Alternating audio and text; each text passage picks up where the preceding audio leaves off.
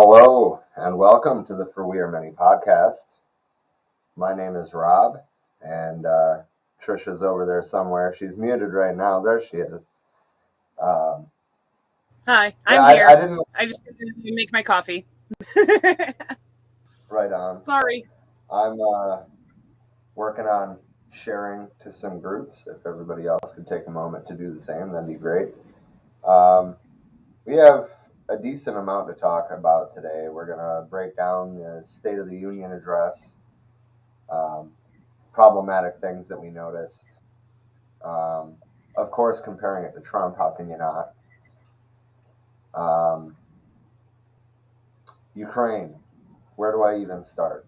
There is decades, well, at least a decade, but decades of history that all play into the current situation in Ukraine. So we're going to try to break through the narrative a little bit. We're going to try to turn the narrative upside down, is really what I should say.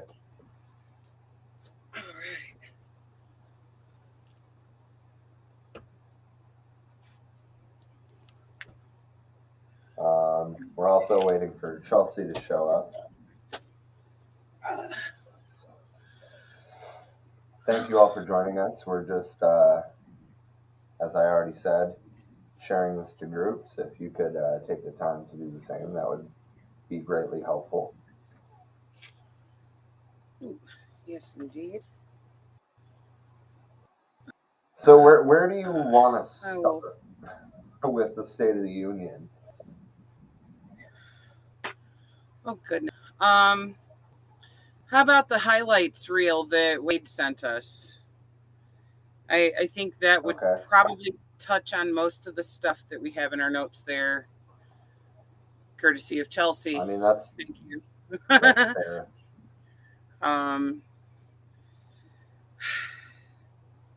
I'm going to say is when I saw the fucking meme of Biden with the check engine light on his face, I was like, that.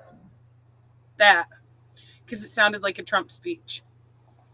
It really did. It really did. And that was like the first thing that I fucking noticed as well. Let's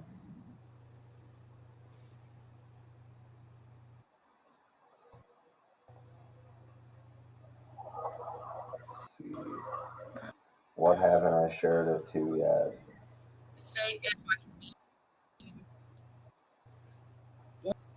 I went through the video and it started playing us back.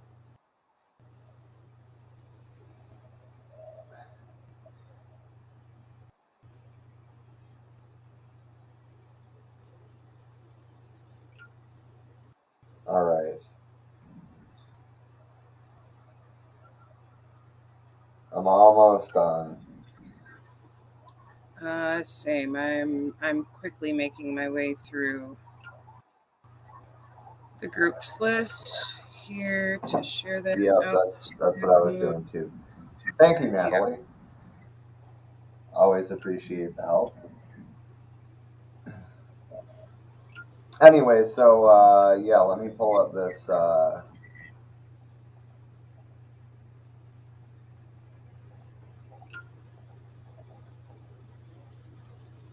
don't want the full transcripts. Right. I thought there was a video in this. I mean, I guess we don't really need a video, but the other link that was in the group chat, I think, was a video. I think that was one that you shared. I will pull up a video. Oh, I bet that's Chelsea. It sure is. Welcome to the party. Hey. Have we started? Okay. So, this is gonna seem backwards, but I want to start with the end, the last 2 minutes of the State of the Union, because we already brought up that it sounded so much like a Trump speech, but that last 2 minutes especially. Yeah. Yeah, didn't he have like a little snarky fake threat thing, like let's go get him, or like whatever? Yeah. I forgot about that. it was so awkward the way he said it, because most people would be like, go get him. And he's like, go get him. It was so really awkward, yeah. I forgot what I was going to say. I don't know. Well, especially for us, like, he's pretty much saying we're not going to do anything, like, tonight. My bad. But he's still threatening him, like, we're going to go get it. Like, I mean, putting sanctions in place is not the same as going to get him. Right. The irony is astounding. Like, you know, they're acting like they're just going to go crush Russia because they're lining troops up on the border inside NATO countries. And which I just he literally was like, not going to go into Ukraine. Like, I wonder how are you doing anything if you're not actually going into Ukraine? It's all posturing and ego. Yeah. Anyway, let's roll this not so beautiful bean footage. We've gathered in this sacred space, a citadel of democracy. All right, so we've made it 9 seconds, and I'm already pausing it for commentary. The citadel of democracy. This sacred space.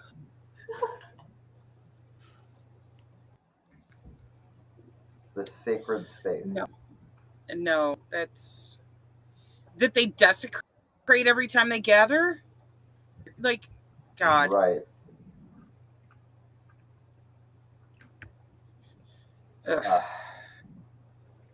In this capital, generation after generation of Americans have debated great questions amid great strife and have done great things. We fought for freedom, expanded liberty, debated totalitarianism and terror. We built the strongest, freest, and most prosperous nation the world has ever known. Now is the hour, our moment of responsibility, our test of resolve and conscience, of history itself. It is in this moment that our character of this generation is formed. Our purpose is found. Our future is forged. Well, I know this nation. We'll meet the test, protect freedom and liberty, expand fairness and opportunity, and we will save democracy. As hard as those times have been, I'm more optimistic about America today than I've been my whole life, because I see the future that's within our grasp, because I know there's simply nothing beyond our capacity. We're the only nation on earth that has always turned every crisis we've faced into an opportunity. The only nation that can be defined by a single word: possibilities. So on this night, on our 245th year as a nation, I've come to report on the state of the nation, the State of the Union. And my report is this: the State of the Union is strong because you, the American people, are strong. We are stronger today. We are stronger today than we were a year ago. And we'll be stronger a year from now. I mean, it sounds, obviously it's not the same voice, but it sounds like a Trump speech, right? Yeah, and like, I mean, it's populism, straight up. What is strong about anything we have going on right now? Posturing. I mean, well, we are strongly sending posturing and copious amounts of arms to Ukraine to support a neo-fascist government. Also, I just want to say that this entire time, I cannot stand Kamala's smug ass look on her face that is just constant. Or Pelosi. Oh my God, she's all like, yeah, she's like the nice little old lady. Yeah, that I don't like her at all either. I hate them both, but Kamala is just every single time. I can't. Yeah. Yeah, and Natalie said Mitch's face says it all, and yeah, he just looks like.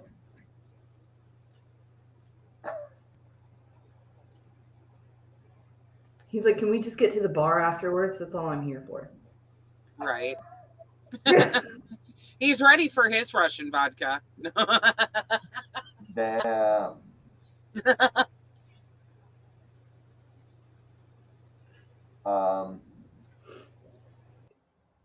Yeah, so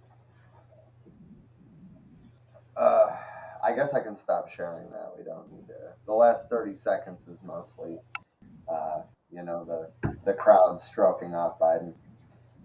But, like, I forget exactly what it was that Biden said, but there was a point where they started chanting USA, and it made me nauseous.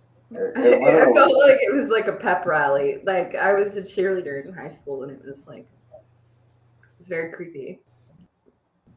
It's pretty much what all of these types of events are. Pep rally.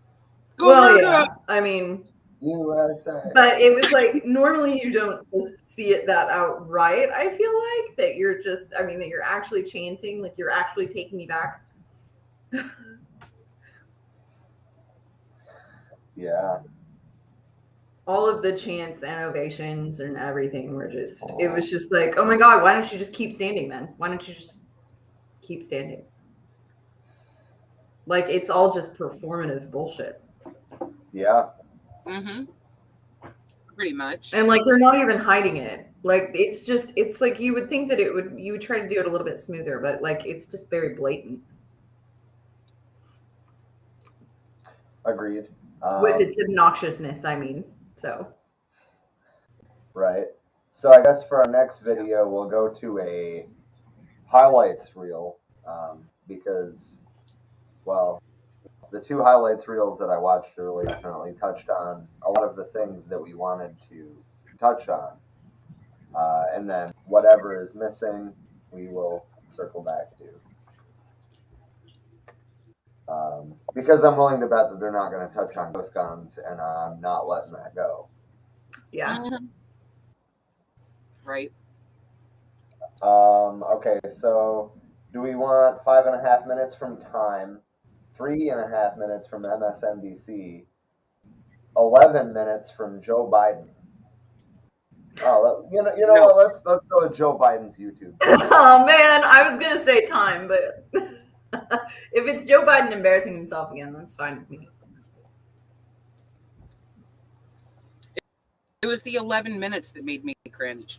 Oh yeah.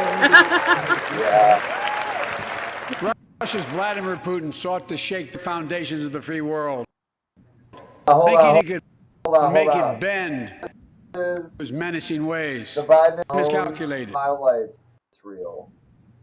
And the first thing he said was Putin. But he badly miscalculated. Yeah. While it's paused, I wanted to shout out Wade's comment. No, it does not seem to take much to fly under the radar of the general population. We'll be talking about that a lot more in depth when we get to Ukraine, because holy fucking disinformation, you guys. Uh-huh. And so did we. Oh my God, Wade. He said, oh wait, wrong president. He's referring, of course, to the George W. Bushism. They're always finding new ways to harm our families. And so are we. Yep. See, and that's the thing with watching John Oliver this last week too. I like him a lot because he's usually more left, but I had a feeling that he was going to go with this the same way that everybody else is, and he did call out George Bush's tweet. I can't remember exactly, but it was something hypocritical and something in reference to like, you should just shut the fuck up. But then he just left it at that. He just left it at Afghanistan and all of this, and he didn't really say anything else. And so he just acts like America's issues only have to do with which party is in office, and that's just simply, obviously not true. And that's why we keep comparing Biden to Trump, because there is no fucking difference. Yeah, and it just sucks because usually from what I've seen, John Oliver is on point. And he does make fun of every single politician, but it's just, I feel like he oversimplified something just because it was too hard to get into. But yeah. Well, that, and I wonder how much being held to a fucking script of what he's allowed to discuss or not. Because he's also network. Yeah, because he's usually not very offensive.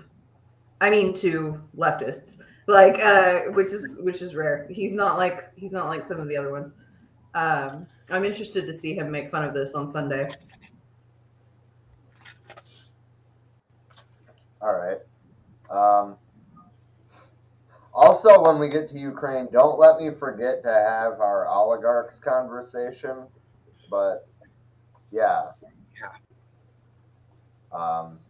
Anyway, I guess back to the circus.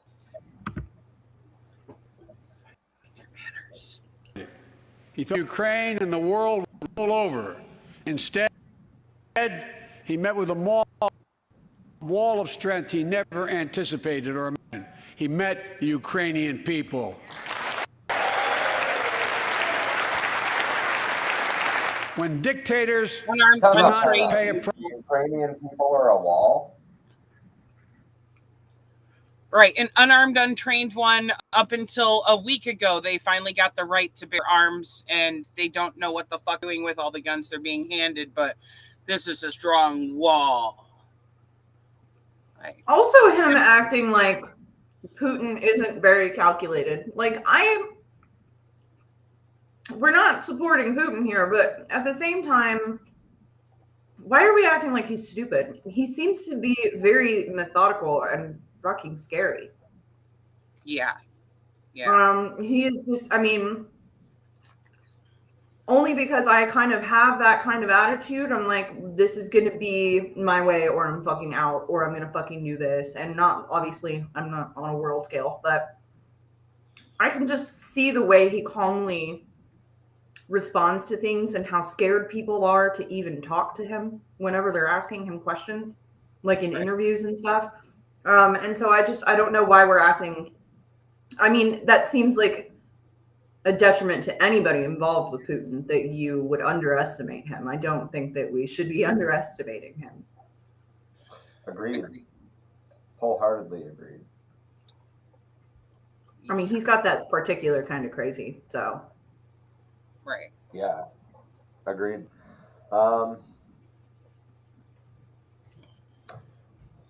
Yeah, anyway, back to the shit show. Price for their aggression, they cause more chaos. We are ready. We are united, and that's what we did.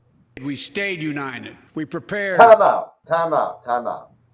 I don't know when we've been united for a while. Right. Yeah, and I mean, like, if we're really talking about the state of the unity of the nation, I don't think, like, damn near half the country would have tried as hard as they did to overturn the election results. Right. I mean, let's not forget that Trump supporters think that Biden is a communist. Well, not after he name dropped how awful communists are. Kind of makes me think that in that sentence he might actually be referring to NATO and, you know, the rest of them, like, staying united, because the United States definitely is not. But NATO, yeah, fascists gonna fash together, hardcore. Yep. Dude, they got Germany to fucking export arms to a conflict area for the first time since World War II. Mm-hmm. Yeah, and it's kind of embarrassing for them. Right. Like, especially, you're gonna do it again. Not just considering their history there, but also the fact that right now they're the ones who are going to get fucked hardest by the pipeline getting shut down that was going to supply them with Russian natural gas to heat their homes and cook food with. They needed that, and they're and run their power plants themselves. Yep, they're fucking themselves. So I want to address both of the last two comments now. Natalie, I think, is spot on with saying calm, cool, and calculating. Putin is no dummy, nor is he a savior or a devil. Mm-hmm. Exactly. He's a man. He's a corrupt man. But I don't know. I agree with what Chelsea said. We should not be, we as in those three, should not be underestimating Putin. Just like I think that the reason that the convoy in Ukraine is stalled is not logistical issues or fuel shortages or soldiers refusing to carry on. I think it is giving time for civilians to get out. And space. They've stayed, like 20 kilometers away from Kyiv for like 4 days now. Right. There's a method to the madness. He's literally giving people time to get the fuck out of there. Which clearly shows that, unlike the Ukrainians who have been bombing East Ukraine and killing fellow Ukrainian citizens for years now, at least the Russian army is not actively trying to go for civilian deaths. Ukraine, however, still is, to the point that their soldiers are pulling people out of their cars as they try to flee the cities and killing them for fleeing. Entire families. But we'll get to that. But it shows who really has a desire for more bloodshed here. NATO. I mean, let's not forget that NATO went in and started this whole issue. That Tom and Jerry meme, dude, is so accurate, right? Like, Jerry is NATO, right? And he takes this board and whacks this dog's ass, and the dog is Russia. And then Jerry hands the board to Tom and dips out. Mm-hmm. Although I guess we didn't really dip out. I mean, they didn't have the right to bear arms 9 days ago, but for the last week they've been giving out fucking AKs and ARs like candy at the police station to people who've never shot a fucking gun in their life. Right. Good job. And now we're also, I think this is maybe a good time to bring up the ghost gun part too. So, yeah, because he's condoning all of this activity, giving guns to people that don't know how to use them, but he is also shitting on ghost guns and being able to buy parts online and not be able to trace them. Right. Literally telling us that we shouldn't exercise our right to bear arms, while saying, but these people have that right. And you can't have it both fucking ways. Okay, everybody has that right. Where I have a problem with what they're doing right now is because, are they even bothering to try to train people in how to use these fucking weapons? They're just throwing weapons at people who've never used them before. That's irresponsible. But they want to fucking try to ban us. And even having shot a couple times myself, like, I'm still not carrying. Everything is for protection at home. Right. You should have a healthy fear of these things. You shouldn't just be throwing them at people and then turning around and telling us that we have to be trained to be able, and we have to be documented. Right. And it's like, dude, okay, the people who are printing guns aren't doing so to be like the next black market gun salesman. These are people who are, in most cases, heavily trained and know what the fuck they're doing to even be able to build the guns from the parts they're printing and other parts they still have to order. And it's not just printing, though. You can just order all of these parts and put the gun together, but it's not. Too. Yeah. Which is what most people do. I don't think most people are just printing. No, but there's a lot of, given that 3D printers are becoming more accessible. Yeah. But either way, they both fall under this ghost gun shit that they're trying to fucking ban, simply because you have a choice in most states whether you just send paperwork in to actually get a serial number for said gun that you build. This is to the point of ridiculous. Agreed. I really wish but that yeah, Nathan Wade also pointed out that Wade also pointed out that Biden also tried to imply that the Second Amendment was for fucking shooting deer. Nope.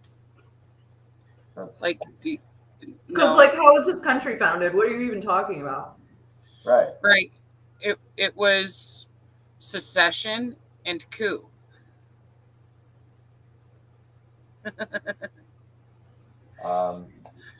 Anyway, yeah, we've made it a whole whopping 53 seconds into this. So, yeah. In about 20 minutes of doing it, yeah. For sure. Extensively and carefully. We spent months building coalitions of other freedom-loving nations in Europe and the Americas, from America to the Asian and African continents, to confront Putin. Tonight, time out. What the fuck did he just say? It was another check engine light moment.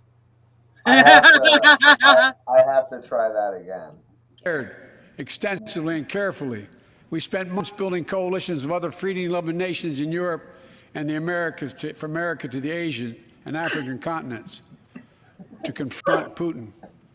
Tonight, I say to the Russian oligarchs and the corrupt leaders who bilked billions of dollars off this violent regime, no more. The United States... Hold on, I'll pause. I mean it. The Department of Justice is assembling a dedicated task force to go after the crimes of the Russian oligarchs.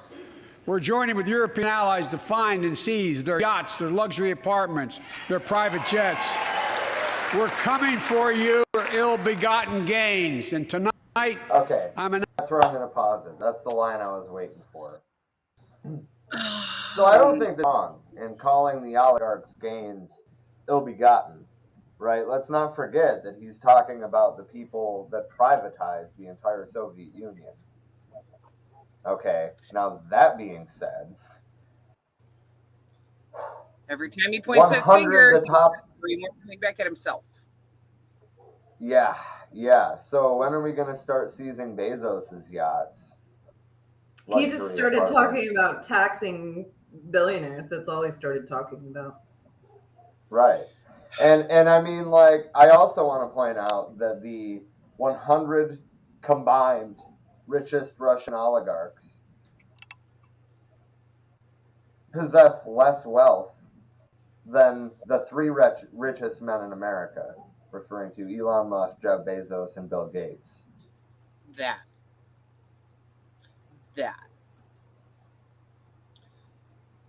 And yes, Wade. Ooh, look, starting to talk like a leftist, but not a real leftist. Nope. It's enough to try to draw in some of the more Bernie-leaning social democrats. That's all it is.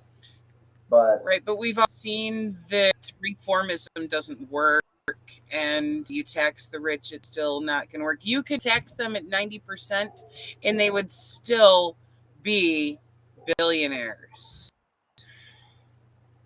and still be continuously exploiting the labors of everyone they employ.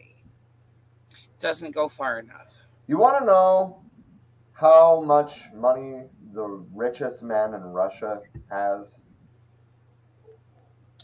I believe cumulatively, the top 100 was somewhere around 500 something billion, which... Yeah, but I mean just the number one guy in Russia, not our number one. 29, I think. I'll give you a hint.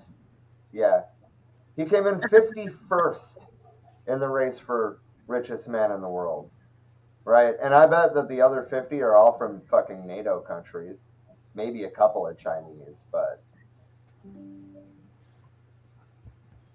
I mean, I don't know that for certain, but the point is, though, that the richest man in Russia has a net worth of $29 billion.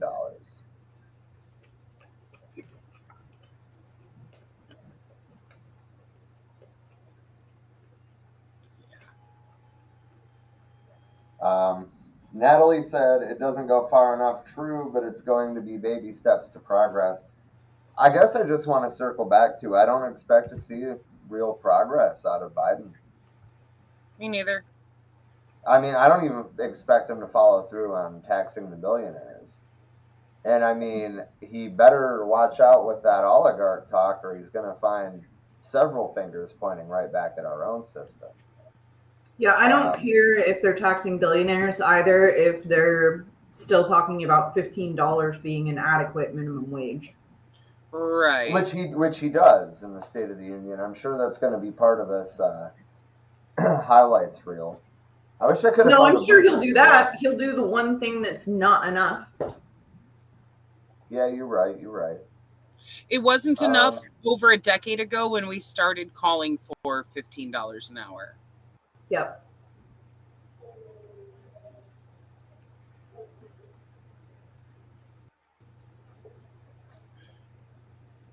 Anyway, the thing. Announcing that we will join our allies in closing off American airspace to all Russian flights for isolating Russia and adding additional squeeze on their economy.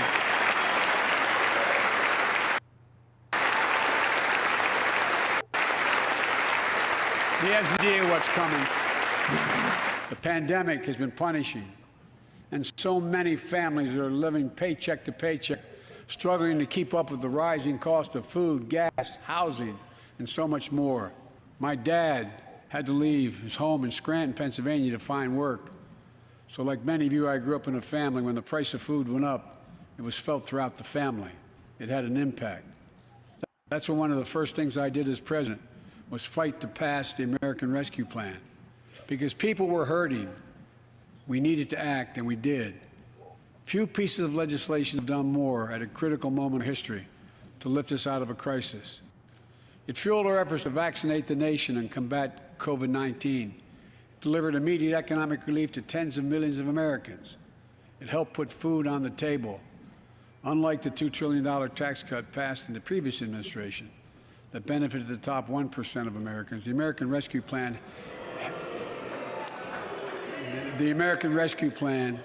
helped working people and left no one behind. Man, did you see how happy he was to like jump up and, yeah, you're right, King. Yeah. Yeah, too bad, like, that American Rescue Plan still didn't rescue any of us out of being poor at all. No. At all. We're still poor. Yeah, I was just starting to get my shit together a little bit before the pandemic. Same. It's still not enough, still a struggle, but like it was like at least it felt like it was normal. It felt like I was doing better in life a little bit. And then now for the past 2 years, it's just everything is completely fucked. I mean, you can't get enough hours, you can't get enough hourly, you can't get enough of anything. You have to have 2 jobs and neither of them are paying enough. And I mean, I don't know how he thinks that he's going to fix that overnight or why he is baiting us with it, because it just, if you even think about it on an individual personal level, there's nothing that he can do.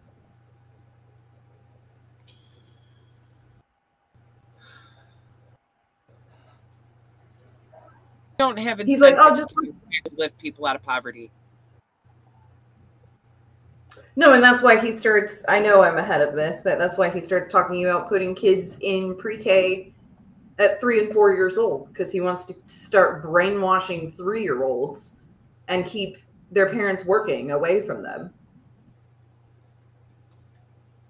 Right. If anything, we could be funding programs like for parents to be able to have one of them stay home and still have an income, shit like that, of like a UBI type deal. And that is still only progressive reformism shit that still wouldn't go far enough if the other parent who's still working isn't actually getting their fair share via a stake in the company where they work at and actually getting the full value of their labor. Like, there's so much that comes into the picture that only addressing one facet of it at a time is never going to fucking help. I wanted to address James's comment. He said, you can't leave to find work with gasoline going up 60 cents overnight. And I watched that happen here too. It cost me $60 to fill up my Nissan now, and I have to do that 3 times in a pay period. Yep. Damn. And I mean, I have a half-hour plus commute to make not nearly enough money. Right. And I have a short 1-minute video that I want to play for Wade. He keeps bringing up George W. Bush-isms, and yeah, that man was entertaining. Yeah, can we get W back? That murderous piece of shit Lisa fucking You're working hard to put food on your brought up It'll some take time laughs. to restore chaos. I think we ought to raise the age at which juveniles can have a gun. That's not good enough for America. 10th is 10 spots too low. I know the human being and fish can coexist peacefully. And you're working hard to put food on your family. Too many good docs are getting out of business. Too many OBGYNs aren't able to practice their love with women all across this country. Well, Okay. That was for God you, Wade. damn it. W Okay. was such comic relief. Oh, fuck.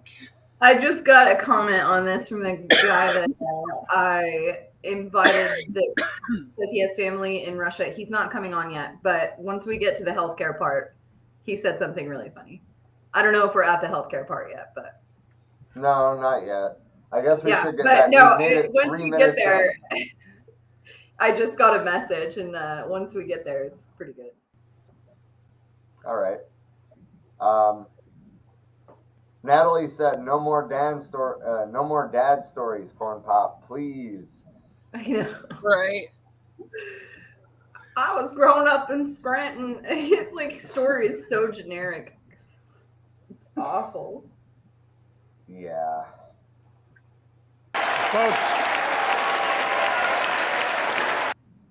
we created jobs, lots of jobs. In fact, our economy created 6.5 million new jobs just last year. More jobs. Yeah, but when people have fucking 3 of them and still can't pay their rent, what does that mean? Means you're being triply exploited and enslaved. Fuck. Fuck. More jobs. More jobs. Right. Now get back to work. Put your life on the line for American economy. Right. Fuck. In 1 year than ever before in the history of the United States of America. The economy grew at a rate of 5.7 last year, the strongest growth rate in 40 years. And the first step in bringing fundamental change that hasn't worked for working people in this nation for too long. That's why my top priority is getting prices under control. Look, our economy roared back faster than almost anyone predicted. But the pandemic meant that businesses had a hard time hiring enough people because of the pandemic to keep up production in their factories. And so we have a choice.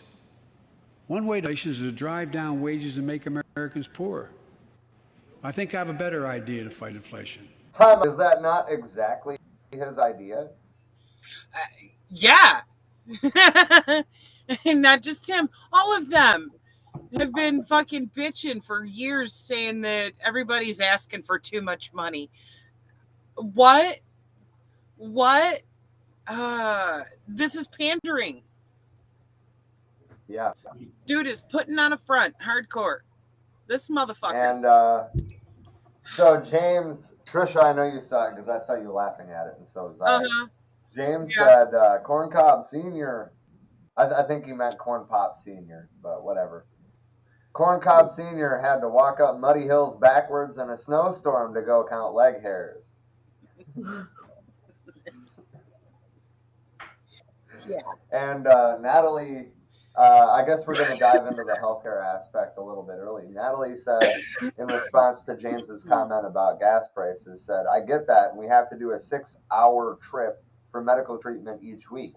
Also, heating costs with natural gas are costing here $350 a month, plus electric at the highest ever rate per kilowatt hour. I'm going broke here, and I'm angry. I just want you to know that you are not alone. We are all struggling with it. I mean, maybe not the 6-hour trip for a medical treatment once a week, but I mean, the heating costs, the gas costs, electricity costs, we're all dealing with all of this. Right. And they don't give a fuck. These motherfuckers are well off on our dime. So once again, they have no incentive to lift anybody out of poverty. I'd love to see any of them actually try to fucking survive on a minimum wage rate, especially given the seldom few hours of actual work that they even put in. Right. Wade also pointed out that people are trying to get jobs and being turned away, or like they'll jump through a bunch of hoops to get offered a job, and then it's not even enough to pay the rent. Mm-hmm. I mean, we've been saying for months now that we're not facing a labor shortage. There's more labor out there than there has ever been. We're facing a wage shortage. Why are we going to take a job if it's not enough to pay the bills? Right. Yeah. Natalie said they have no understanding, and exactly. James said, if you have a desk that costs taxpayers $3,200, you don't understand that people need Doritos and gas. Out of touch. Well, that's the thing too. Why are why is junk food like Doritos or Twinkies or McDonald's meals cheaper than real food, like nutritious food? Yeah. I think part of the goal there is people unhealthy because that's profitable on the healthcare for profit type of things. And it lowers life expectancy, which means that we pay out less in Social Security. Companies pay out less in pensions. And I mean, we already know that this inflation is price gouging. And I don't care if Facebook flags us for that. They admitted in court that their fact checks are nothing more than the opinion of Facebook. Right. That's not fact checking. That's forming opinions that have no basis in reality, no evidence to back them, and being like, we're going to silence you in your evidence that contradicts our feelings. Fuck you, Fuckerberg. Right. And your opinions.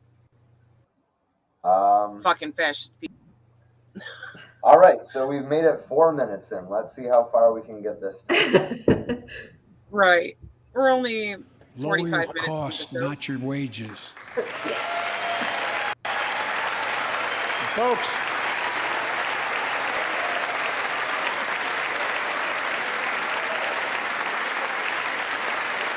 that means make more cars and semiconductors in America, more infrastructure and innovation in America, more goods moving faster and cheaper in America, more jobs where you can earn a good living in America.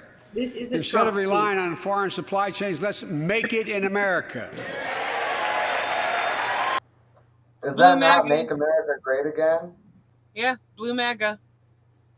Did we not say on election day, or the day after, I guess, when it was announced that Biden won, didn't we say over and over and over and again, even leading up to the election, that the only campaign promise that he was going to keep was when he told his corporate donors, nothing will fundamentally change? Yep. That's the only campaign promise that he ever had any intention of keeping. Yeah. Yeah. Of course. I mean, look at how much of the legislation is still being kept that was straight up fascist shit that Trump and his administration put through, the Biden administration has zero interest in trying to change. The only thing that I see different is with Trump, it was fascist, just fashing as hard as possible. And now we have fascist as hard as possible while rainbow flag. And to not want to overturn Roe v. Wade. And it's like, that's not enough. Right. That's and not thank enough. you for pointing that out, Natalie. That's what I was waiting to point out, is like, how many times can you say in America? Hold on, I think I have a video for this. Welcome to the Department of Redundancy Department. Yeah. Zach makes a solid point here too. Don't hear him saying make it in America with union labor. Yeah. Amen to that. I don't want the whole. There we go. Okay, I found it. This is what that reminds me of. Oh shit, am I gonna get it opened in time? I did. All monitor SpongeBob reporting for duty, ma'am. I'm ready to assume my position in the hall. I will protect all that are weak in the hall. All rules will be enforced in the hall. Okay. Yeah, that's what I thought of. Except for instead of in the hall, it's in America. Right. Dude, there was so much of SpongeBob that was totally societal and political critique. And it's kind of funny seeing those moments come back. Like, and this is what they were talking about in that cartoon. I love the one where him and Squidward try to unionize the Krusty Krab. Mm-hmm. I will rip this oppressive establishment board by board, fucking ripping up the floorboards and shit. All right, that one was pretty epic.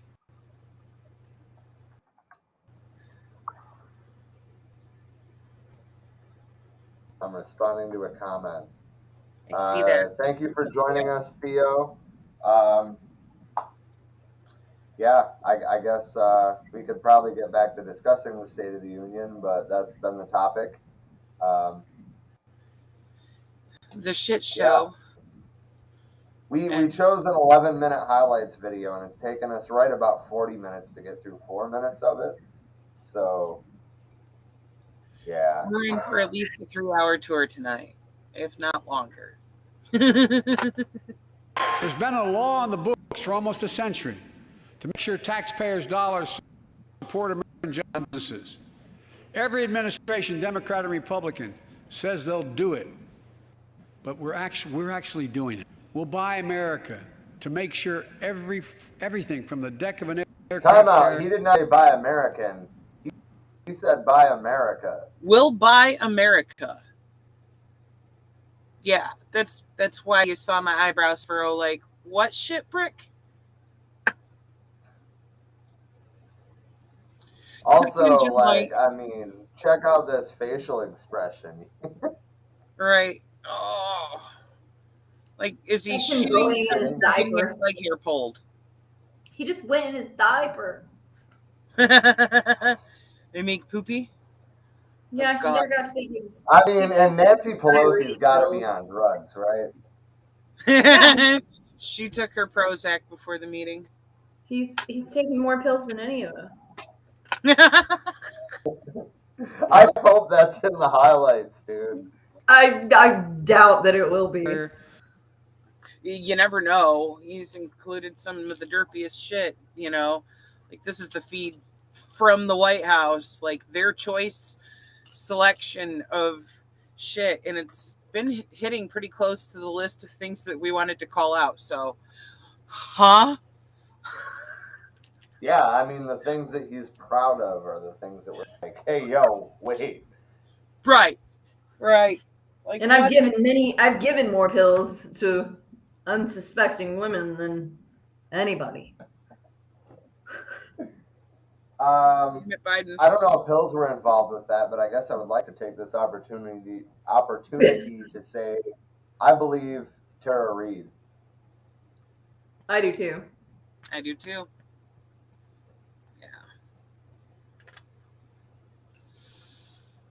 Yeah. Wade said he's Putin. Get it? Get it? Yeah. Putin. Putin over Putin. Anyway. Now we've got two presidents in a row that want to fuck Putin.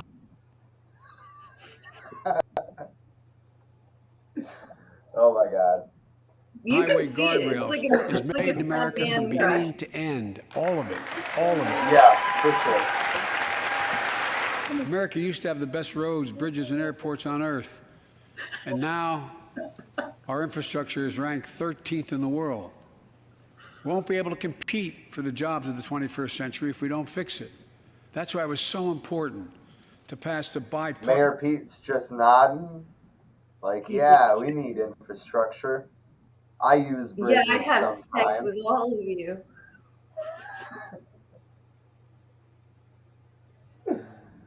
Oh God, I just realized who that is sitting next to Mayor Pete. Trisha, do you recognize that side of head? It looks familiar and I can't place the name. Secretary of Energy, I believe, Jennifer Granholm. Ah. Yeah. Okay. I can only see part of her head in this frame, like from here back. But now that you mentioned, I thought you were talking about the guy there. Like his face looks familiar, but I couldn't place his. Oh yeah, no, that's Mayor Pete. Okay, all I can see is haircut and ear of Granholm, but fuck that bitch too. Yeah, I don't mean to go down that rabbit hole. We can dissect Granholm another time. Right. Former governor of Michigan, she sucks. Yeah. Yeah. Not that I really support Whitmer, but I'm glad that it was her and not Granholm or Snyder. Yeah. Is Whitmer the one with the Planned Parenthood hat? Probably.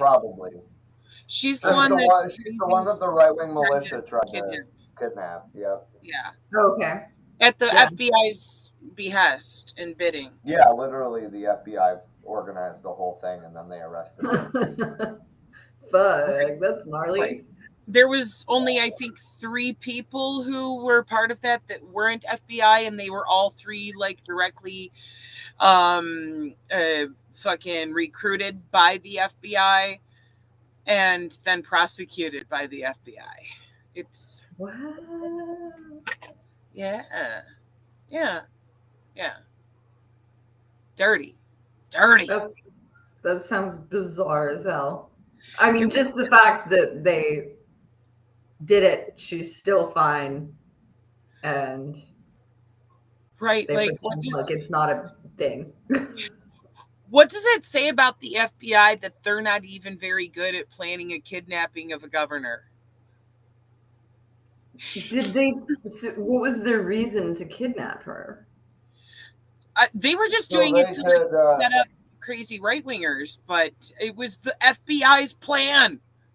Yeah, and it was supposedly over the COVID restrictions, and they were going to hold a militia tribunal and execute her. And the whole thing was. Oh, I remember that she was more strict on the COVID regulations. Yeah. I mean, to be honest, I went back to Michigan twice during COVID, and it wasn't like anything crazy. So, like, it wasn't. It was like, oh, if you're going into a store or an airport or like other heavily occupied fucking public place, put your mask on. So there was just a mandate. That was it. Pretty much, yeah. We had a mandate here. I mean, we didn't really enforce it, but there were certain businesses that got shut down for select periods of time simply to cut down risk of spreading it more, or got put, like in restaurants cases, they weren't allowed to do dine-in service, but they could do curbside pickup, or we had that happen too. Yeah, like a few restaurants got away with having dine in being dine out and just setting up tables outside and setting up like the huge tents and stuff with some space heaters in there and making sure that the tables were spread way apart so they could at least still offer some seating if people wanted to come sit down and eat. But I mean, it was very limited where you had to get crazy about ways to keep your business open and stuff. So, you know, I can see both sides of it, because to be fair, I'm one of the people who fucking went out to eat at one of those places. Like, God, this is nice to be able to actually just sit down and eat here and not have to get everything fucking takeout. But we were also still having to mask when going from entry to table and stuff like that to still cut down on, you know, transmission, which is totally fucking understandable. No, keep your fucking cooties to yourself, and I'll keep my fucking cooties to myself, because, you know, we all still want to be able to engage in normal activities and shit. But they took it way too far, crying about my freedom. And mind you, when I say it like that, I'm definitely spelling it FREEDUMB, because these motherfuckers FREE, that spells free, creditreport.com, baby. Oh God damn it, Rob. But, you know, it's people choosing to be actively ignorant to pathology and immunology, no matter how much actual science gets shown to them. And they're like, you're violating my freedom, trying to make me get the jab. It's like, well, nobody's forcing you. They're just offering it for free. But yeah, total fucking reactionary situation from the right, and the FBI fed it. It's fucked.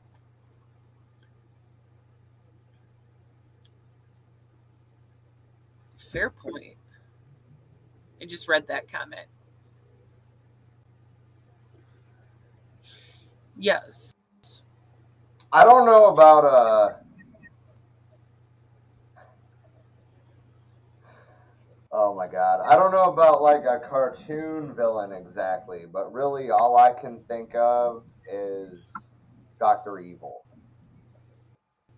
Like, it's not really a cartoon, right?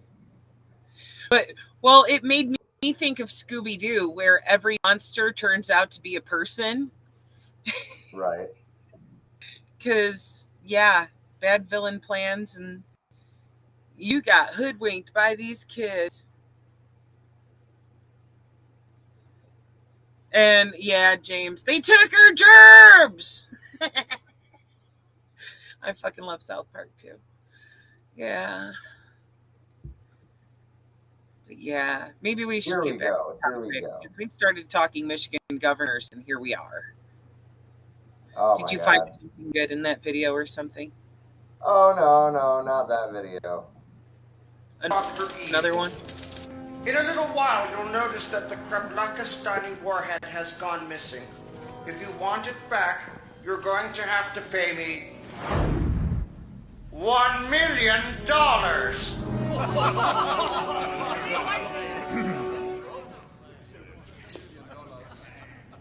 Sorry. $100 billion. Gentlemen, silence. That's all. No. That's all. Fucking love Chelsea's just like. I was sheltered. You were what? Sheltered. You never watched Austin Powers? Oh my God. We gotta fix that. You gotta watch that. You will fucking be dying, falling over with laughter. Dude, I find it a bit. Michael Myers is the good guy and the bad guy. What? Yeah. I said Michael Myers plays both. Yeah. The good guy and the bad guy. I mean, I knew what it was. It's hilarious. It's hilarious. There's no words we can form that will do it justice other than you have to watch it. All of them. There's multiple movies. Watch them all in order. You're gonna Why love it. Christianity shouldn't exist. Because it keeps you from things. Strategic command. So this is one of my favorite scenes. It's only 24 seconds. If you haven't seen this movie... This is Commander Gilmore, U.S. Strategic Command, and General Borshevsky, Russian intelligence. Russian intelligence? Are you mad? A lot's happened since you were frozen. The Cold War's over. Well, finally those capitalist pigs will pay for their crimes, eh? Hey, comrades? Hey? Austin, we won. Oh, groovy, smashing. Yay, capitalism. I love the scene. Oh, fuck. It's my favorite. God damn it. Those capitalist pigs will finally pay for their crimes, eh, comrade?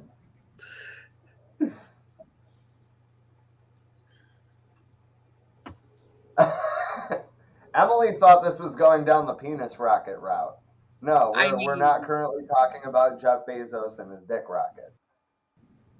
But it was definitely based on Dr. Evil's dick rocket. Yeah. Pictures are just like it's the same picture. They have balls. They do. It is a long, smooth shaft, complete with 2 balls. I'm sorry. I'm sorry. I need to get back to this State of the Union. Right. Partisan infrastructure law. And I thank my Republican friends who joined to invest and rebuild America. It was a bipartisan effort, and I want to thank the members of both parties who worked to make it happen. We're done talking about infrastructure weeks. We're now talking about an infrastructure decade. Oh, wow. In Virginia, I met a 13-year-old boy, a handsome young man standing up there, Joshua Davis. He and his dad both have type 1 diabetes, which means they need insulin every single day. Insulin costs about $10 a vial to make. That's what it costs the pharmaceutical company. But drug companies charge families like Joshua and his dad up to 30 times that amount. I spoke with Joshua's mom. Imagine what it's like to look at your child who needs insulin to stay healthy and have no idea how in God's name you're going to be able to pay for it. What it does to your family, but what it does to your dignity, your ability to look your child in the eye. Time out. Maybe we shouldn't, put a parent's worth based on what they can afford to pay for. So the comment that Scott messaged me says, hey, remember when you canceled a negotiated cap on out-of-pocket prices for insulin your first week in office and then used insulin as an example of how prescriptions are out of control at the State of the Union speech? That was awesome. Right. Like, holy fucking hypocrisy. And people are buying this front bullshit and not looking at the... He could have done it his first week in office, and he's talking about this now. I'm going to be the good guy and undo what I did to you. Huh? Fuck you. Yeah, and Zach also said, so universal health care. And, I mean, you would think, right? That would be like the sane option. Right. But no, we're going to further privatize. We might expand Medicare. Lower the age to 60.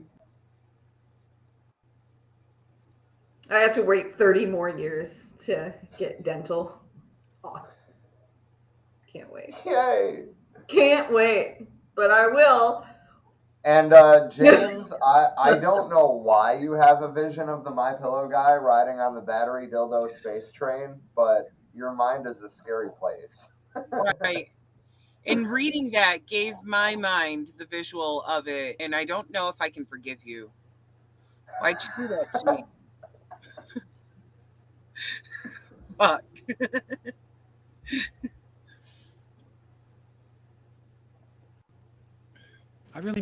to think about that. That's what I think about. Yesterday, Josh was here tonight, but yesterday was his birthday. Happy birthday, buddy, by the way.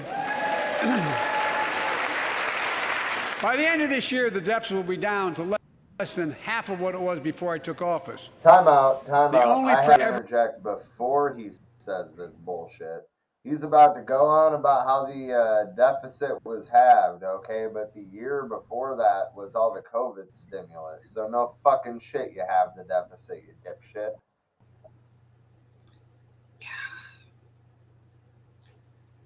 I still have not gotten enough money from the government for that. So what was that total? Was it 2,000s and a 1,400? No, it was a 2,000 and a 1,400. Was it? Okay, so it was only twice. I couldn't remember if there were 2 or 3. Neither of them were enough. Oh, well, there was a 600.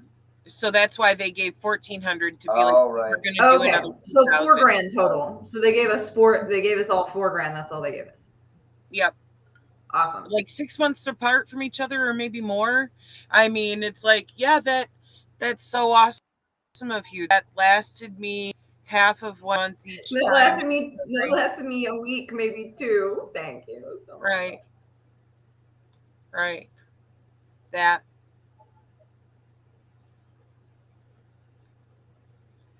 Natalie said the insulin prices have been able to be raised for over 20 years and not one president had done shit about it. Yes, Trump did help a tiny bit, but only for certain Medicare Advantage plans to pander to the seniors for votes. Yeah. This should be illegal. You shouldn't be able to use these things for votes and then lie about it and not do it. Well, right.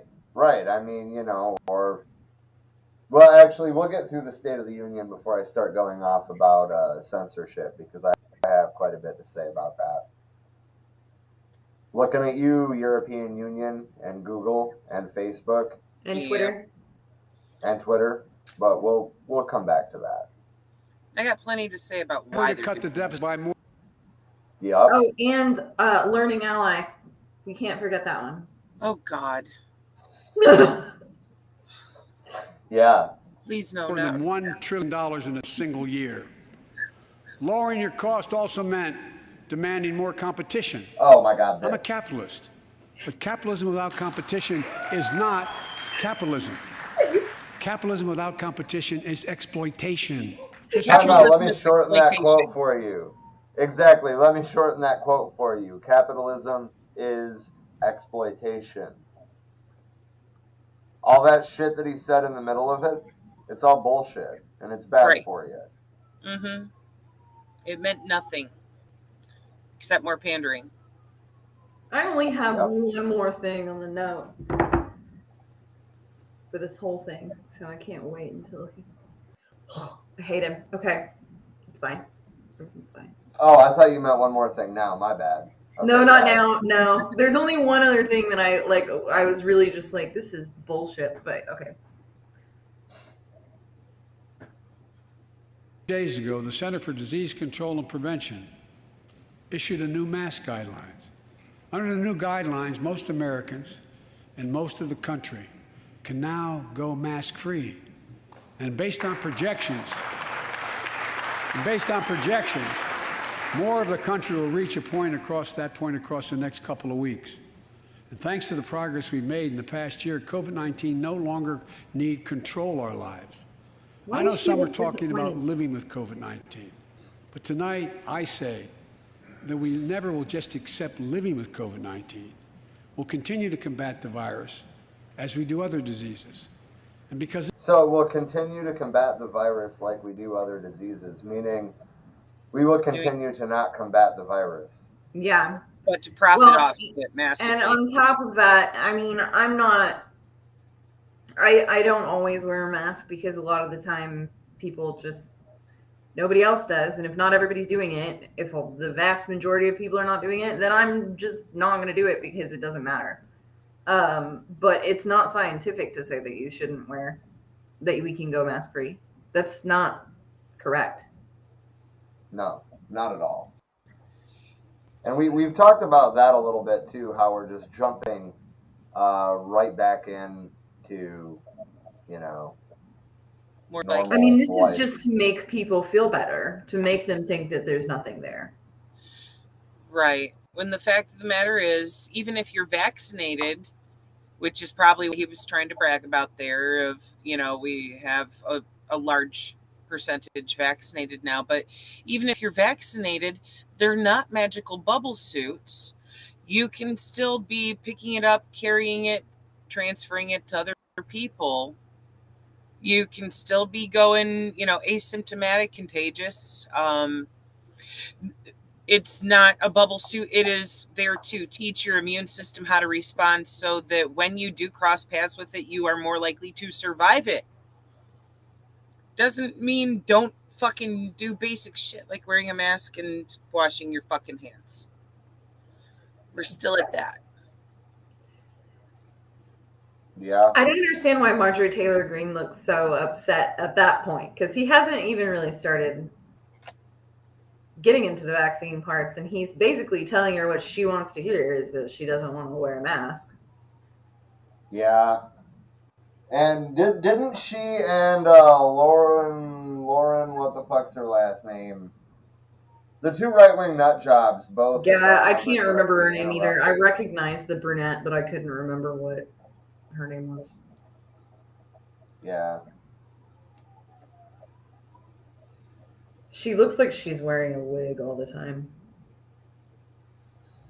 The way she fixes her hair is like very Republican. I don't know. It reminds me of my mom. Oh, great. But I think she's like close to my age. It's weird. Okay. So we made it 8 minutes in. Let's do this thing. 3 minutes left. As this virus mutates and spreads, we have to stay on guard. We have the tools we need. It's time for America to get back to work and fill our great downtowns again with people. People working from home can feel safe and begin to return to their offices. We're doing that here in the federal government.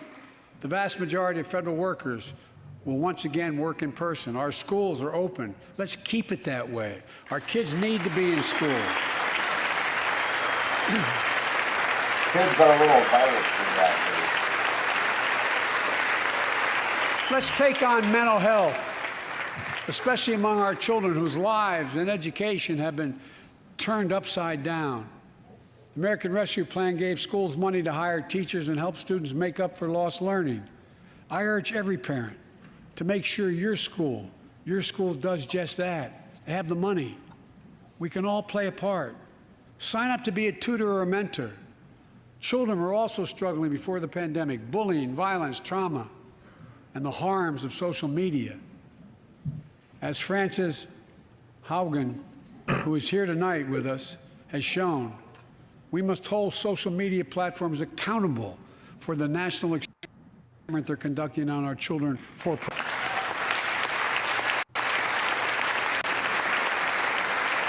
It is in this moment that our character of this generation is formed. Our purpose is found. Our future is forged. Well, I know this nation. We'll meet the test, protect freedom and liberty, expand fairness and opportunity, and we will save democracy. As hard as those times have been, I'm more optimistic about America today than I've been my whole life, because I see the future that's within our grasp, because I know there's simply nothing beyond our capacity.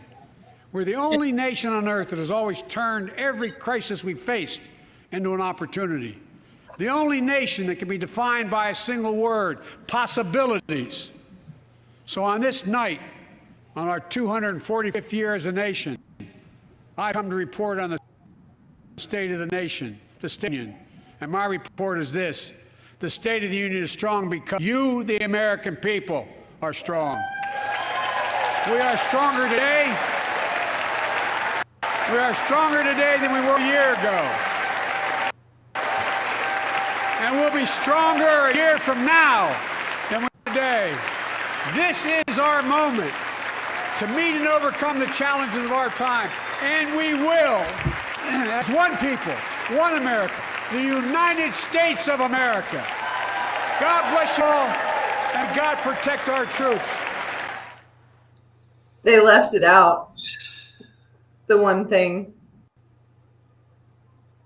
Yeah. The defund, he said don't defund the police. They left that out of the highlights, and I am not surprised. I am not surprised at that either.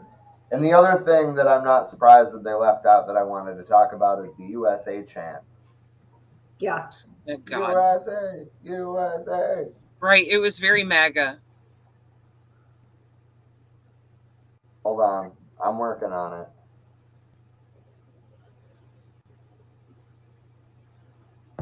Oh, are you looking for the video for the police part or the chant? The police part, but either. Yeah.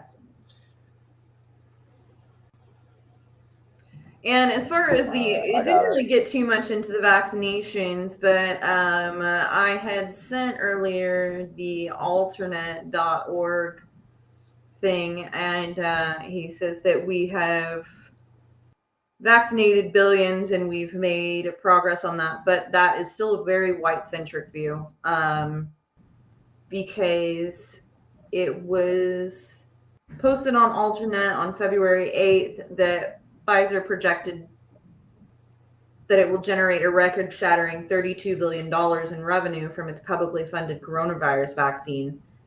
But the U.S. pharmaceutical giant refuses to share its technology with other nations, leaving billions of people around the world without access to vaccines. Even though the efforts to make it happen were public. Yep. Yeah. So our oligarchs are fucking the whole planet. Yep. I do want to remember what exactly he said about the police, though, because and Kamala's spaced again with the police. I'm just gonna pigs. Mm-hmm. Top cop. Yeah. No, he starts talking about funding them more, I believe. Yeah. I know what works. Investigating crime prevention and community policing, cops who walk the beat, who know the neighborhood, and who can restore trust and safety. Let's not abandon our streets or choose between safety and equal justice. Let's come together and protect our communities, restore trust, and hold law enforcement accountable.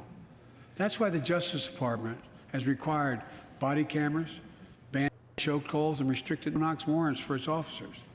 That's why the American Rescue Plan that you all provided $350 billion that cities, states, and counties can use to hire more police, invest in more proven strategies.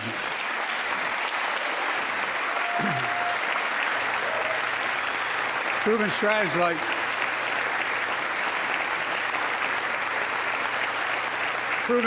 like community violence interruption, trusted messengers, breaking the cycle of violence and trauma, and giving young people some hope. We should all agree the answer is not to defund the police, it's to fund the police. Fund them. Fund them.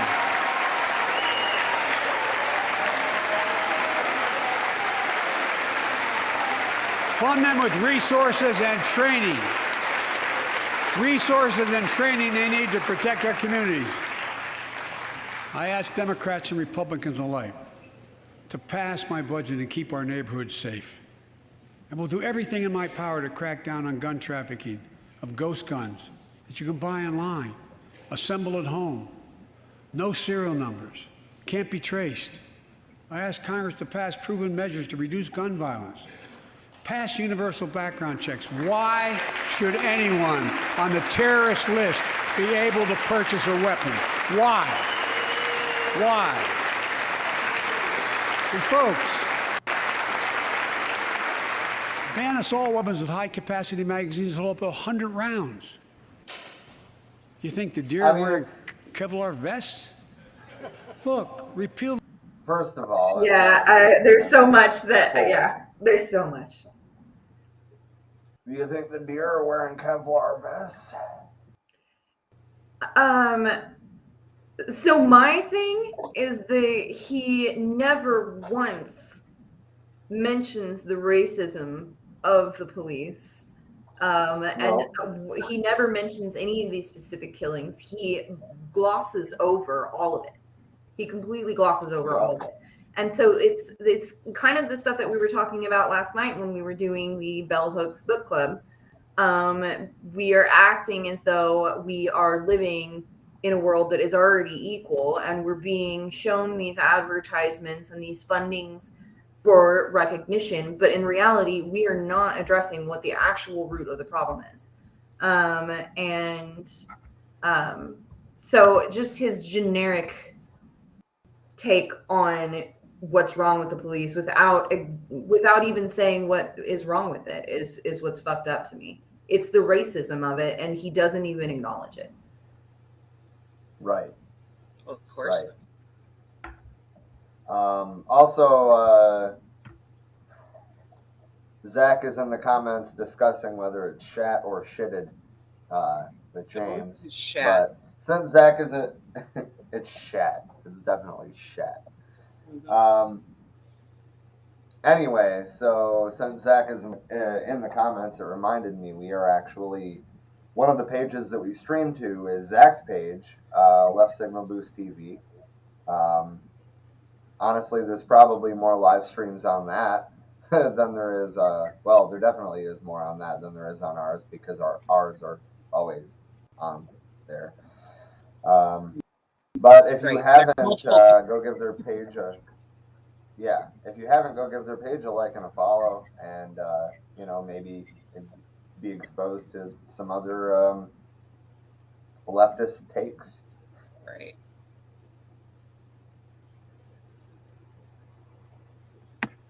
But, I see we actually have somebody watching from the Left Signal Boost TV Facebook page, so that's pretty cool. That's what's up. Hello and welcome. Anyway, I don't think that I have anything else really on the State of the Union, but I'm glad it circled back to the ghost guns thing. Yeah, because who's a terrorist? Because, I mean, am I a terrorist? So you gonna come to my house? Probably. Come to my house and take mine? We spread copious amounts of radical disinformation, don't you know? We really do. And don't do it again. We need to get away. My dog is desperately trying to demand all of my attention. She ignores me all fucking day, and then we get on here, and she's been bugging me this whole time, trying to get in my face. But you were bringing up racism factors, and I guess that is the next segue to this right here. This is an article. Is that screen share working there? Yep, it is. Okay. Before you dive into that, this is also part of the segue, I guess, but I wanted to circle back to Wade's comment. He asked, but who names terrorists and why? KKK is still not, but Black Panthers were harassed by alphabet soup for January 6th. Yep. Right. If you are friends with Chairman Zulu Sharad on Facebook, he has the video from, I think it was like a week after January 6th. The FBI showed up at his house asking if the Black Panthers were involved, and he's just like, what? Right, like, that's insane. No, sorry, you're looking for extreme right-wing fascists, not Maoists. But if you are friends with Chairman Zulu, I encourage you to go to go watch it. Yeah, take a look and see the dumb shit the alphabet men are doing on our dime. So, is this segueing into Ukraine first or censorship first? Ukraine. Well, I mean, they all tie together, but yeah, I think the Nazification of Ukraine is probably a good place to start. This, I believe, came from Kyle, if I remember right. And this is a very intriguing article. By the way, the link to this article is banned on Facebook and YouTube and Twitter. Right. And Twitter. Can't share it. But, you know, you can see it right there if you want to take it down. And I believe it's in the video description. If you want, I may be able to find the alternate one, because you can share this website itself to Facebook. You cannot share this specific article to Facebook, but there was one that I believe Christopher Cohn found. I think I can find it and maybe try to link it in here. But go ahead. As you can see, title: CIA undermining and Nazifying Ukraine since 1953. Why? Because Nazi's gonna Nazi, fascists gonna fash. And this is just one of the things that the alphabet men do using our dime. Says here, the recent declassification of over 3,800 documents by the CIA provides detailed proof that since 1953, the CIA operated two major programs intent on not only Ukraine, but Nazifying it with followers of the World War II Ukrainian leader Stepan Bandera. The CIA program spanned some for starting as a paramilitary operation that provided funding and equipment for such anti-Soviet Ukrainian resistance groups such as the Ukrainian Supreme Liberation Council, its affiliates, the Organization of Ukrainian Nationalists, and Ukrainian Insurgent Army, all Nazi banderists. The CIA also provided support to relatively anti-Bandera faction. I can't fucking talk. I smoked too much weed, and I never say that. Let's rewind. The CIA also provided support to relatively anti-Bandera faction of the UHVR, the ZPUHVR, a foreign-based virtual branch of the CIA and British intelligence services. Early CIA operation to destabilize Ukraine using exile Ukrainian agents in the West infiltrated into Soviet Ukraine was codenamed Project Aerodynamic. A formerly top CIA government, or top secret CIA document dated July 13th, 1953, provides a description of Aerodynamic. The purpose of Project Dynamic is to provide for the exploitation and expansion of the anti-Ukrainian resistance for Cold War and Hot War purposes. Such groups as the Ukrainian Supreme Council of Liberation and its Ukrainian Insurgent Army, the foreign representation of the Ukrainian Supreme Council of Liberation in Western Europe and the United States, and other organizations such as those will be utilized. The CIA admitted in a 1970 formerly secret document that it had been in contact with that clusterfuck, which is representing that, you know, the foreign body of all of them coming together since 1950.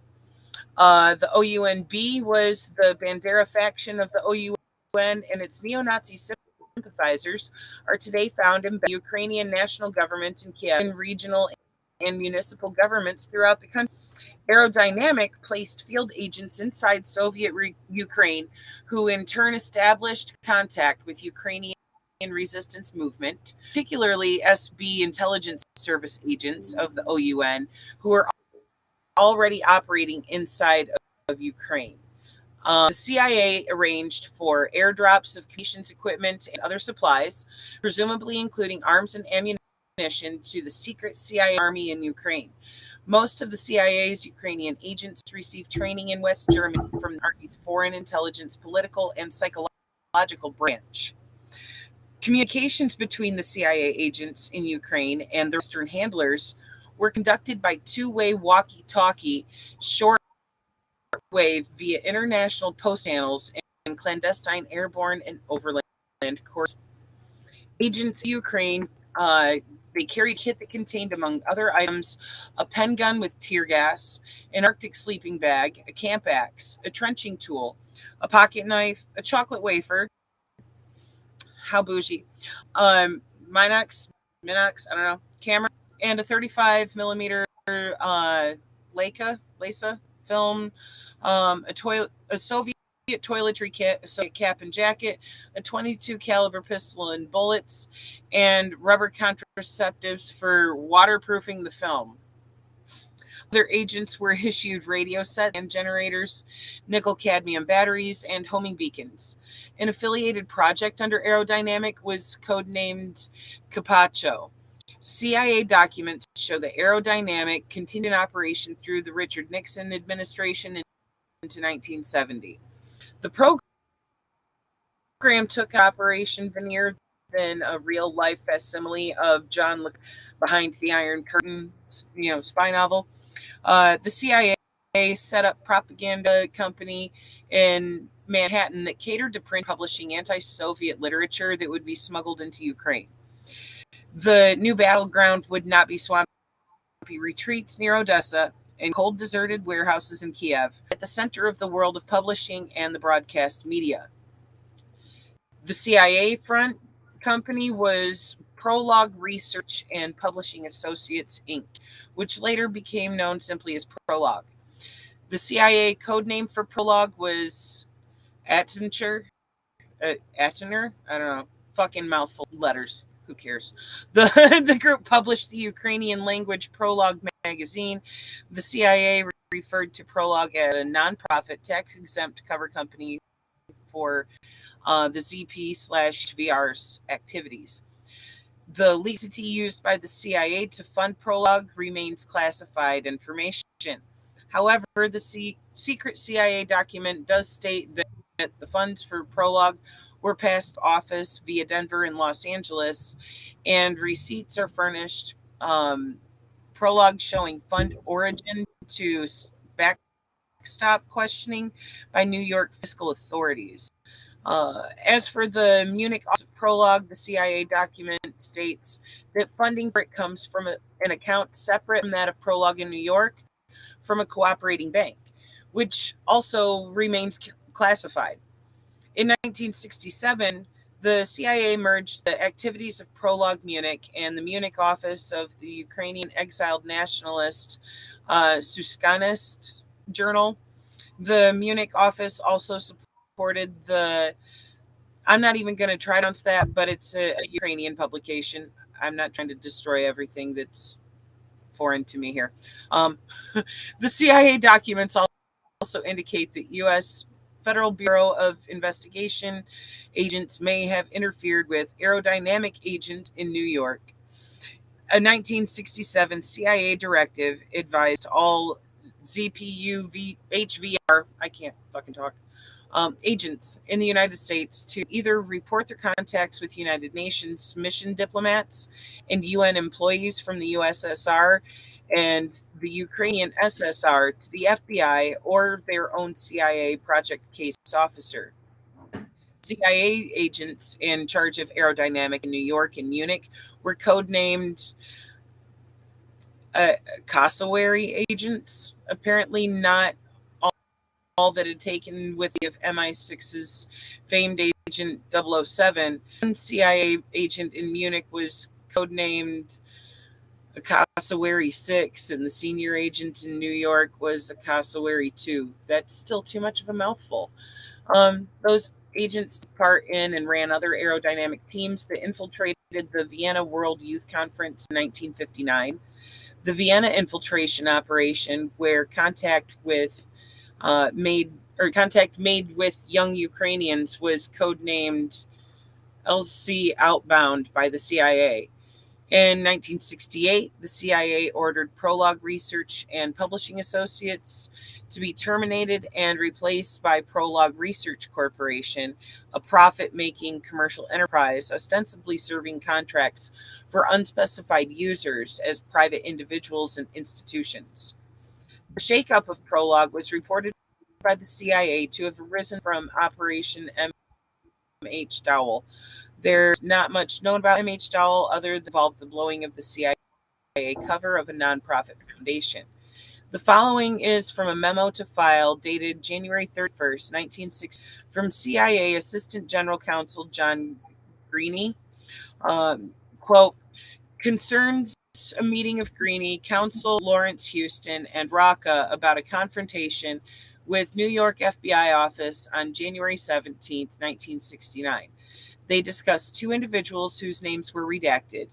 One was said to be a staff agent of the CIA since August 28th of 61, who had been assigned in 1964 to write a monograph, which had been funded by a grant from a foundation whose cover was blown in MH-Dowell.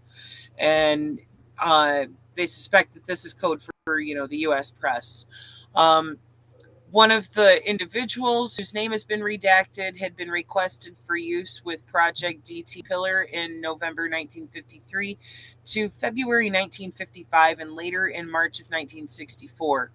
When the Domestic Operations Division advised security that this person would not be used in that operation, Rocca recommended that there are some other ominous allegations against members of the firm, indicating one member of that firm was a card-carrying member of the Communist Party.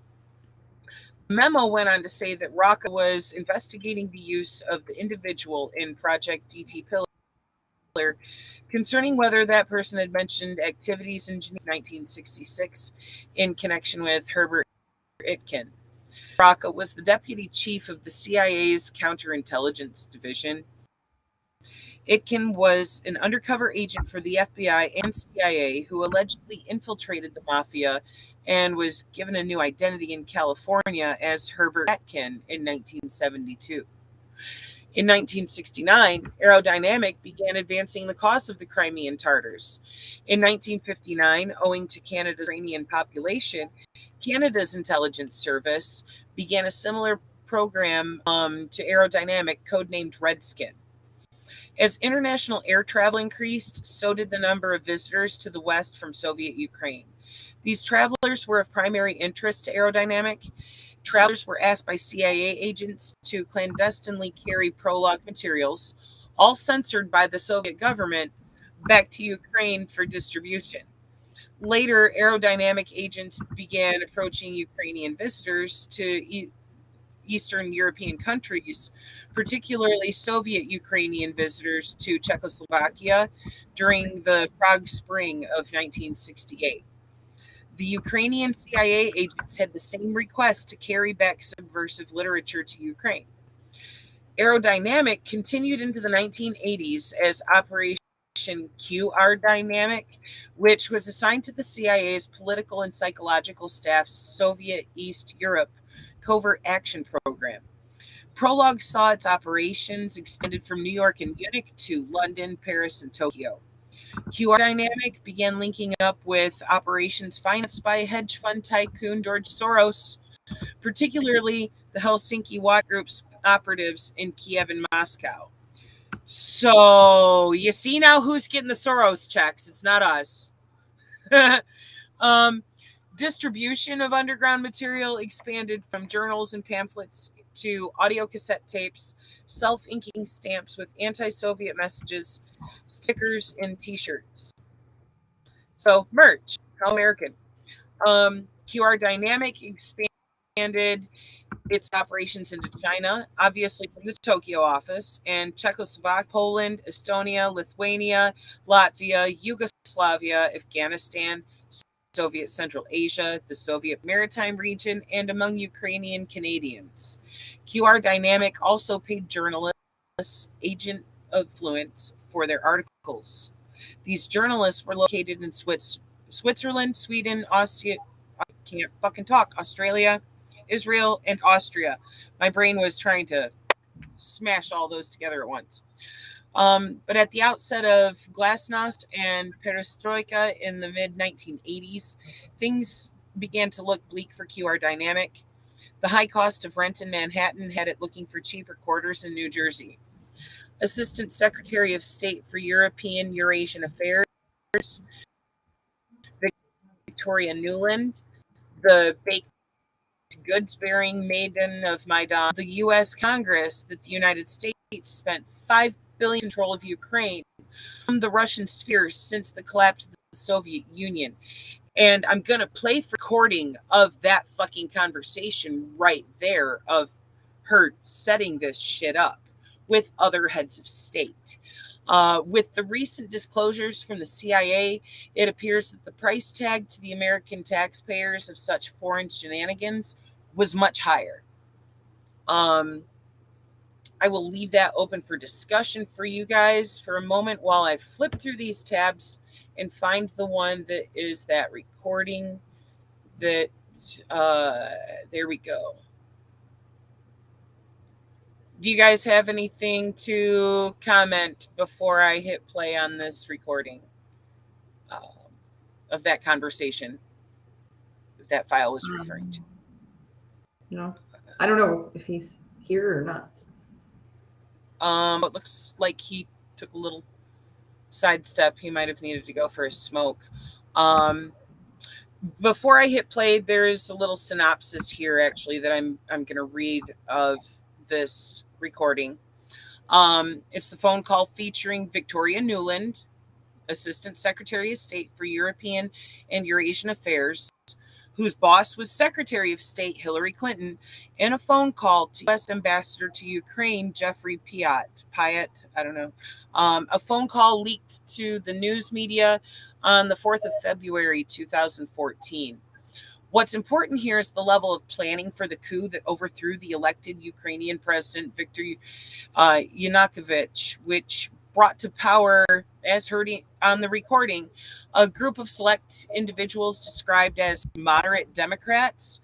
In fact, most of them, including Ola Tianabuk, whom Nuland insists the new head of state consult 4 times weekly, are a far-right nationalist faction with overt and long-standing ties to the neo-Nazi movement in Western Ukraine. Yanukovych had first applied to Russia for a loan, though Ukraine was already deeply indebted to Russia. And sorry, now my fucking screen just went and bounced 3 pages down. Give me a moment to scroll back up there. Sorry, technical fucking difficulties. Son of a bitch. There we go. But because the previous loans were always channeled into banks owned by Ukrainian oligarchs where the money could not be tracked, Putin had told Yanukovych that another loan could be arranged for, but only stipulation that the loan money had to be fully accounted for only on those things named in the loan agreement. Yanukovych then turned to the EU, and the EU offered to underwrite a loan from the IMF, but only if you backed out of trade agreements with Russia. And when Yanukovych hesitated, the coup was put in motion. So when Nuland says, fuck the EU, she is implying that the IMF loan will be made available regardless of what the EU had demanded, answering Pyatt's concern that the Russians might try to, quote, torpedo the deal by granting Yanukovych's loan request first. And Joe Biden's involvement in all of this is revealed near the end of the call. This shit is a fucking trip. So give me a second, let me share the screen and audio. Bam. Okay. Here we go.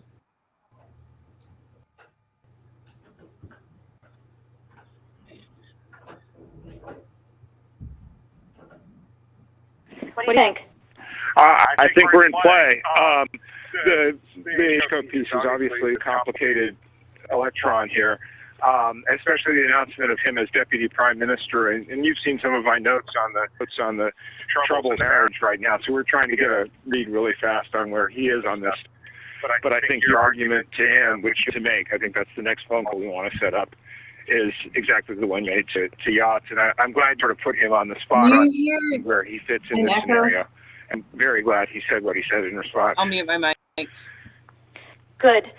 So I don't think Cleat should go to government. I don't think it's necessary. I don't think it's a good idea.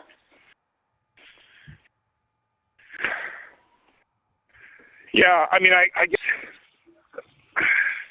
you think what in terms of him not going into the government, just let him sort of stay out and do his political homework and stuff.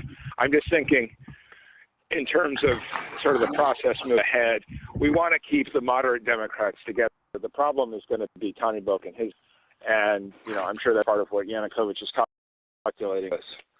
I think Yats is the guy who's got the economic experience, the governing experience. He's the guy, needs his clique on the outside. He needs to be talking to them 4 times a week, I just think Klitsch going in, he's going to be at that level working for Yatsenyuk. It's just not going to work. Yeah, no, I think that's right. Okay, good. Well, do you want us to try to set up a call with him as the next step? My understanding from that call, but you tell me, was that the big 3 were going into their own meeting, and that Yats was going to offer in that context a 3+1 conversation or 3+2 with you. Is that not how you understood it?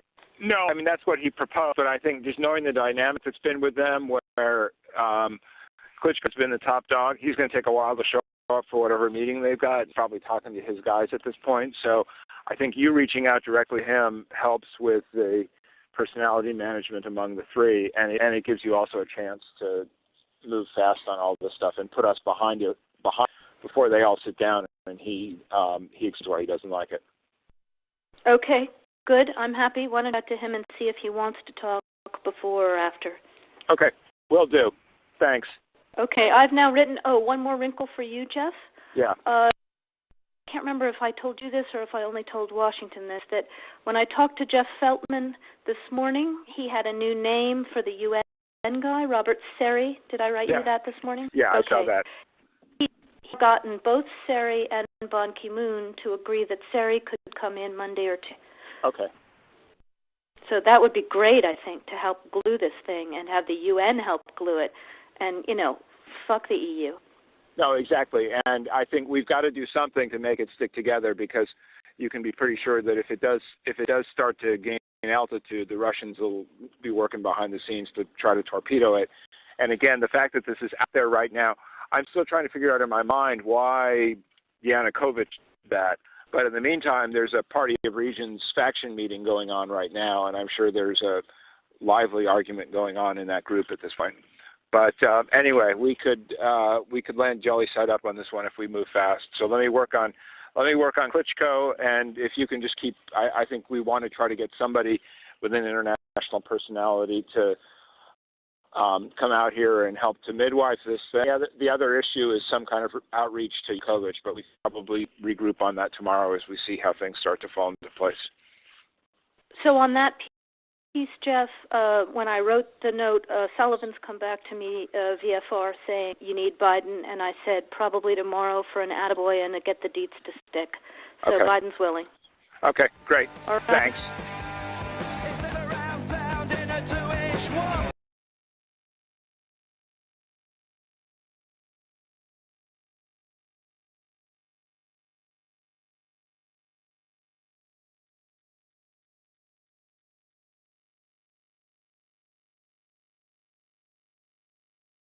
We definitely don't have the rights to play that music. I don't know how they got away with it to end that video with that. But, yeah. So that conversation right there was them planning who they were going to install in this coup. And one of the main people being mentioned is literal Nazi, the one that was standing there in that slideshow of photos, the one that was doing the fucking Heil Hitler salute.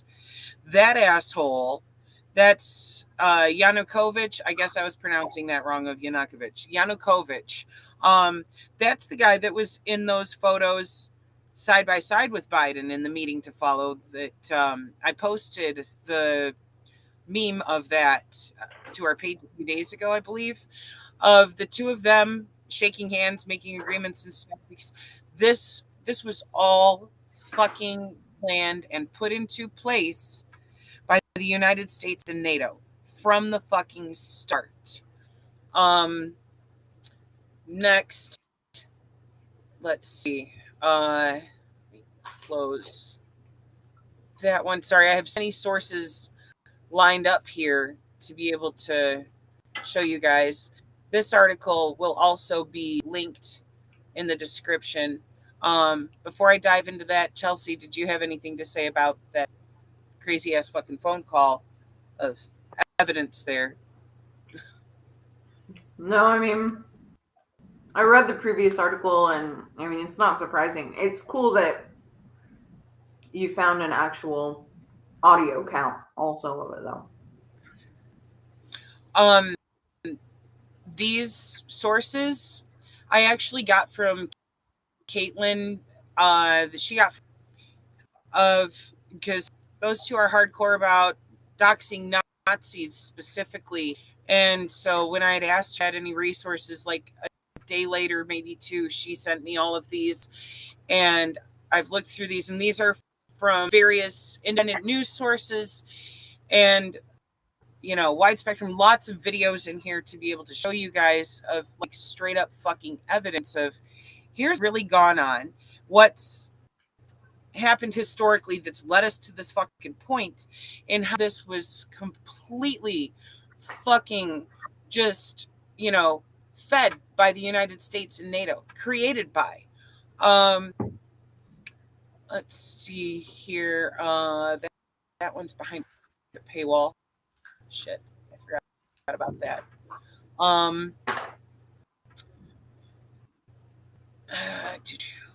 Give me a grab the next one. I'm screen share here.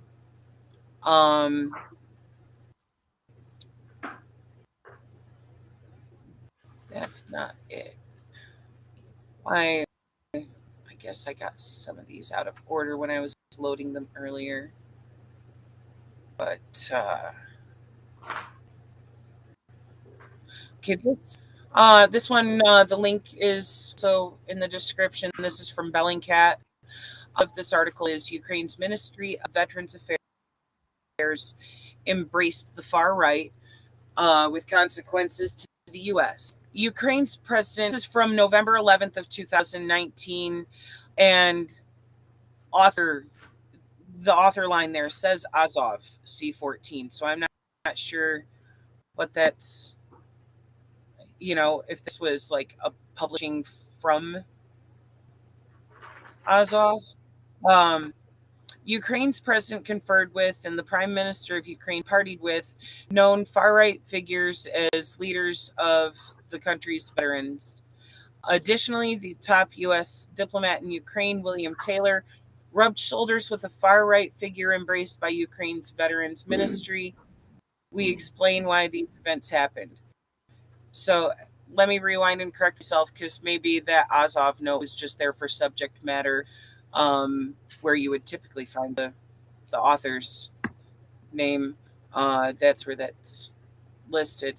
The heads of Ukraine's new government, led by President Volodymyr Zelensky and Prime Minister Olesky Hunchurek, have elevated dangerous far-right organizations Azov and C-14 by working with their leaders as partners in addressing issues faced by millions of Ukrainians affected by the war against Russian aggression, particularly issues faced by Ukraine's veterans.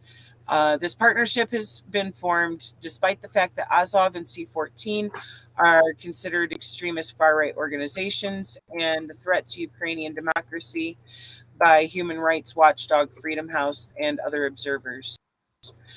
The boosting of Ukrainian extremist groups stems from the far right's outsized role in Ukraine's Ministry of Veterans Affairs. This ministry was created in November 2018 under Zelensky's predecessor, Petro Poroshenko, when far right groups and their leaders were prominently involved in its shaping. Under Zelensky, the far right helped preserve the ministry. Currently, the Veterans Movement of Ukraine holds key positions in the ministry and controls its advisory public councils. The VMU is a coalition of veterans organizations co-founded by the far-right Azov movement, and far-right figures continue to play a leading role in the VMU. There is also a paper trail reflecting how the ministry funds projects of organizations that are linked to notorious far-right groups. In particular, the far-right Azov movement holds notable influence in Ukraine's Veterans Ministry. This influence allows them to reach American diplomats. As a member of the Azov movement who leads the public council in the ministry, spoke at an August 23rd event sponsored by U.S. aid, with America's top diplomat in Ukraine, William Taylor, listening from the front row of the audience. This is far from the first time that the United States and the Azov movement have crossed paths, as Ukrainian government has actively sought to co-opt parts of the American far-right movement for years. While mostly known for their military arm, the Azov Regiment within the Ukrainian National Guard, the Azov movement also has a political party, the National Corps, and a range of other groups, including its own veterans organization, Veterans Brotherhood. In October, a group of Democratic lawmakers in the House of Representatives asked the U.S. State Department to designate Azov as a foreign terrorist organization due to their outreach activities to American extremists. And additionally, U.S. Homeland Security Acting Secretary Kevin McAleenan told Congress last month that his agency is tracking American white nationalist extremists that go to Ukraine to train with Azov. Previously, the U.S. State Department described Azov's National Corps and C-14 as a nationalist hate group, and Congress banned American weapons from going to the Azov Regiment. The extreme embraced by Ukraine's mainstream, though, in the most high-profile but far from isolated incident showing how Ukraine's far-right movement is being mainstreamed by government leaders. Ukrainian Prime Minister Hunturik and Minister of Veterans Affairs Oksana Kolyada appeared in an October 2019 event organized by a far-right figure on trial for murder. The event, called Veterans Strong, was headlined by the neo-Nazis band Sakirova, well known for its white supremacist, Holocaust-denying, and anti-Semitic lyrics. However, this investigation demonstrates that no one should have been surprised by this incident. Ukraine's far right has navigated its way into positions of influence at Ukraine's Ministry of Veterans Affairs, which the far right helped create last year.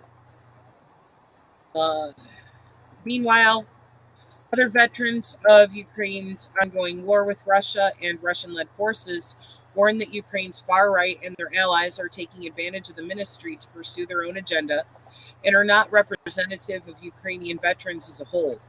One prominent veteran and activist told Bellingcat that the ministry was hijacked. These developments all come as international leaders and backers of Ukraine, including the United States, continue to work closely with the newly created ministry. Despite that they lack any popular support or electoral power, the far-right organizations of Azov and C-14 have been elevated to a mainstream force in Ukraine's government. Representatives of these groups have been tapped by Ukraine's top officials as partners due to their role as leaders within the veterans movement of Ukraine. Moreover, the VMU is an organization officially co-founded by the Azov movement's Veterans Brotherhood, and the VMU currently holds a virtual monopoly on representing Ukrainian veterans as a whole to the government. While we do not suggest that all VMU members are far-right, the organizations and Minister Kolyada's role in normalizing far-right groups is evident. The VMU's members lead all public advisory and oversight bodies of the Ministry of Veterans Affairs, the Veterans Council, and hold the absolute majority of the One of these bodies, the ministry's Public Oversight Council, is led by Dmytro Shatrovsky, head of the Veterans Brotherhood, an organization that is part of the Azov movement. Shatrovsky is also one of the public leaders of the VMU. The ministry's Veterans Council is led by Vladimir Lahuda, also a member of the VMU. The VMU's hold on the Ministry of Veterans Affairs is also reflected in the fact that 2 out of 3 deputies of Minister Kolyada are members of VMU, including the first Deputy Minister, Anton Kolombet, member of the board of VMU, and Deputy Minister Alexander Terekshenko, a co-founder of the VMU. Organizations that currently constitute the VMU, including Azov's Veteran Brotherhood, previously played a crucial role in shaping and volunteering of the Veterans Ministry under the Poroshenko administration in late 2018. In fact, the current configuration at the top of the ministry was under Poroshenko and has remained intact under Zelensky. Current Veterans Minister Oksana Kolyada previously served as an advisor to and then the deputy of the Ministry of Veterans Affairs first head, Irina Fritz, a member of Poroshenko's political party.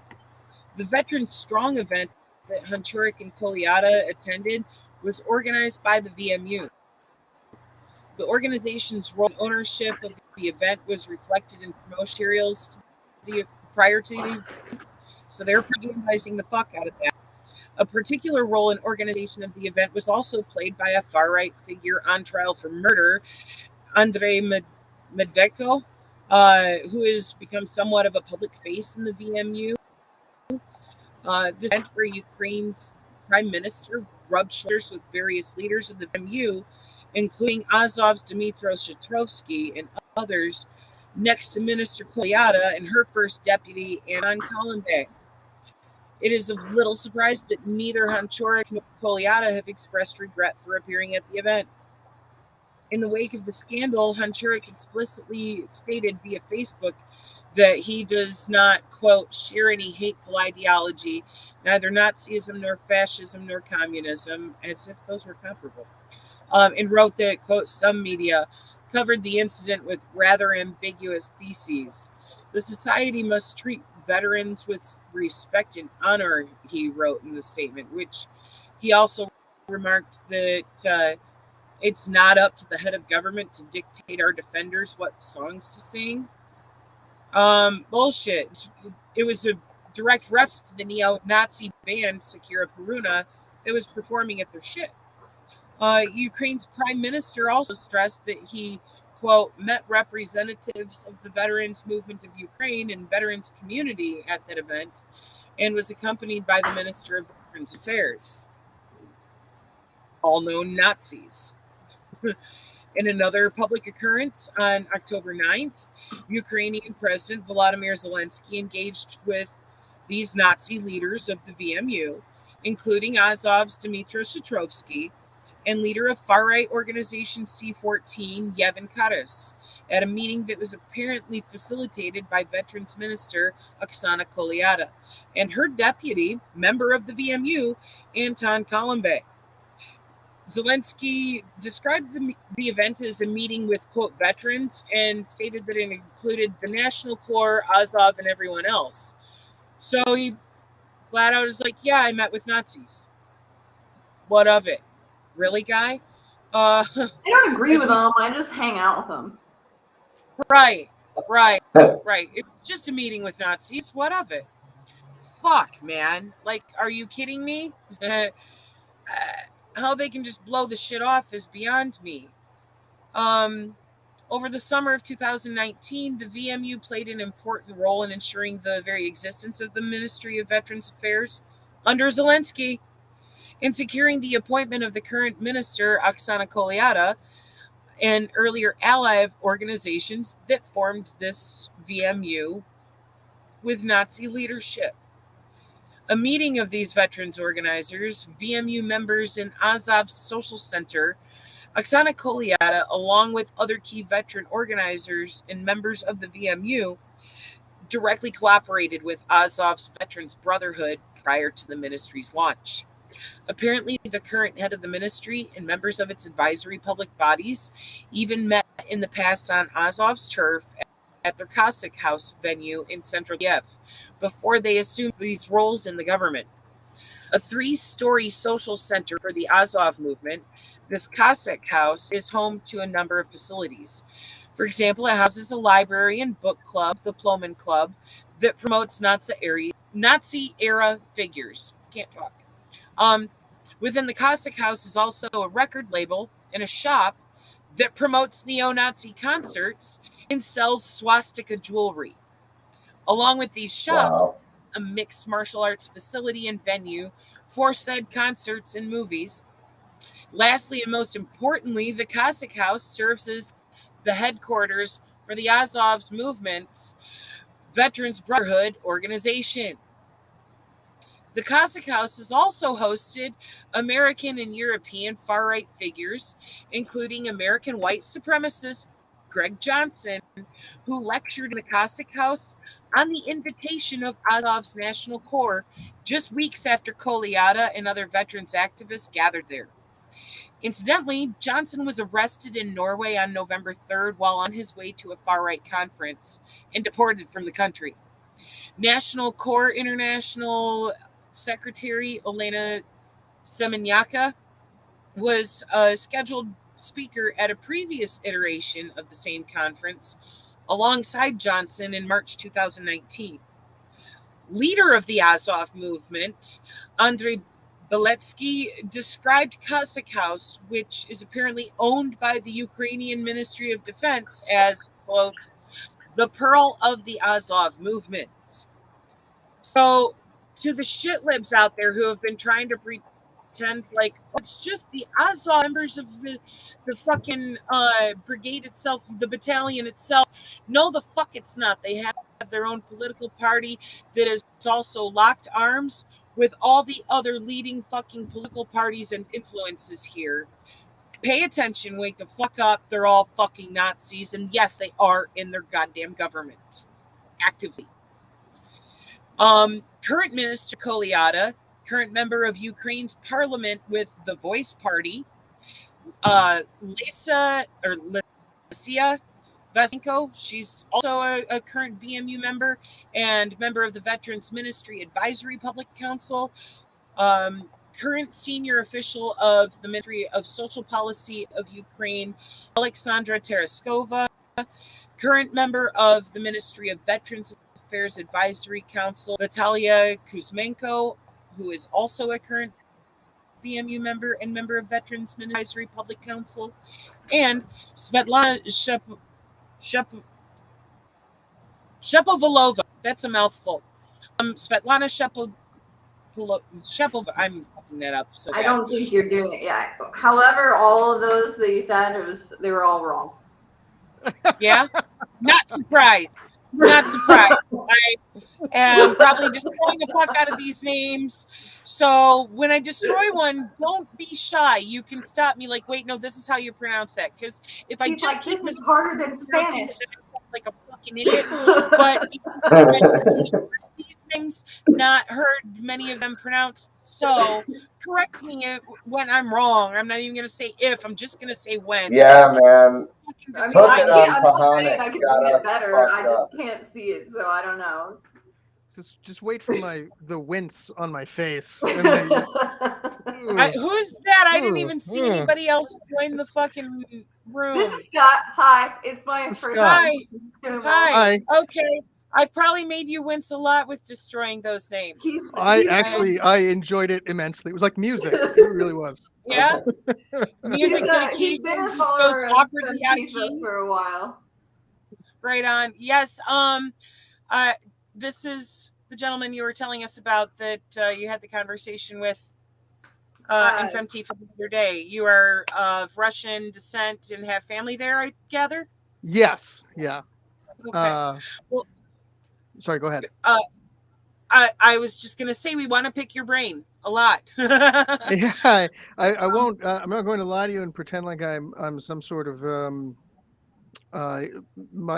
expert in Russian-Ukrainian relations. My expertise is in public policy, but I do have family there, and I've been there a few times, and I can give you some insight, perhaps, into what it was like to be there.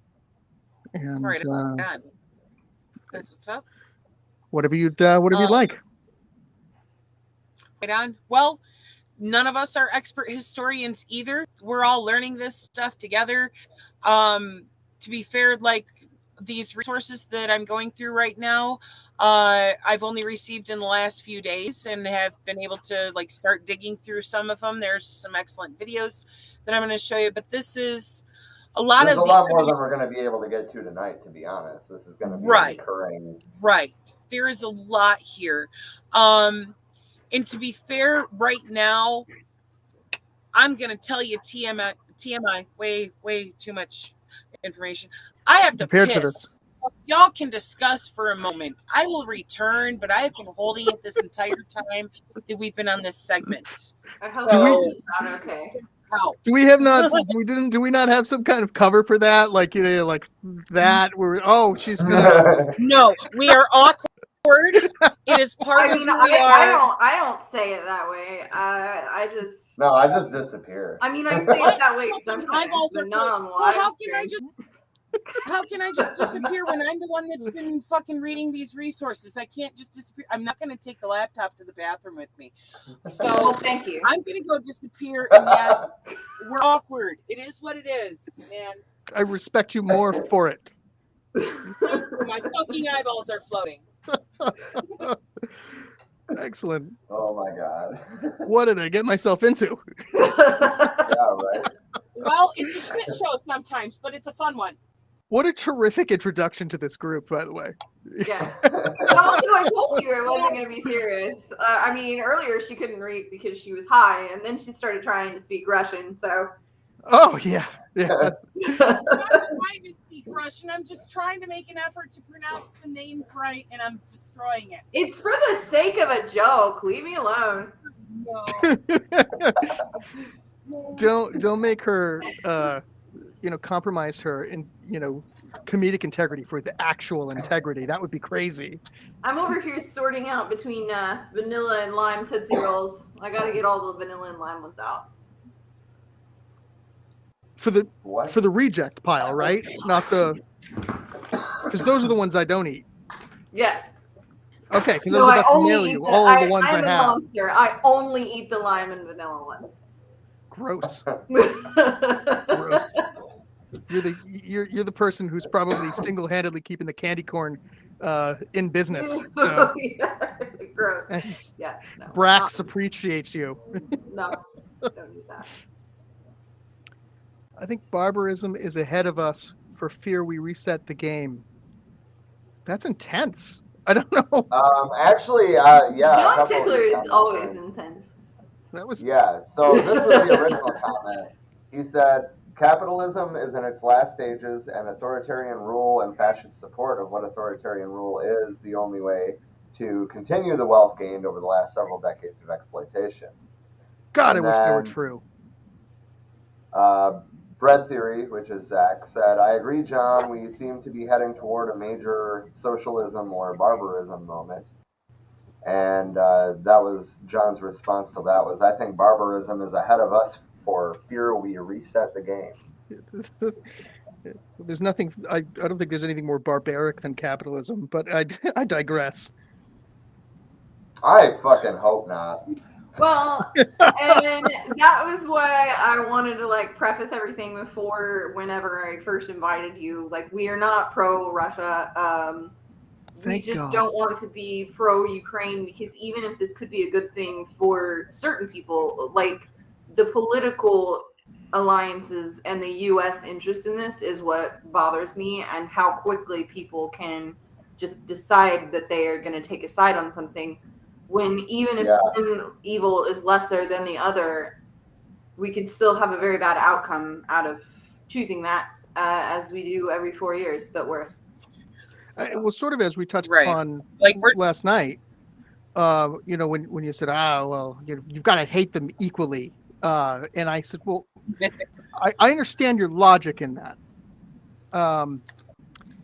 But I don't hate any of them. I don't hate Russia. I was speaking to generalizing. I get it. No, I totally understand the politics of it.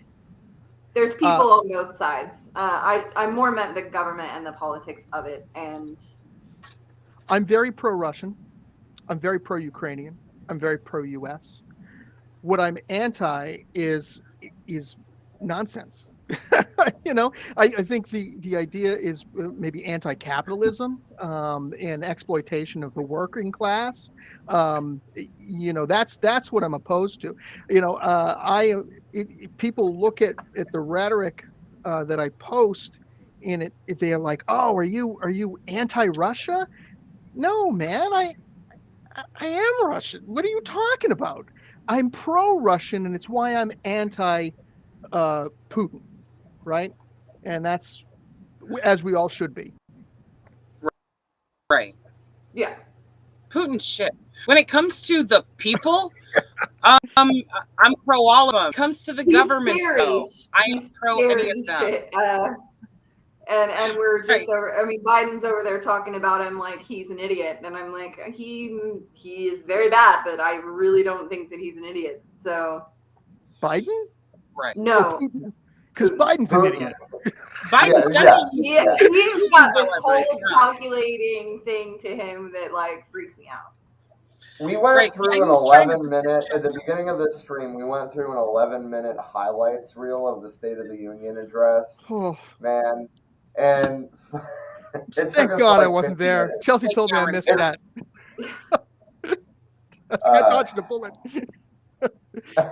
Sorry, go ahead. It's just like, how at the beginning of your speech can you start by like, you know, talking about how great of a fight the Ukrainians are putting up when they didn't even have the right to bear arms, at least in this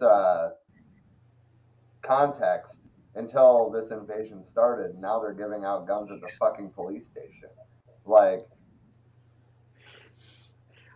with no training. But who's going to teach them right. But then later on in the same speech, you're talking about cracking down on terrorists owning guns and ghost guns, and it was all a bunch of fucking buzzwords. And the funny thing is everybody wonders what happened at 9/11. Why did they hate us so much? Well, when you meddle around in a country for so long, when you screw with their politics and then you hand them a bunch of weapons, then of course there's going to be some kind of ramifications. It happens against Russia. It happens against us. It happens anytime you meddle with the country long enough, they're going to bite back at some point. It's going to bite you. And that's exactly what happened on 9/11. And that's exactly what's going to happen when they start interfering in Ukraine. Right.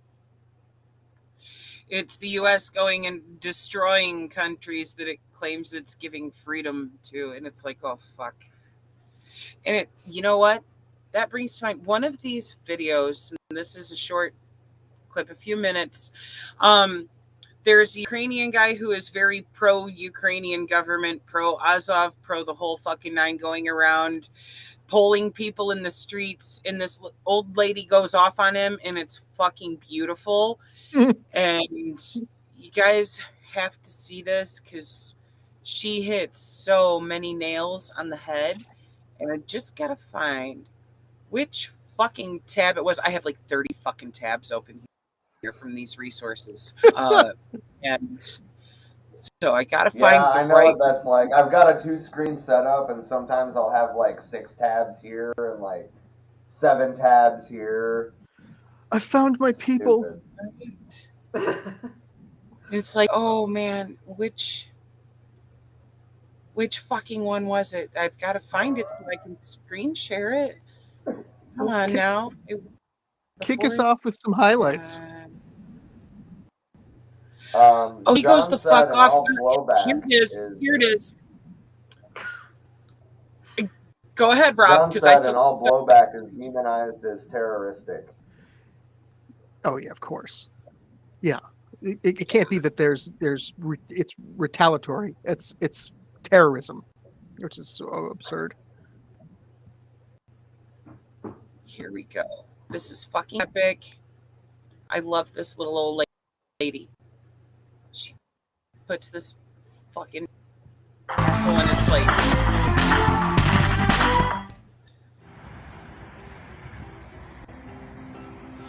Did I share sound? Друзья, привет всем, мы находимся в Киеве, это район метро Дружбы народов. Проведу для вас очередной опрос. Тема такая, на кого Украине нужно равняться? На США или на Россию? Пойдемте спрашивать.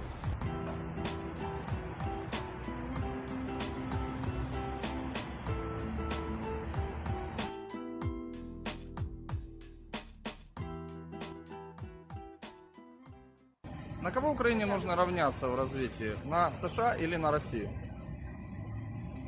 Как вы считаете? Очень странный вопрос. Вы понимаете, США это страна, которая еще не вошла ни в одну страну и ее не разрушила. После того, как США появляется в стране, там революция, полная разруха, уничтожена. Это поголовно от стран, начиная Ливия, которая была процветающей страной Северной Африки. Очень высокие зарплаты. И наши граждане даже сюда ездили. Сестры получали там заработную плату $3000. Уже бомбили, а они все не хотели уезжать, там так было хорошо. Такой уровень.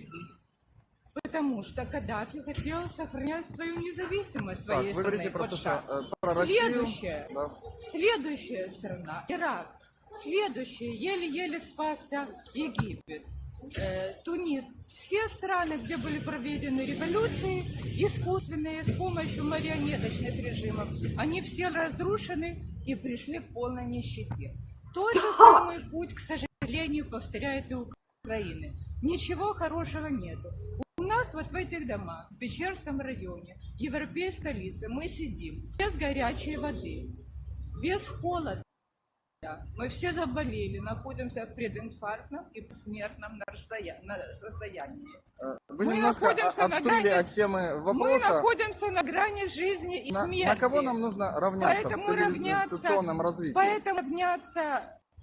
Вот, как мы уже поравнялись на Америку. Вот такой результат. Результат плачевный. Половина населения уничтожена. Часть выступает в качестве пушечного мяса.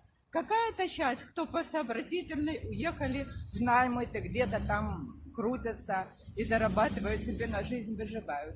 Те, которые остались, беспомощные, пенсионеры и так далее, ну и также обслуживающие, понимаете, сервильный, так сказать, слой. Они, конечно, можно я попутный вопрос вам да. задам? А где живут люди лучше? Вот здесь, на территории Украины, которая под контролем, или на той территории, которая на Донбассе, под контролем России? Где живут люди лучше, понимаете, они не могут жить, если украинская армия уничтожает систематически своих граждан. Это было просто преступление. Я просто аналогию хочу, я обычно не спорю с людьми, спрашиваю, но вы такие примеры привели, что я не могу просто не привести контраргумент. Если вы говорите, что здесь США устроила вот эту революцию, якобы США контролируют территорию, как же тогда вот здесь граждане, которые живут здесь, в Украине, живут лучше, чем где пришла Россия на территории Донбасса? Так это и есть последствия этой революции. Это война. Потому что война была начата в результате Майдана. Использование армии было начато в результате Майдана. Это незаконно. Это не соответствует Конституции Украины. Использование — это смертоубийство, это массовое уничтожение людей, длится уже 5 лет. Вопрос риторический вы задаете. Хорошо ли живут люди, которых убьют массово, которые разрушают дома, которым посылают снаряды, ракеты, минометы и так далее, проводы, водопроводные системы, уничтожают всю структуру, остались без жилища. Многие расстались уже, остались со своей жизнью. Многие остались инвалидами. Как они могут хорошо жить? Вот это и есть все результат американского вмешательства и Майдана. Почему американские граждане раздавали тут на Майдане? Ну, в общем, они руководили этим. Вы хотели бы, чтобы пришла они Россия, руководили. Да? Я как хотела бы, чтобы все вернулось назад. История назад не возвращается. Я бы хотела, чтобы вернулось все перед Майданом. И наши граждане сознательность и сказали бы, мы не будем рушить брусчатку, мы не будем захватывать государственные учреждения, мы не будем убивать тех же беркутов, работников правоохранительных органов. Если мы не хотим Януковича, мы пойдем в демократических странах цивилизованно, мы пойдем на выборы и проголосуем. Эти выборы должны были состояться вот через месяц, через 2. Вот я хочу вот так, чтобы было, чтобы все было цивилизованно, чтобы никто никого не убивал, чтобы не было этой разрухи, кошмара, который сделали на Майдане. Вот этот запах и эта вонь сюда достигала до наших домов. Вот этот запах горелых шин. Сейчас же, в настоящее время, нету дома в Тверском районе. Вы считаете, что цивилизованно Россия захватила Крым и Донбасс? Россия ничего не захватила. Дело в том, граждане, Я вас которые перебью. хотели Вы, конечно, имеете право на свое мнение. Которые вот возьмите, пожалуйста, здесь посмотрите мнение других людей на этот вопрос. Граждане, я не буду вырезать мнение. ничего. Эти не граждане мнение других решили избежать действий, в которых находитесь вы. Те люди, которые живут в Крыму, они счастливы до небес. Во-первых, если говорить по-простому, у них выше пенсии, у них выше зарплаты, они живут спокойно, они проявили свою волю, они имели возможность проявить себя, выразить свою волю, они сказали «нет» Майдану. И вот они имеют результат. Сказали «да» Майдану. Они имеют соответственный результат. Вот две большие разницы. Кому хорошо и кому плохо. То есть наши люди не имели права на свое мнение? Наши люди мнение? имели право на свое мнение выражать цивилизованным путем, идти и голосовать на выборы. Но они не имели права рушить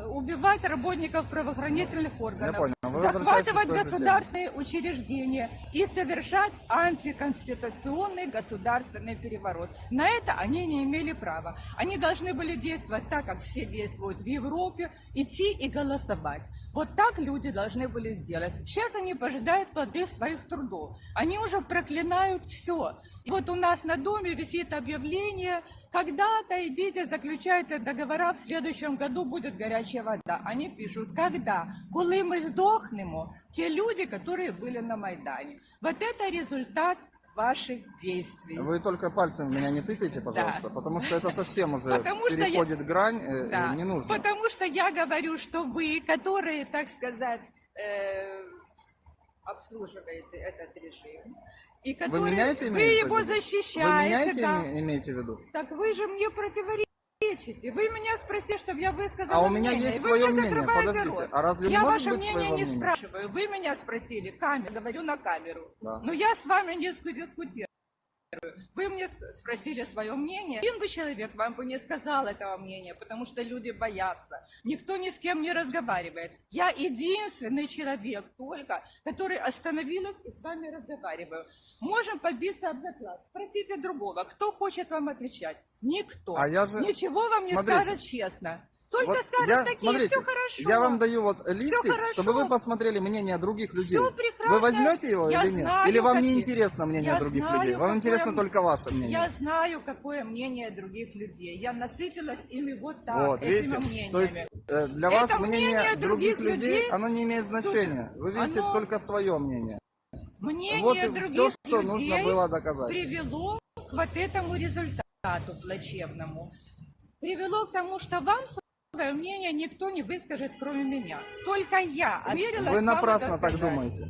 Вам выражать свое мнение только те, кто скажет, все хорошо, все чудово, вільна Україна, слава Украине, все добре. Нет. Вот они вам выскажут свое мнение. А потом отвернутся и скажут, знаете что? Вот. А такие люди, как я, вы напрасно так говорите. Вы не найдете такого человека, который вам скажет честно. Вы живете в многоквартирном доме. Внимание. Много людей в вашем доме с вами солидарны. Сейчас уже все, которые были на Майдане, все солидарны. А вы были 30... Ни воды, Смотрите, ни горячей, ничего. Как вы относитесь к высоким тарифам? Я с вами даже не собираюсь больше Вы против высоких тарифов? Слушайте, я с вами должна вступать в перебранку. Нет. У нас нету ни горячей воды. Абсолютно. Нету ления, люди умирают. Вы были 31 октября под Кабмином на акции протеста против высоких тарифов? This is like every conversation with a leftist ever. I was saying I couldn't read because every time the messages popped up, I couldn't see what she was saying anymore. Well, I think people are having trouble catching up with it anyway. I mean, I can read quickly, but not when there's a message board in front of me. She's sorry. Well, not only that, too. Part of the reason that I think that James is having trouble keeping up as well. Well, I mean, so is I. It's not just James, but he mentioned it in the comments. is because that dude just kept trying to talk right over her. Like, right. Fuck, dude, just shut the fuck. Like, you asked her. Now I'm you shut the surprised fuck he up and even let her go on that long, because in the United States he would have just cut her off immediately and not talk to her anymore. Stop! It's the interviewer trying to control the interview, and clearly she wasn't having it. He wanted a simple answer, and she wasn't. You know, like I said, it's like every conversation with a leftist ever. You know, you're like, "Hey, how was that cookie?" And then there's a 3-hour-long diatribe about post-Marxism in Zizek. So you know, like, okay, well, you know, well, the thing is, she hit on some very important things that every fucking place the U.S. goes into, they fucking destroy. You look, like, even there in Kiev, she's saying, we don't have fucking heat or hot water. Like, get the fuck out of here. And, you know, he's like, oh, well, do you live better here than over there in the Donbass? And she's like, how can you fucking live well when you're being blown up and your fucking water and gas lines are being intentionally blown up, all of your infrastructure destroyed? You know, of course they're not living well, but they would be living better, like Crimea is, if their vote for this was actually respected. You know, like she points out there, in the case of Crimea, they literally voted on whether or not they wanted to rejoin Russia, and the majority voted yes. And look, they're not being blown up. They're not fucking being attacked by Ukrainian army, because, you know, they've been under that protectorate, I guess, of being part of Russia. You know, and there's another source that I have in here that I would have to dig for, but it was showing, like, digging into those votes of, like, yeah, no, this is legit. The majority of the people in Crimea wanted to rejoin Russia. And look, they still have strong wages. Their houses aren't being blown the fuck up. But these people in the Donbass, they fucking said flat out in 2014, no, we don't want to fucking be part of Ukraine. And they've been getting fucking bombed and shelled by Ukraine while in Ukraine. 100%. Kind of. Yeah. You know, like, their independence isn't being fucking respected. They're being fucking murdered for it. You know? There's a little bit of irony in the fact that that she was talking about the revolution of dignity, the Maidan revolution. Yeah. Yes. And in the irony of what we were talking about earlier, which is to say that anytime you meddle in a foreign country's affairs, you've got to kind of worry about them coming back at you.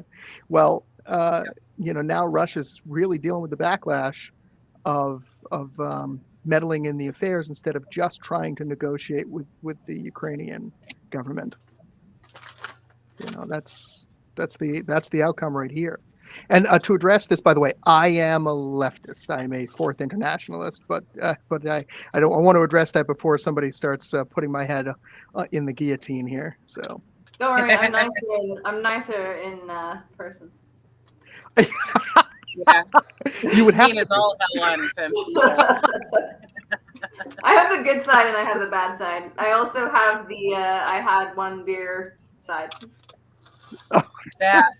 A good start side. I work in booze, so sometimes it's a good industry. Sometimes they'll keep you working. Yeah. It's funny that you said the guillotine, though, because I feel like we really steered away from the guillotine jokes and went straight for the wall. Usually, yeah. It's easier to not get flagged for that. Oh, right. Whoops. For now, until Zuckerberg's like, oh, that's what they mean. Don't mention. You're like, how do you differentiate between Trump's wall and the wall, and, you know, just walls in general?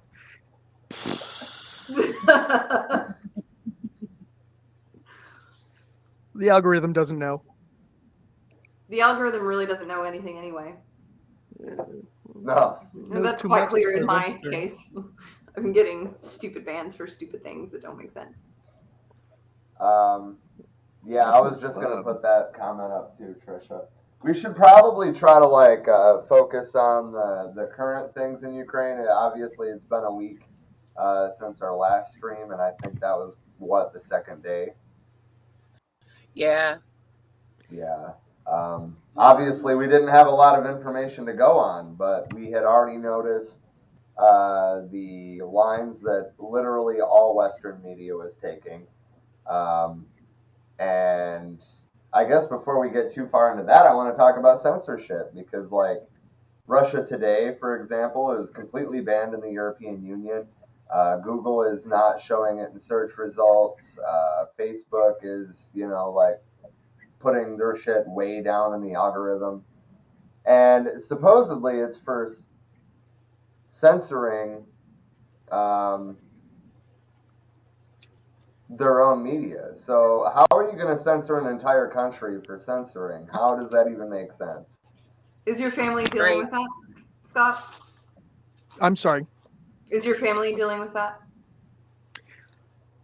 So I've dealt with this conversation a few times after I'm sorry, I can't remember his name. It'll come to me. WikiLeaks, Julian Assange.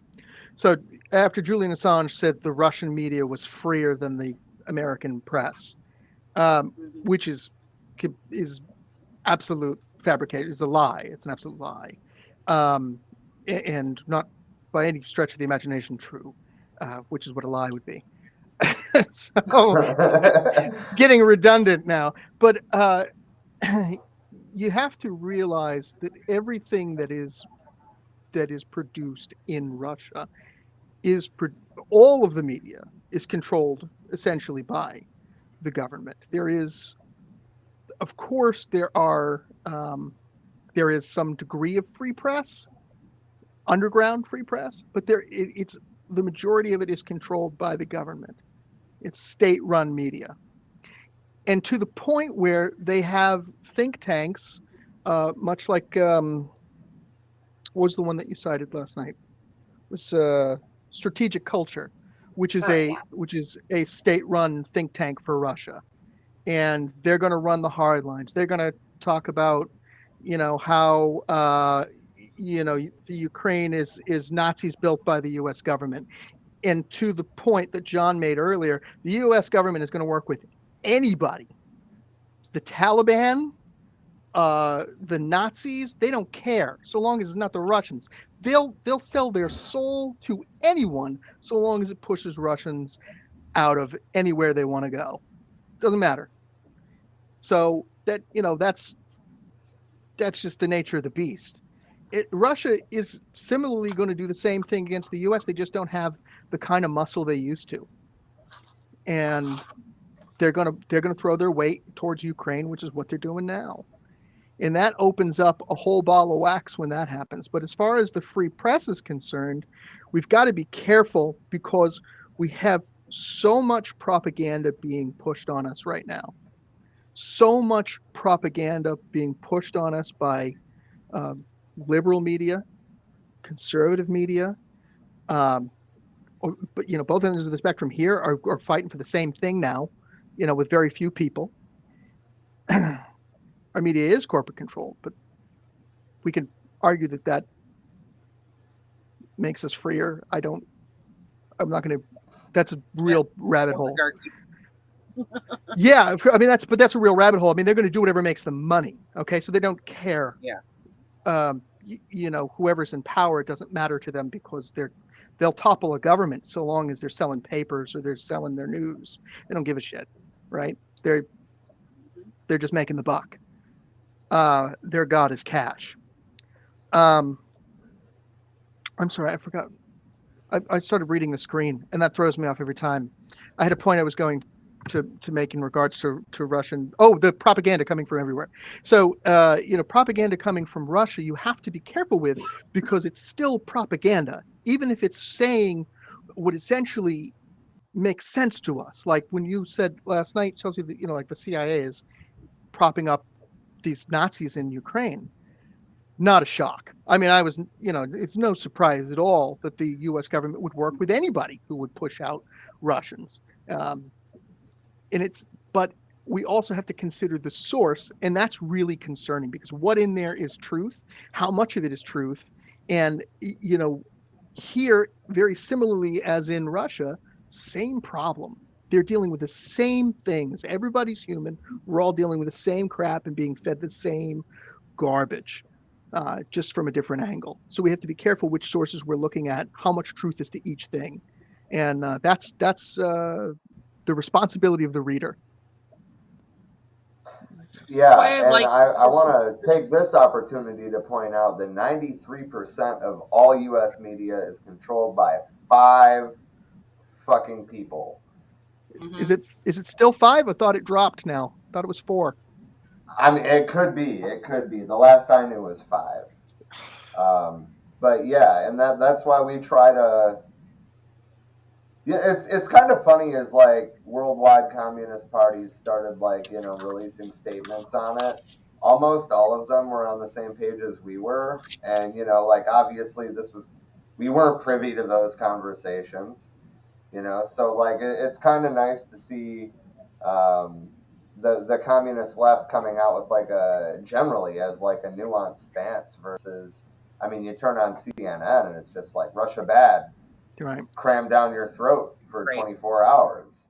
I mean, that's Natalie's point here. Liberals and many people in general seem to be against war until the mainstream media tells them there's a war to support, and that's so totally true. The funny thing is I was pro-war in Iraq, and people, because I'm a leftist, and if you're a leftist and you don't stand with the Kurdish people, you have nothing to talk about with me, and so we had a whole conversation about that.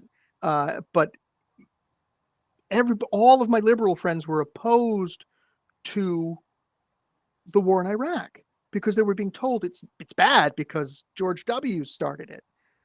Well, it's just absurd. It's just absurd. You've got you've got a whole group of people who are just being tortured and displaced, and that's why we should be supporting and helping and aiding them to overthrow a dictator. And the same thing is happening in Russia.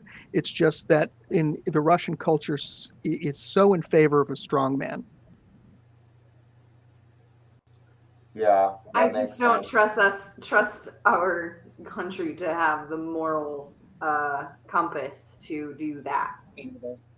No, it has never. I mean, who said that we have? I mean, someone said we have the Midas touch in reverse. I can't remember who, but so I mean, you assume that the government would have good intentions in intervening in these situations, but then at the same time, even if they do have good intentions never really seem to pan out, even if that's what they had. Right. So that's why I just don't see the point in encouraging it. I also don't. I can't, like, every time somebody bombs something, it's like woohoo, and you're just like, do you realize that like the people that are being affected by this is not something to celebrate, even if it is for the side that you want it to be. I mean. And it's gotten to the point that, I mean, generally I would like it if people talked more about politics, but it seems that my public interactions now,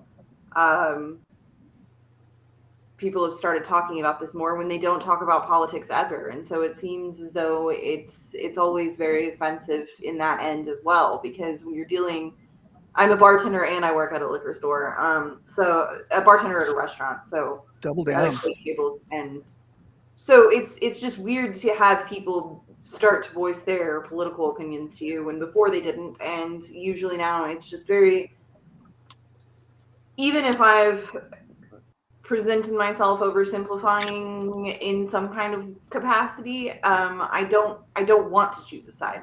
I don't think that we should be involved. And so it's very different than the people that are just like, I watched this on the news and now this is what I think, and I'm going to tell my waitress or the cashier at the fucking liquor store. And you're just like, why? Yeah, oh my God. Did I ask for your opinion? Christ. Because, and so then I have to sit there and have this awkward moment of, yeah, Yeah. Like, so or you it's, spend it's an hour bizarre educating to somebody. me. Well, and in that case, you really are not. Either you're not allowed, or it just wouldn't look good to argue. Well, not when you're at your job, that's for sure. Yeah. You know, So, we kind of but dug it's really ourselves into that. it's so weird to me to I never say political things to my server or bartender, maybe bartender if it's a dive bar or something, but like my waitress or the cashier at a place, like I'm not trying to get into a conversation like that in 5 seconds. It's like, oh, this is small talk. Like, what? We really dug ourselves into that because, you know, we were raised, I don't know how you guys were raised, but I was raised with, you don't talk about politics or religion in polite company. And that's, you know, of course, then it makes it taboo. And then when it is discussed, it's we don't know how to interact in that way.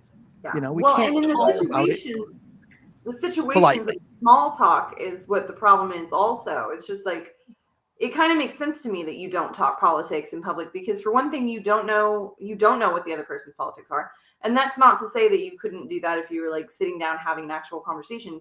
But in the 5 minutes of you making a transaction and walking out the door, that doesn't make sense to do that. Like, what good does it really do? Yeah, no, I get what you're saying. And of course, I'm just saying that culturally we've destroyed that any kind of honest intellectual debate we can have in I agree politics. with that also, yes. Because we've decided it's taboo. And that politics shouldn't be taboo. It should be discussed at the dinner table. You know, every night we should be talking about current affairs with our kids. You know, we should, you know, hang out in coffee shops during the day and taverns and bars at night. And spread our. I used to do that. Get this revolution started. Right. I'm with you. It's funny after I stopped going to bars, I got more intellectual, and now there's no influence in that direction at all. Unfortunately, we did talk politics in my family, but they were Christian white supremacists, manifest destiny, private school shit. So very, very political. It gets old trying to educate a sea lion. I get that. But you know what? The sea lions are actually more fun to educate when you're on a public forum, though, because the more gracious they seem, the dumber they sound.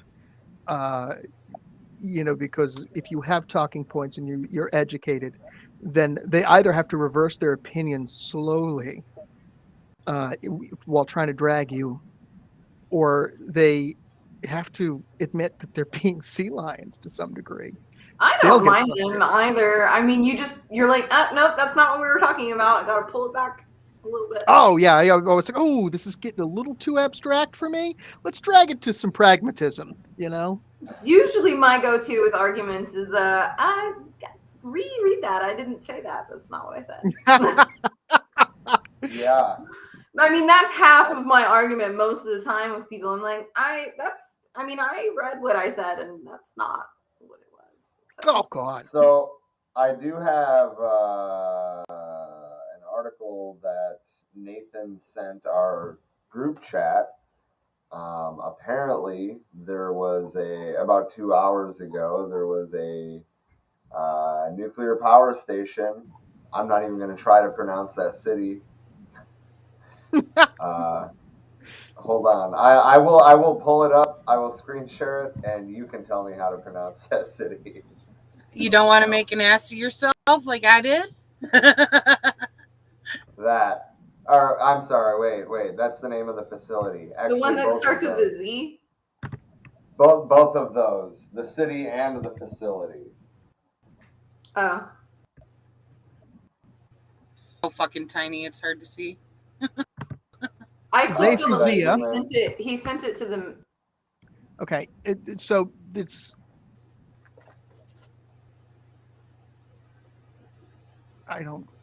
I think for the second word there is Zephyrzia. Okay. Did you say Zephyrzia? And the first word is it means energy. It's Energodar. Okay. Energodar. So they must have fucked that up pretty bad. Yeah. Well, I mean, it's BuzzFeed. So imagine this. But so apparently Ukraine's foreign affairs minister tweeted that if it blows up, it will be 10 times larger than Chernobyl, which they also spelled wrong. Wow, look at that. Wow. Way to go, BuzzFeed. Anyway, there's a video with it. What the fuck? Excellent.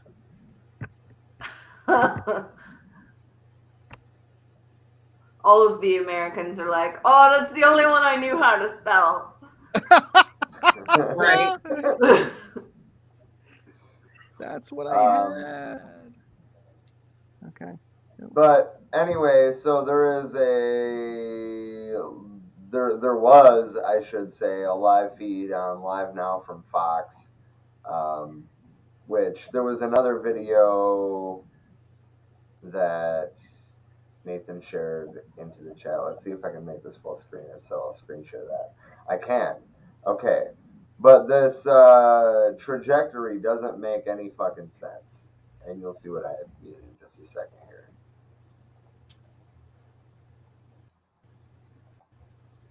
God damn it. There we go. So, like, how far away are they apparently shelling this from? Because that's a very low... The angle of that trajectory makes no sense for a shelling from a foreign power that's not on the grounds. Like, that looks like it's coming from very, very close, which is not the story. Right. It would have to be, as low-lying as those shots are. But yeah, I mean, I tend to agree with Nate there that the trajectory doesn't make sense, but I don't have enough. I'm not a munitions expert. I have no idea. Yeah, but I was gonna pull up this live Fox thing. It's literally the same angle, but it's over now. Well, I have a live feed. Zelensky also held another briefing today. Surprise. Can we talk about that gross meme going around? Oh no, which one? Right? Right. I feel like every time girl I go in the on, country has a crush on Zelensky, and there's nothing you can do about it. like they're actors in some great comic, romantic comedy. This is Avengers Ukraine. He played a guy that accidentally became president. This is Avengers Ukraine. That works out. This is Civil War #2. The Ukrainian Man of the Year. God. I mean, it's just absolutely mind blowing, and they're Hollywooding the fuck out of it. Yeah, well, yeah. I don't need ammunition. I don't need a ride. I need ammunition. It makes it it reduces it to a comedy. It reduces it. Hey, he played a guy who accidentally became president in a sitcom. Yeah. It makes solidarity fucking cheap and shitty and just absolutely fucking sexist to begin with. Like, I mean, the sexism is not the biggest offense here, I wouldn't say. But it's sorry, still... Chelsea, but you have no choice. You have a crush on Zelensky. As a woman myself, yeah, I'm just like, that's disgusting. What is wrong with you? Yeah. And I'm trying to find it now because I'm also like, I can't remember if it said straight women, or if it just said women. But both equally offensive. Oh yeah, every woman in your life now has at least a small crush on Zelensky, and there's absolutely nothing you can do about it. And then the guillotine implier said, I am begging liberals to stop treating an actual war like a TV show with fun characters. Yeah, there you go. You know, the Also, goofy he uncle. is not. So I stupid. do not find him attractive, for one thing. And for two, I'm just like, oh, cool. People are dying and losing their water, and you're masturbating, I guess. Cool. Yeah, dude. I mean, you know, doing his statement from the city center of Ukraine when there was supposedly, you know, like fighting happening in the city, and telling the U.S. that he didn't need a ride out of the country, he needed ammunition. I mean, like, literally, dude. It's a fucking Hollywood. It's a movie. It's gotta be. If he takes a look at a camera and says, "Take a look at these pipes," one time, one time, I'm gonna sexualize everything that he says now. And just use it as a joke. I'm gonna start another page. It's gonna be called LibTufa. Oh God! What? Please don't. It'll be entirely sarcastic. It'll be one of those offensive, like dictatorship of the proletariat, or like please stop hitting on my mom, thanks. And it's like all completely sarcastic, but like offensive shit that like gets taken down all the time. I love it. I think we can make that work. I just don't want to get banned again. God. I have so many stock accounts. I got the man himself right here. Wait, where's the sound? Aggression was very difficult. We resisted. We will resist in the future. We have seen that the Russian forces had to change tactics. All our defense lines are maintained. The enemy has not succeeded. They can no longer act against it. Kiev is standing, all these towns that suffered airstrikes, Sumy, Odessa, resisting. They're trying to ruin our Odessa, but they will not achieve the cathedral in Kharkov, one of the historic monuments of Ukraine, and the defense symbol for all Ukrainians,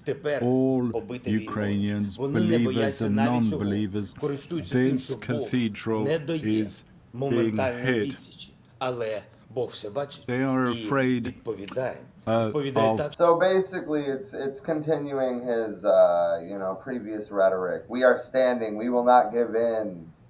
Like a TV president would. And I agree. That translator sounded absolutely bored. That's actually just how all Russian people sound. I thought that it was just because you could tell that it was not his first language either. I thought, yeah. So, I mean, yeah, it was kind of still hard for me to understand, even with the translator. Sometimes it seemed like he was like skipping over certain words that I was like trying to put it together. Yeah. But kind of a continuation of his rhetoric, same thing he's been saying. Yeah. I don't really, but like that's the question though. Like, what choice does he have? Did you go to the gas station? At all anymore? None, really. Right? It's like, I've decided we're just going to turn tail and run now. We've decided just to give up. We're going to leave and sign everything over to Russia. That would never happen. That's just an absurd thing. So, of course, the talking point is stand, never surrender, never give up, like he's like doing some kind of Churchill bullshit. It's just not. I mean, I was thinking. This is Kyle. This is Scott. Thinking of 300. Oh yeah. This is Sparta. Oh man, I will have a crush on him though if he does kick Putin into a pit. So I will give him that. Yeah, I guess I can't really argue with that. Why can't like they fall into the pit together? I think we can make that work. That sounds like a good theme story for a movie. So also, I'm imagining a porno calling on the U.S. and NATO to close Ukrainian airspace, to institute a no-fly zone over Ukraine, and that would lead to direct confrontations with NATO troops and Russian, and that is just all around a terrible idea. And I probably don't have to go into detail to tell you why. I think here's the interesting thing. As a public policy person, I'm interested to see, we're already seeing China kind of testing the waters right now. If Russia does end up taking what they want, then does that open the floodgates for China to just walk into Taiwan? And I have a feeling it does. Well, we're talking about another U.S.-backed state on another foreign territory. I mean, Taiwan has been part of China for like a fucking 1,000 years until the bourgeoisie fled China to Taiwan. And we're like, hey, we're a separate country now. Do you feel like we've just... I mean, that's an oversimplification, of course, but... Rather reductionist... Sorry, go ahead, Chelsea. Do you feel like we've just started to let other people do our wars for us? Yes. Now that we're everywhere? Yeah, they do all of our labor. Why shouldn't we let them do our wars? I don't think we really let them. I think we're just itching to have an excuse to do it, but we... Well, it's just like you don't have to start a war if you're everywhere and then you just influence the country to do it. Well, that all started with Reagan. The whole concept of containment, which was to support rebel factions in countries to keep them occupied with each other. But that was well before Reagan. I mean, like yes, so it's occurred. Reagan did it because he knew he couldn't, because of the geopolitics of the time, where we couldn't get into a hot war with Russia, with the USSR. So the only way to run a war against that, the opposing superpower, would be a proxy war.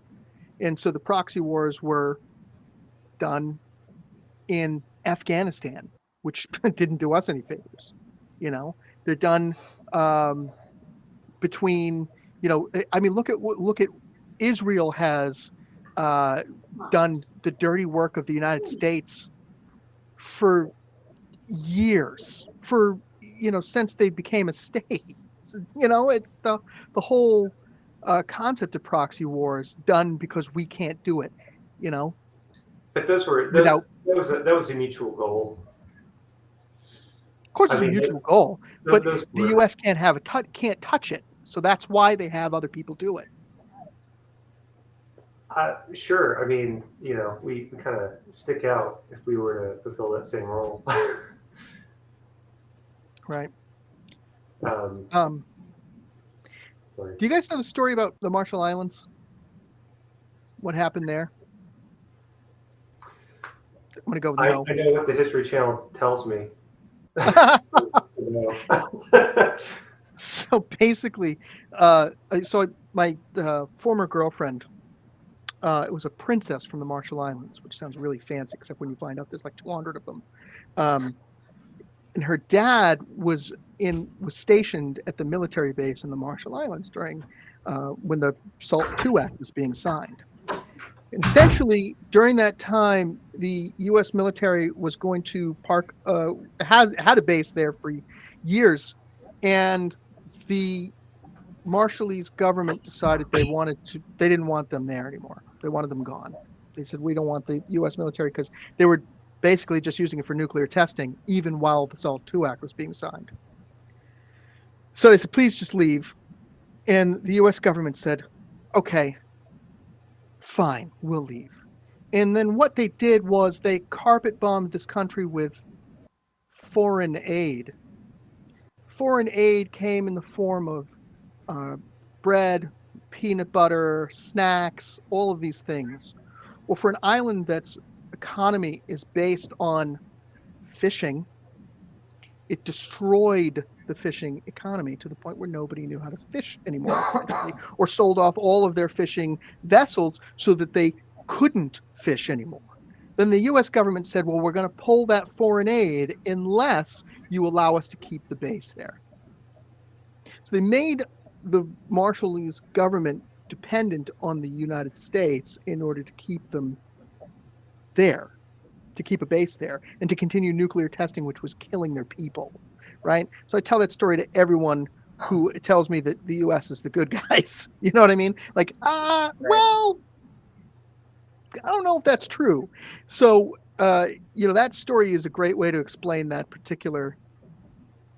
Oh my God, I'm so sorry. I'm just going on. No, no, you're totally fine. Yeah, you're fine. I was like, I am so bored with this guy. Thanks, Scott. Bye. No. It's just we've been. No, he left us last time too. He starts it and then he's like, I need to eat dinner. Right. Well, it's always you dinner. Show up late. He's always like, it's always dinner. And I gotta work tomorrow, and I gotta do laundry before I go to bed. Do you really want the whole list of shit that I procrastinated doing all day? What I'm hearing is, do we want a full list of your excuses? And I get that.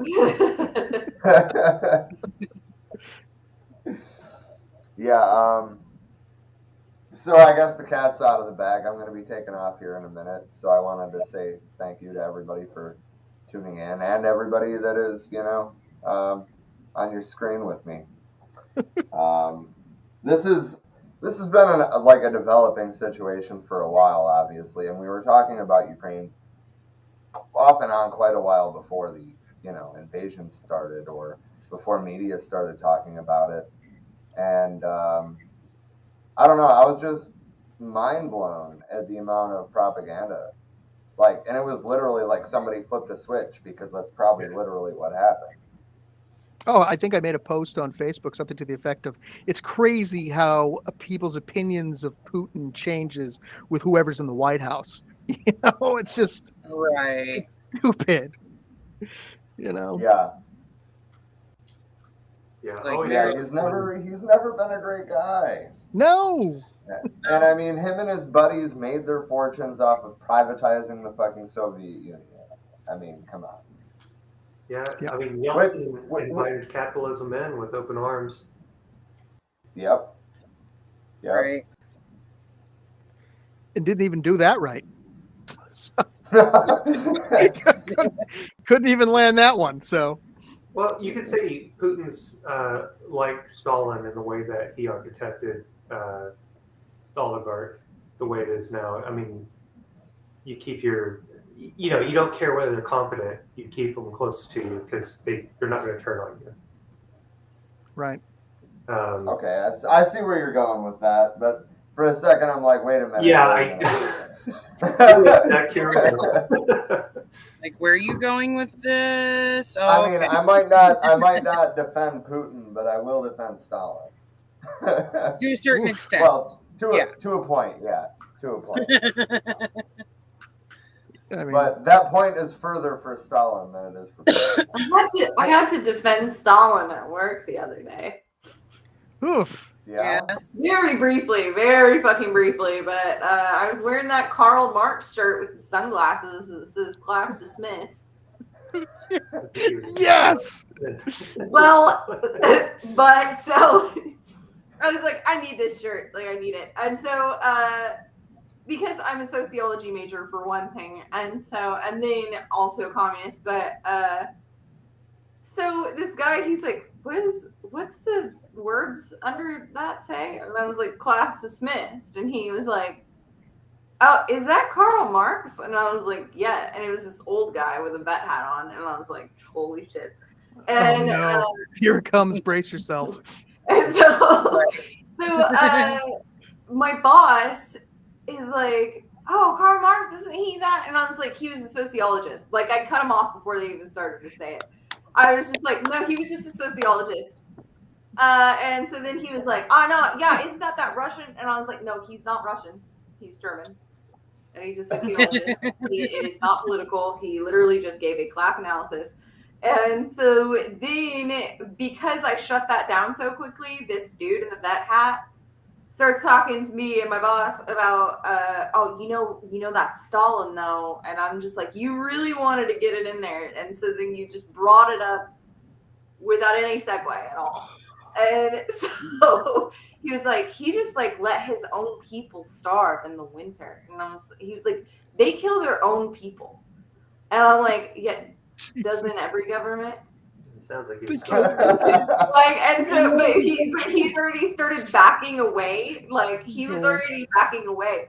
And normally, I don't like these kinds of like, I don't like talking. This is why it took me so long to get on the podcast, is because I just don't like having these conversations and then saying something really stupid and being like, I'm an idiot, because I'll just call myself an idiot for the rest of the day or life. And so, but this just turned out that he was actually, I'm finding that I'm actually starting to make people just uncomfortable.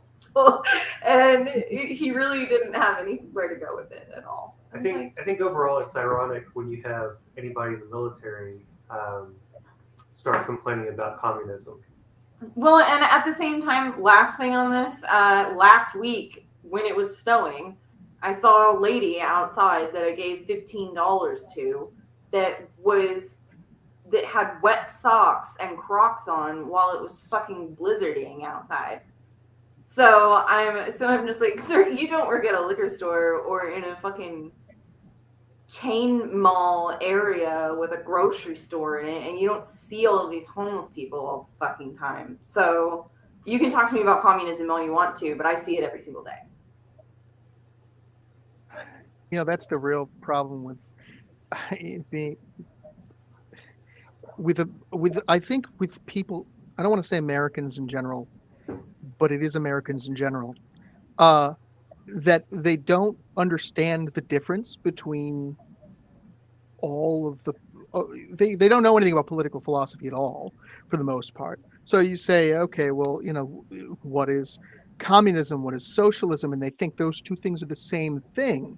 They don't understand anything, you know, what the difference between all the different forms of even communism is. Like, you know, it just doesn't even register to them. So in having that conversation, their eyes just glaze over, and it's like, if you don't understand it, it's probably not something you just want to demonize right from the start. Right. Like, how are you going to form an opinion about something that you are not fucking educated about? Well, I think the bigger problem is you could sell communism like hotcakes here if you could incorporate idol worship into it. Yeah, just put a Karl Marx shirt on Amazon. Like, oh yeah. Well, how many capitalist friends do you know that have a Che Guevara shirt? So quite a few. Shit. I have a great shirt that says Clee and then has Che Guevara's face on it. So it's cliche. That's why I can only buy the ones that are like that and the class dismissed thing, because I'm like, all right, at least it's funny. I'm not sitting here trying to preach to you. It's like, it was only a shirt that I could wear to work because I knew that it technically was not political, and I knew that I knew more about it than the average person. So I was just like, all right, this is going to be fine. I wore my class war veteran hat out to dinner with my mom. And she said, take that off. You're going to get your ass kicked. We've talked several times about how we wanted to get the hammer and sickle tattoo, but then we won't do it. Yeah. Like, I'm never gonna do it. Oh, Why It'd be not, so though? fucking cool if I did, but I'm not gonna do it. Oh, But do it. I totally want I to have do a like a little solidarity Craftian fist, one. but I don't have a hammer and sickle. I'd get Trotsky tattooed on me. Well, that's This is different profile. culture. Nobody would. They'd be like, This is- "Who's that? Well, Yeah. here, you know, Is that Egon Spangler? Is that your dad?" Is that Egon from Ghostbusters? Oh, good. Sure. Yeah. You got tattoos as a goof altogether. This was in high school, and I don't know what one of them got caught on, but anyway, it ended up being cataloged as a local gang because he saw the tattoo. It's hilarious. Well, I guess there were two. There was I remember SPK, which was Sucker Punch Kings, and these people. They are the people that you might see them talking shit and they get laid out immediately. It would be one of those videos. And then they had they had KGB, which was the Come and Go Bandits. That was a thing. They would steal from the local Come and Go stores. And so this is high school shit, but it's funny that.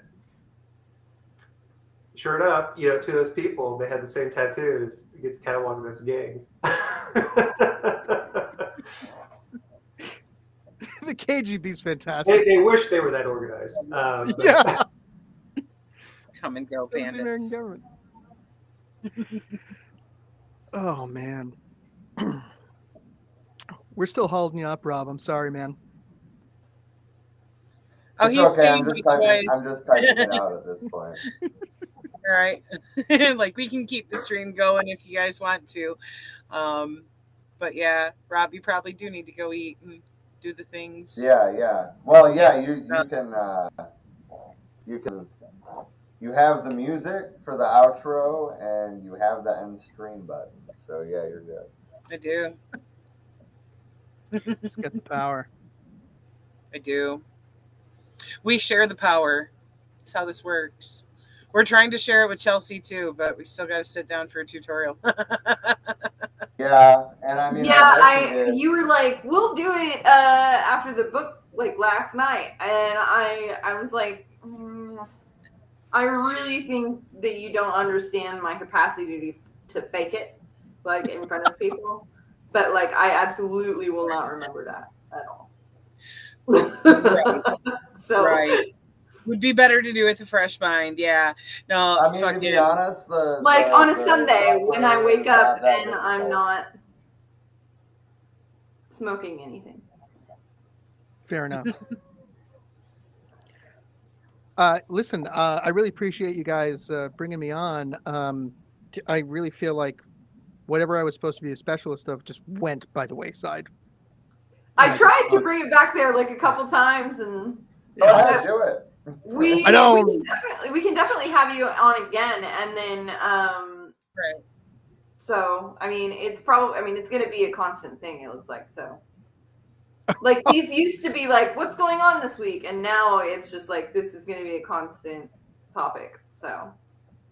Yeah, I mean, obviously not every stream is going to be 3/4 Ukraine like today was, but it's the first full week of an invasion. There's going to be plenty to talk about. Yeah, especially if that nuclear plant ends up being a problem. Yeah. So. Yeah. And I don't know how much. I know I just jumped in here last minute, but just kind of going through Twitter and watching some of the videos that have been submitted and what they blame. I saw some pretty gnarly stuff earlier today. First person perspective. There were two videos. One of them, it was you just see it was they were in a Mercedes and they got hit with gunfire, and then they two of the people were dead immediately. The other person got out. He was taking cover behind the vehicle, And then there was another video that followed up after somebody else that showed up. I think that person may have later been killed too. Not the person that was filming after, but the person that was actually recording the video. And I guess they posted whatever video they found online, or posted whatever video they found on his phone. And then they had the person that was coming up on it, like the bodies had already been moved to the ditch. But they were blaming the Russians for it, and you can't tell. I mean, there was fog up ahead of them. I mean, it could have been mistaken. It could have been Russians. It could have been Ukrainians that mistaken the vehicle approaching.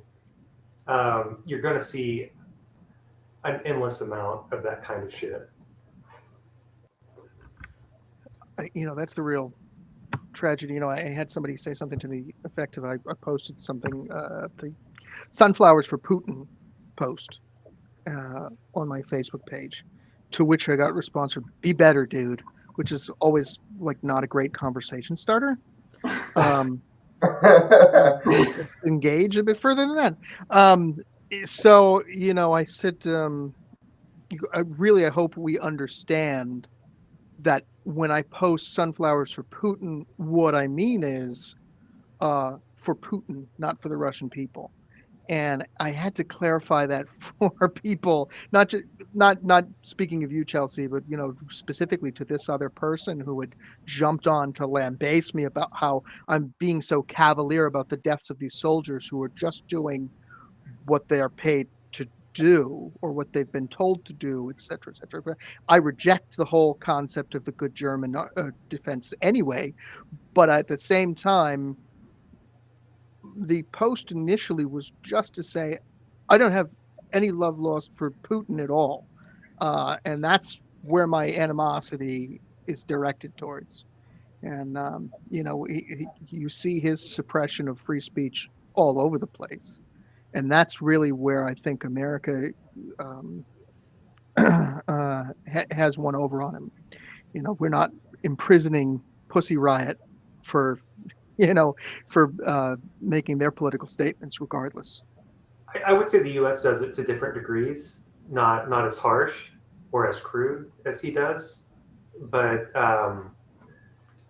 there's definitely the same aspect shared between both in our reactions to it, to different degrees, and you're going to see the Red Scare all over again with this shit. I also think that we are much more subtle about our suppression of speech and conduct. I mean, it's kind of all swept under the rug, or it can deal with your lack of employment. It's the corporations that get to decide what we can and can't say if we are relying on them. Generally speaking, I've tried for the most part to be able to, I mean, obviously I say whatever I want to online and most of it's public. So I do work for smaller businesses and I don't post publicly where I work or anything like that. But at the same time, I mean, you see people losing their jobs all the time, and yeah, that's not imprisonment, but I mean, it's just as effective in keeping people silenced. Just because we are allowed to say it here doesn't mean that it is necessarily free. I catch your meaning, but sorry, sort of just an example I read today. He's talking first. Oh, sorry. Go ahead. I was trying to clarify. I don't know. No, listen. I'm sorry. I'm sorry. I'm high. I don't normally say that either, but I just was like, I don't know. It's a night for that. Now we're both guilty of it. we are acting like someone that is not with us anymore. I'm upset. I'm sober. This is really frustrating. But no, you say, John says your social pressure is heavily applied, and I agree with that. And that can act in either direction. We see that Joe Rogan, Dave Chappelle. We see social pressure. I mean, we saw it with what's that moron's name who died of lung cancer? Good Lord, Rush Limbaugh. Oh, okay. I was getting a feeling. Oh, we'll find one. No, I was just thinking of like, I can't remember what they all died of, and so that was what my issue was. But I don't even know if it was lung cancer for Rush Limbaugh. I'm pretty sure it was, but I know he died, and I was happy to see that did you hear happen. he's a year sober?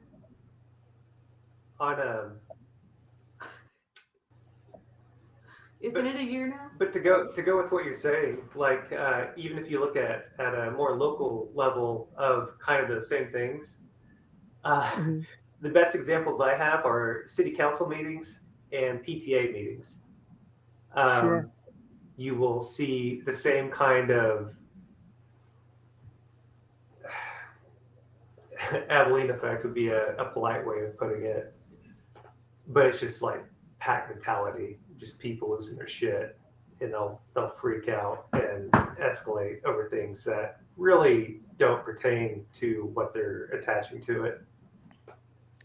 The real, I guess my argument against the whole social pressure thing would be that's having spent time in Russia, having family there, and having seen and been to China and spent plenty of time there as well, and understanding what freedom of the press means there as opposed to here.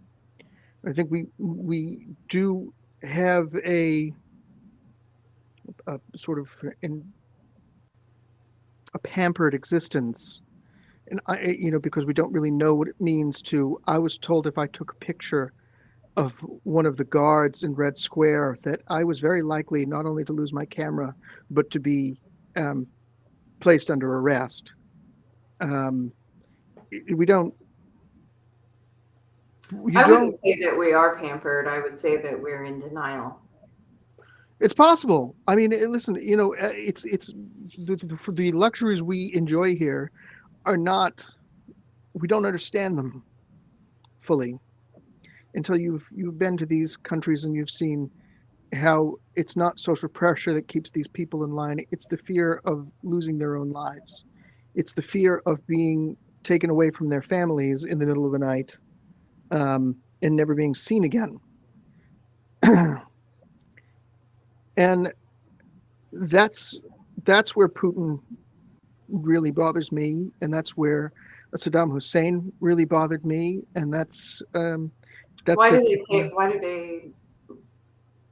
they take them in the middle of the night? I mean, what is that? I'm just wondering what the context of that is. Is there a reason, or is it just dissent? Huh? Dissent, any kind of dissent in the government.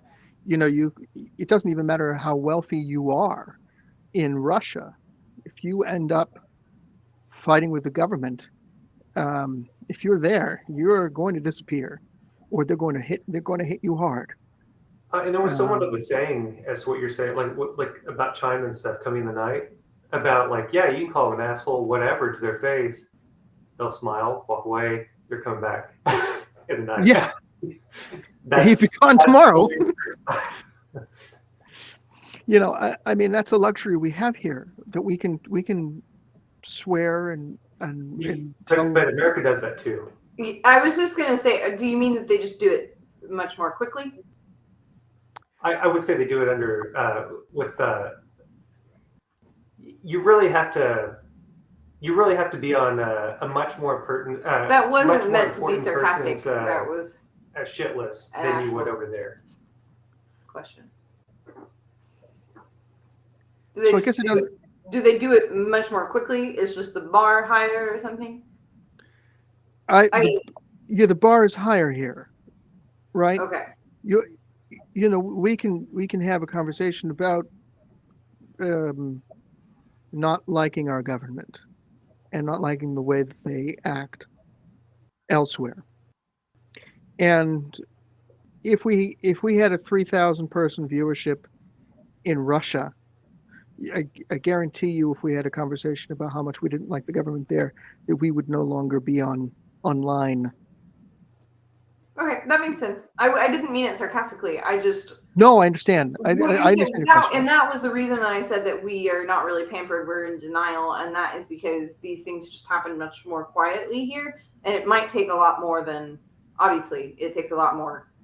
It's just that I wonder when that can flip and when that can stop being. I mean, there are Middle Eastern countries that were as socially free as we are now at one time, and then all of a sudden they're not, and that is directly because of us. But I just wonder how quickly that can change here, and or how much like they're only affording us these freedoms so that they can keep doing the other things that they're doing.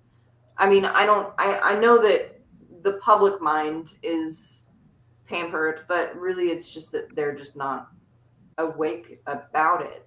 So it seems to be still even more horrific because of that. So to kind of give it, but I'm not trying to say that I'm not trying to talk over on the fact that people are being taken over there. So all suffering is relative. So well, I'm just wondering though. I mean, John's it sounds point like here, between Ukraine and Russia that they're having very similar issues still. Right. To speak to much John's more point severe here, than here. They're very similar, though, it seems. It's we have different motives. We lose our livelihoods, and we get harassed and alienated.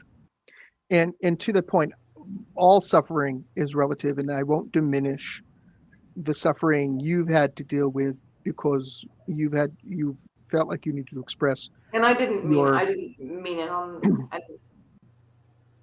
I didn't mean for that to come out, but if that is how it came across. It came out just fine. You're just high, so you think it came out wrong. I'm always this critical of myself. It has nothing to do with my state of mind. Probably the biggest difference is generally people who are seen as a threat are discredited instead of executed here, whereas yeah, yeah, you know, I mean, every time somebody expresses an opinion that's not to the center, essentially politically, or to the right, really, here in the United States, we paint them with this brush that they're fringe, or that they're not pragmatic, and I do think that the left has a huge problem with pragmatism, but I wouldn't say it's to the degree that they're painted. You know, I think it's just everyone else's inability to see the entire picture of things in most contexts. Not that you're always just all-knowing and can see every single side of everything, but I mean more so than others, it seems. And so it's more like they're not fringe. It's everyone else that's fringe because they're only looking at themselves. So I mean, like the closest I think we got to, well, no-fly list for one. That's a general way of discrediting and limiting travel for people that we think are going to be an issue. The other is, so I guess I can just do more by example, which is like with Saddam in the early 90s. There was the scientist in Canada that was helping build this massive cannon, and Mossad posed as FedEx and double tapped him twice in the head, at his front door. I'm sure, it's like, the U.S. can pretend to be ignorant of that, but obviously it was in both Israel's interest and our interest to do so. The royal we, I use the royal we way too much, but there's been journalists. There was one that was from the wreckage. They thought there's conspiracy theories as to whether it was a drone strike or not. That blew his vehicle apart outside of Vegas. And then you have, God, I can't remember his name, but there's been documentaries about stuff. The guy that was reporting on the Contras that committed suicide by shooting himself twice in the back of the head. Yeah, that's easy. Yeah, Perfect skills there. Jesus Christ. So I don't know how they ever thought anybody would believe that line of bullshit. It's just beyond me. While he was moving to his new apartment. Listen, I think the United States, you have to have a direct or immediate threat to something that's some operation in the government in order for them to act in that way. That is not true elsewhere. Yeah, and that's kind of what I'm pointing out. Is like we do it too, but in a more there has to be a more extreme situation, and that's where it kind of brought about. Discrediting is the easiest blanket way of going about it, and society kind of takes care of a lot of that on its own, just through how you want to, whether it's indoctrination or whatever. Kind of part of the whole thing we were talking about earlier, as far as the separation between socialism and communism. People don't know the difference between the two of them, so they just write them all off at the same thing. So anytime somebody says I'm a socialist, you're like, oh well, that just means you're a communist. Like, it's just so stupid. And that in this society has done exactly what you just said, which is to write everybody off. Well, and they think that Russia is communist, right? And it's capitalist as fuck. I mean, I've had attacks from all sides. So, like, even sometimes when I get testy and I talk a little bit too generally, like, it's partly because you're just, like, freaking out the whole fucking time. Because everybody is just so one-sided about it that you're just like, oh, no, here we go again. Because I've had people, somebody, like, discount what I was saying and just simply said, oh, well, you're a full-blown communist, simply because they looked at me. Thought that because I had that wall thing of all of the communists with Stalin on it, that I was like a cafe communist, whatever. And well, you've got 2 strikes against you. Yeah, so you're a communist and you're a woman. That bar is in Oklahoma City. It is called the Bunker Club. It says join the party underneath it, and the person that is inserted into that whole string of photos is Woody Guthrie. Because it's fucking Oklahoma. So I'm just like, dude, this is local shit. Like, what is wrong with you? I thought that was Tom Morello. You just look at somebody's profile. Like, yeah, I know I have communist shit on there, but like, you don't know what you're talking about. So these people that just look at this, I've had them completely discount my opinion on everything simply because I'm a communist. And this was when a week ago they were sharing pro-communist things, shitting all over our capitalist government. And now everybody's stopped doing that. Yeah. Listen. Well, but here's the thing: is that first of all, everything you say is almost immediately dismissed because you're talking politics and you're a woman. And I'm not saying that because I believe that. I'm saying that because that's how society acts right now. It's just simply, oh, you're a woman and you're saying things about politics. Oh, honey, take a seat. Like that's a man's business. When the irony is, get me a beer? Sorry. Can I get you a what? Like, I can't get you a beer. We're the only ones. Not you, Chelsea. Oh God, I tried. I missed. But yeah, that's the attitude of like, what are you doing trying to have this conversation? Shouldn't you be in the kitchen making a sandwich and grabbing a beer? Jesus Christ. Yeah. This is 2022 and we still have numbskulls like that who say... We had a really gnarly one last week on our first book club show.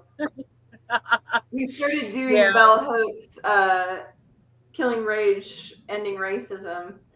And right off the bat, there's this guy like spewing Manifest Destiny. Why aren't you making white babies?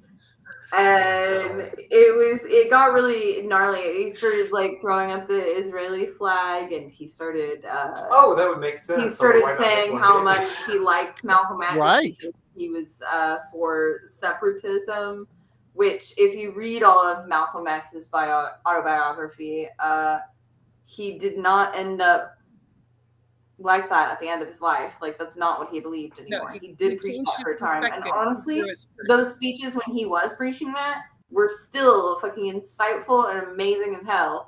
Absolutely. But you're if you think that he's a separatist, like, but this guy was taking it in a racist manner, and I was just like, this is not. So we get some trolls on here sometimes, and it gets really. You just see Malcolm X just like rolling over in his grave. You know nothing of my work. You know, honestly, Malcolm was so fucking on point and angry in his life. I don't even think he gives a fuck anymore because he's not here. Yeah, well, you should hope, right? I think he's off in a separate, wonderful universe. He has to be. Yeah. Yeah, we should all pray that that's the case, or that he's at peace in some way.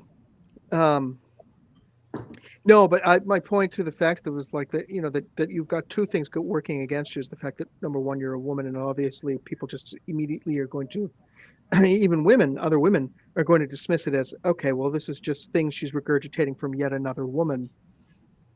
I mean, sorry, a man, right? Or it's, you know, it can't possibly be her own original thought. And then second is, okay, well, she's communist, so she's part of a cult of some kind.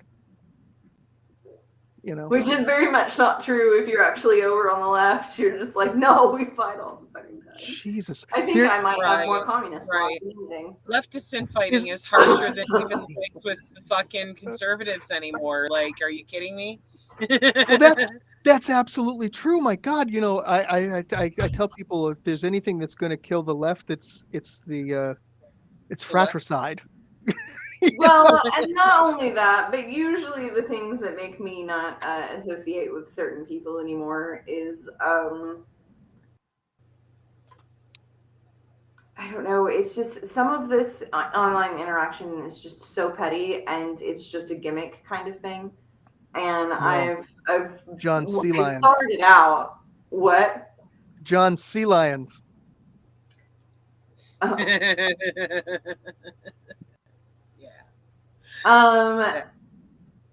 But I started out doing this whole left book thing with a kind of just for show popularity communist meme group. I'm not going to name it. Don't need to.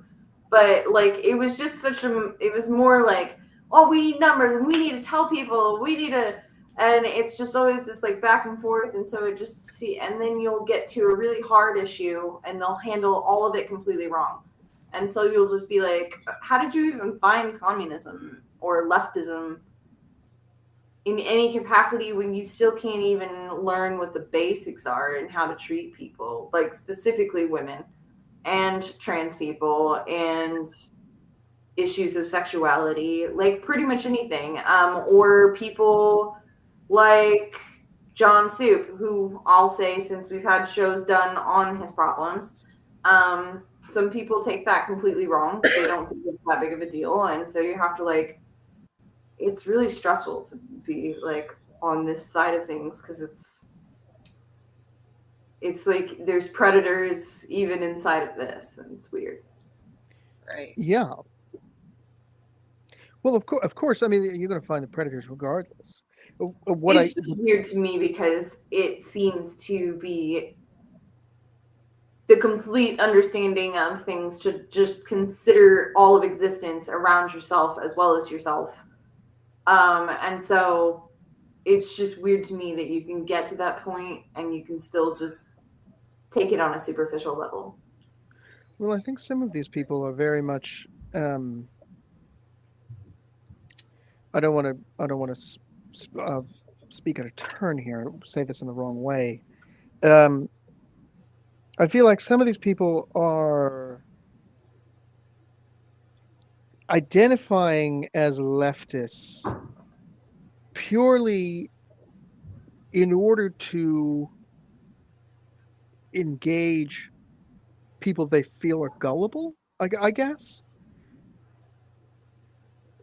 I don't want that to sound offensive, because I am in fact a leftist. No, it makes sense. You know, That's not how my name is spelled. Wow, it's even on the screen, buddy. I'm just kidding. I'm just snarky. I'm sorry.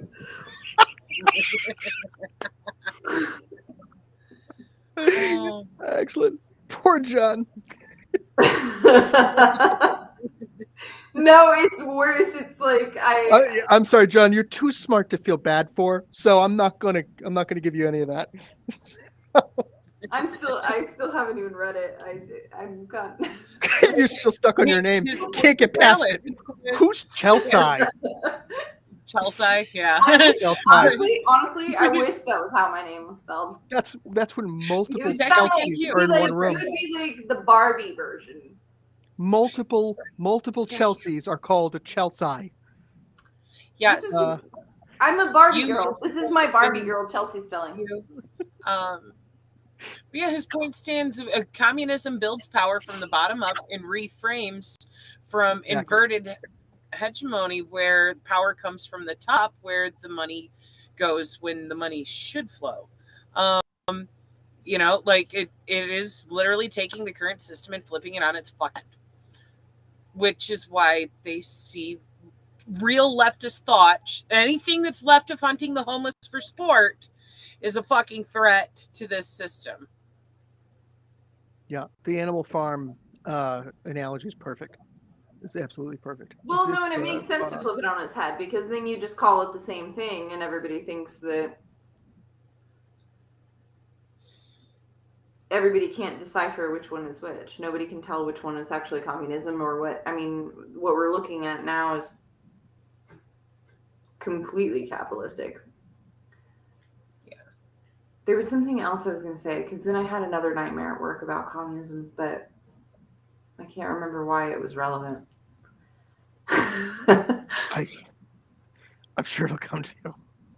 I can't even believe Probably how in a many dream. fucking social issues have come up at my fucking liquor store job. It just doesn't make any sense to me. I'm like, why are you talking? What are you talking about? That's the perfect place for all the social ills. It's so awkward. Well, because I'm working with people that I only work with 3 people. This guy named Jason, he's like 37, so he's like 6 years older than me. And then the guy that owns it is 65. He bitches about his wife all the fucking time. He fucking hates his wife, dude. He hates her. Dude, He was like, you know what Barney is? Barney is right, but it's gross. I like that you only work with 3 people and it still took you a minute to run through them all, you know?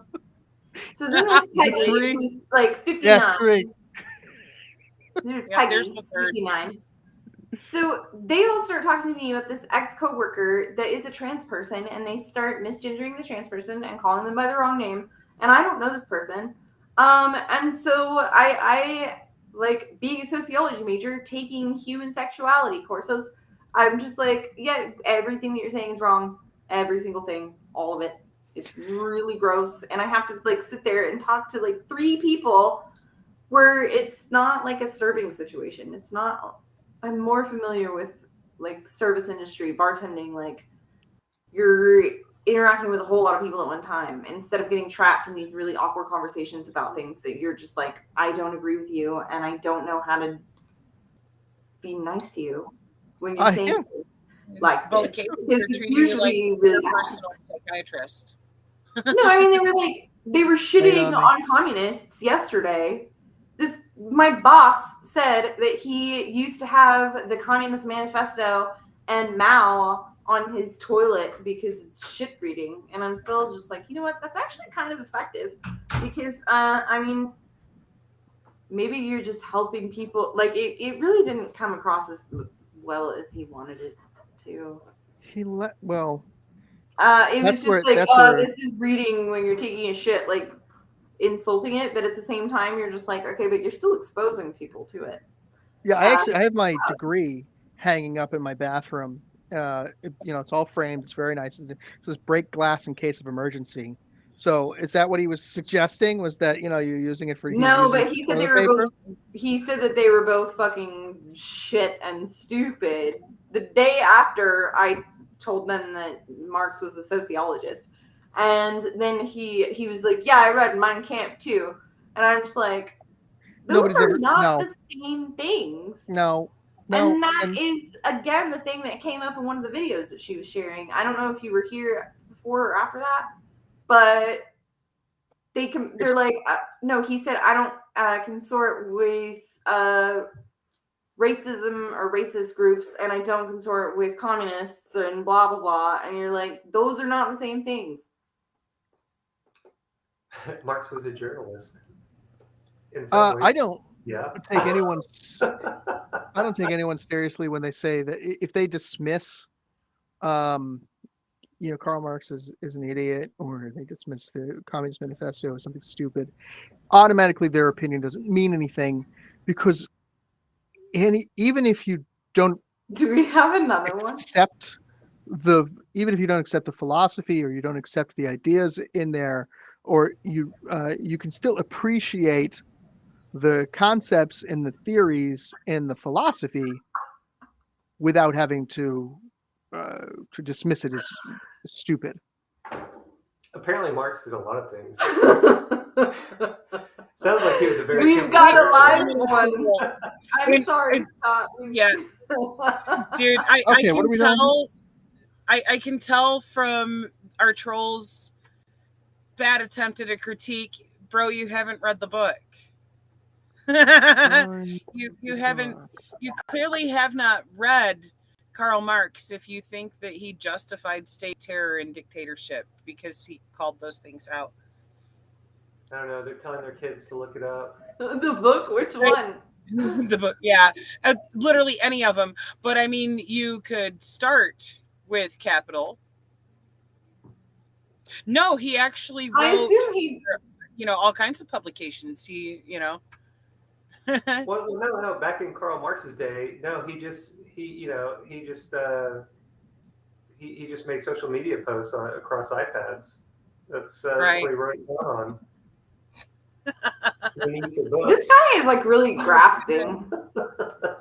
Right. Like, literally, if you read any of Karl Marx's critiques of society, you can find parts where he is critiquing those things specifically. Well, listen, there's not. That's not to say that there weren't Marxists or he's got a spot sitting right next to him.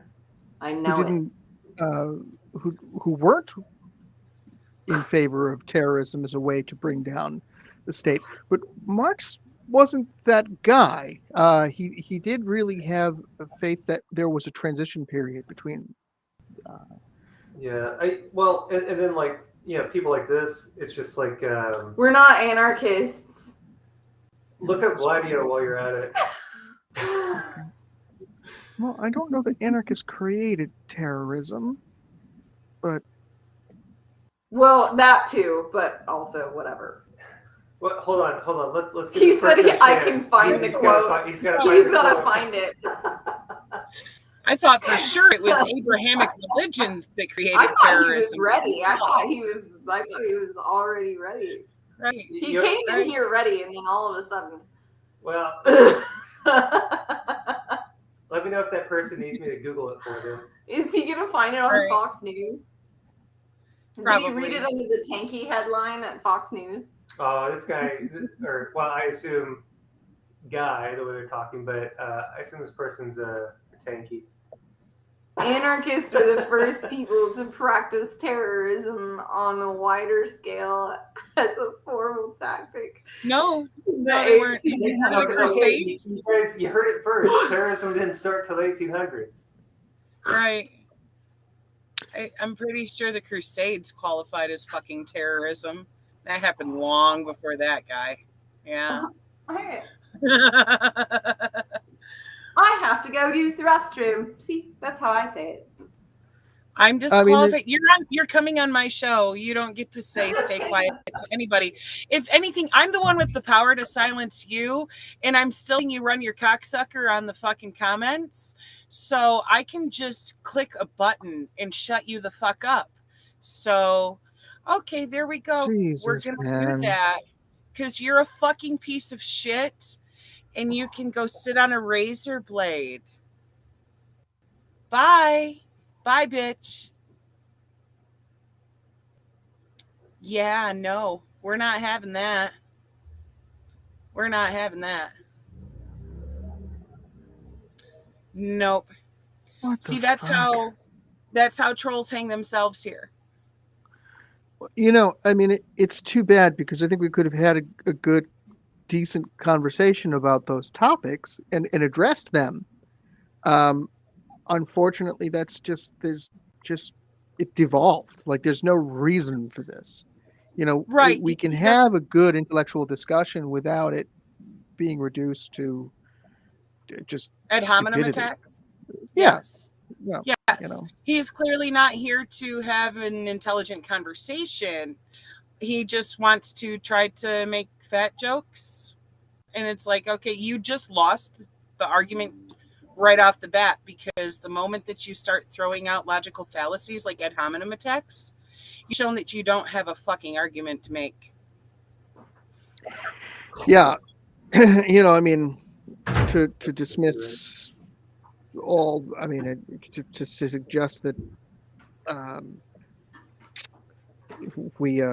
terrorism only started in the 1800s is just absurd. Oh man, 1800s, that was such a good year. That was back when terrorism started. Yeah. All right, you remember 1799? You remember 1799 was a good year. That was the year right before terrorism started. That's when we had 1799. You could on. walk around the streets without fear of terrorists. Did you block this person? Yep. Yeah. Oh, okay. yeah. No, I went to the bathroom. I don't know. No, I'm now, wow. Yeah, I told him to go sit on a razor blade. And blocked it. Holy shit. Yeah. Just defaulted to them just screaming into their keyboard. Right. Shut up, I'm surprised you didn't block on me. Listen, I'll tell you, the fastest way to shut me up is to make a good argument. Right. You don't need to. And he couldn't do that. Couldn't make it happen. Still waiting on that quote, though. I wish you'd left him on so that we could just have him send us that fabulous quote. I would have loved to see my insults. But my bladder didn't allow me to be insulted. Damn it, Chelsea. I love getting assaulted. I've got a sock next to me too. Is it a cum sock? Are you leaving a cum sock on the floor there until it becomes sentient and grows up to be Spearman? I don't remember what we were talking about before, but I did have questions about the issues with homophobia and Putin, and then also you said something about not letting you forget about the economy, and I don't remember if. Yeah, post perestroika. You want to talk about the homophobia in Russia, or you want to talk about whichever? I mean, I figured the homophobia part would be much shorter than maybe the economy part. There's not a whole lot to say. I mean, there is if toxic masculinity had a country, it would be Russia. I mean, that is the ground zero for toxic masculinity is Russia, and it's to a bad extent, really is. And where they're afraid of anything that might make them look effeminate. It's just everything. They want a strong masculine leader who can ride around on his horse shirtless and look like an advertisement for homoerotica, but that's like their fantasy. They want this tough guy to be in charge of their country. Putin works to oblige them on that, because some of the stuff I've read on his background,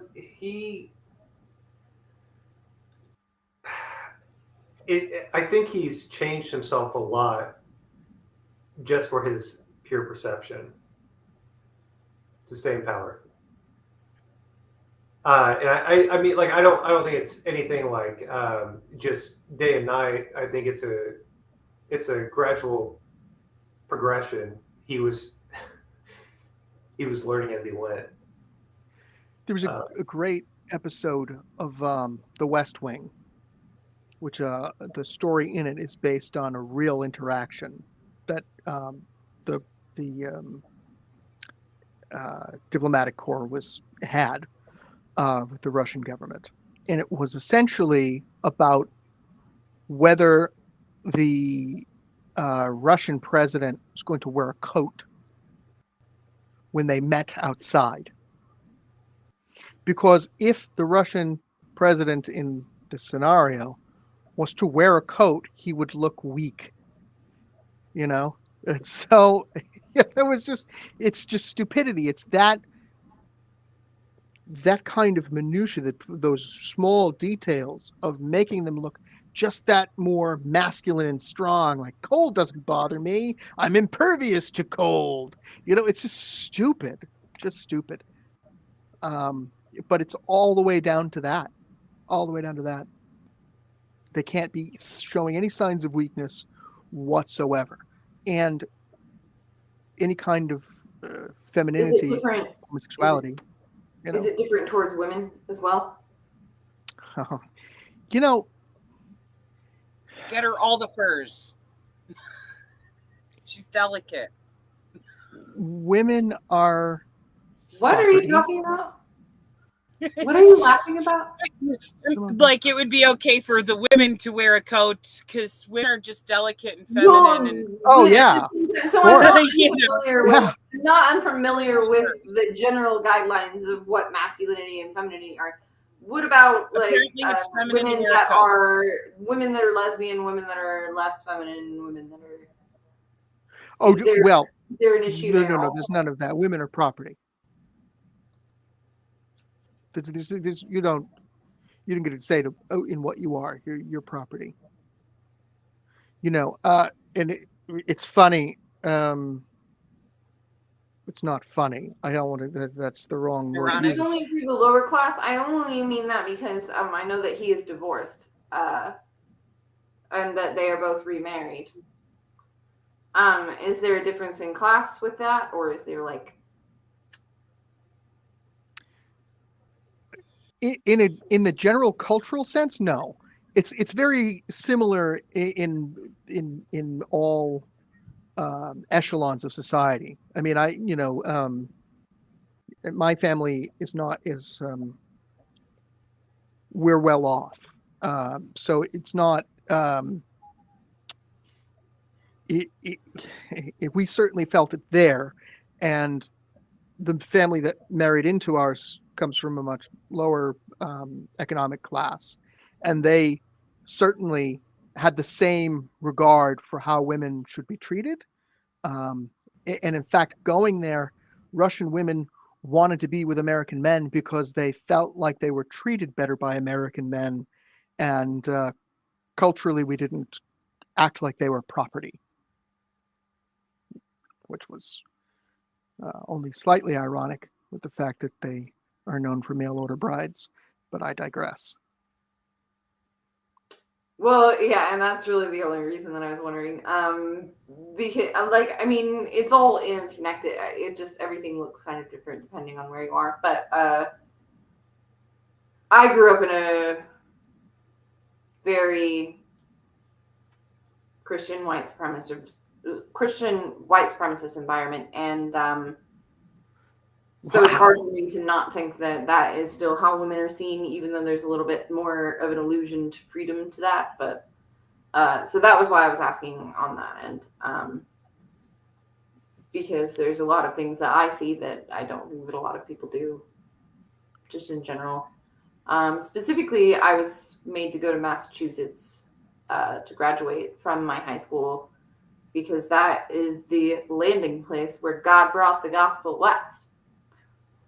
Gotta start somewhere. Yeah.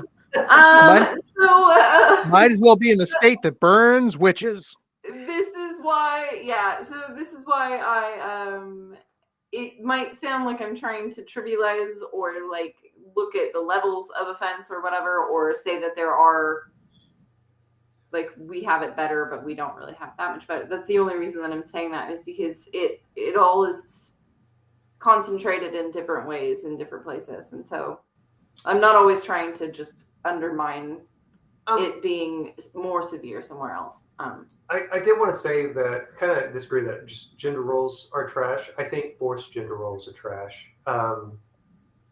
I think that's kind of the biggest difference in this. I think there are a lot of people that want, like, depending on the relationship stuff, like, those aren't things to be necessarily frowned upon, but they should never be enforced. And we do that as a society nonstop. I think that ignores a lot of the mental manipulation. Sure, yeah. I don't want to say that comes with certain cultures. Well, so it's easy for me to describe, I guess, but I want to hit this sidebar chat real quick for a second. Fun fact: we only care about witch burnings because the people being burned were women. Most people who were burned were men. That was not most people. That's not true. That's not right. accurate. But I'm not saying that the men weren't important, but I live in the great state of Massachusetts. I live not 50 miles from Salem. I am very familiar with what happened.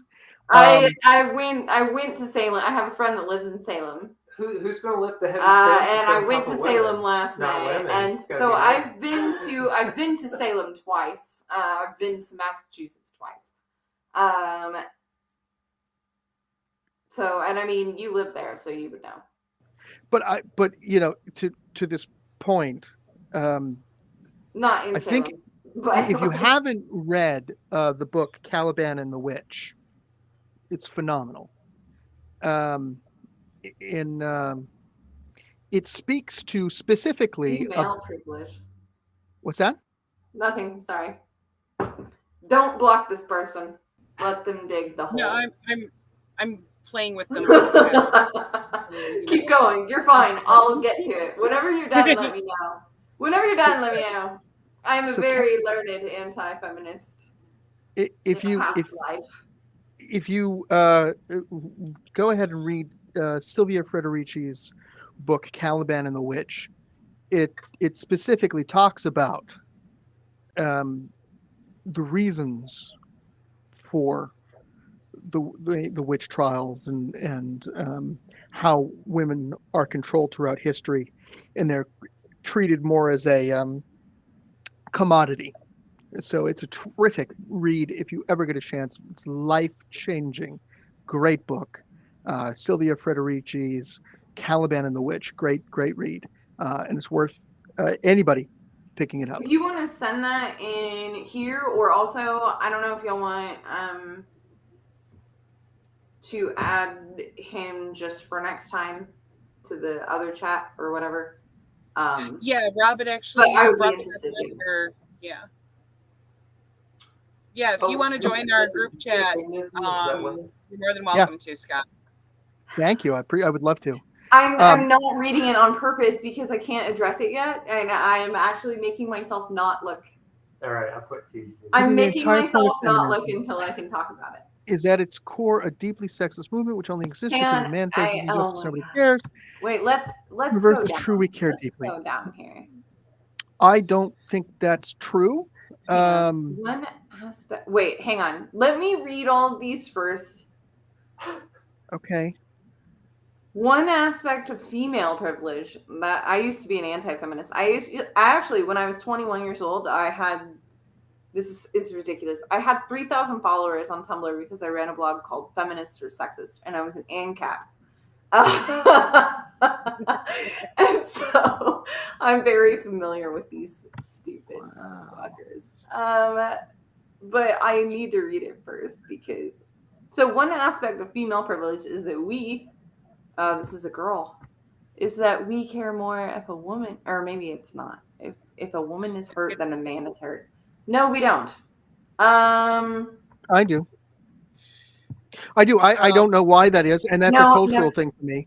I don't listen. Well, I'm also not thinking in terms of hurting in like violence. I'm also thinking in terms of I'm constantly having to look at pro-life fucking bullshit because nobody understands what women's healthcare is and that we are not machines just to push things out of our body. So nobody really cares about women's pain, and people act like when women go to the doctor and that they are in pain, that they are overreacting, when honestly women can deal with a lot more pain than men can deal with. So yeah, I do care more if a woman's hurt because she probably has shut the fuck up about it for so long until she couldn't fucking bear it anymore.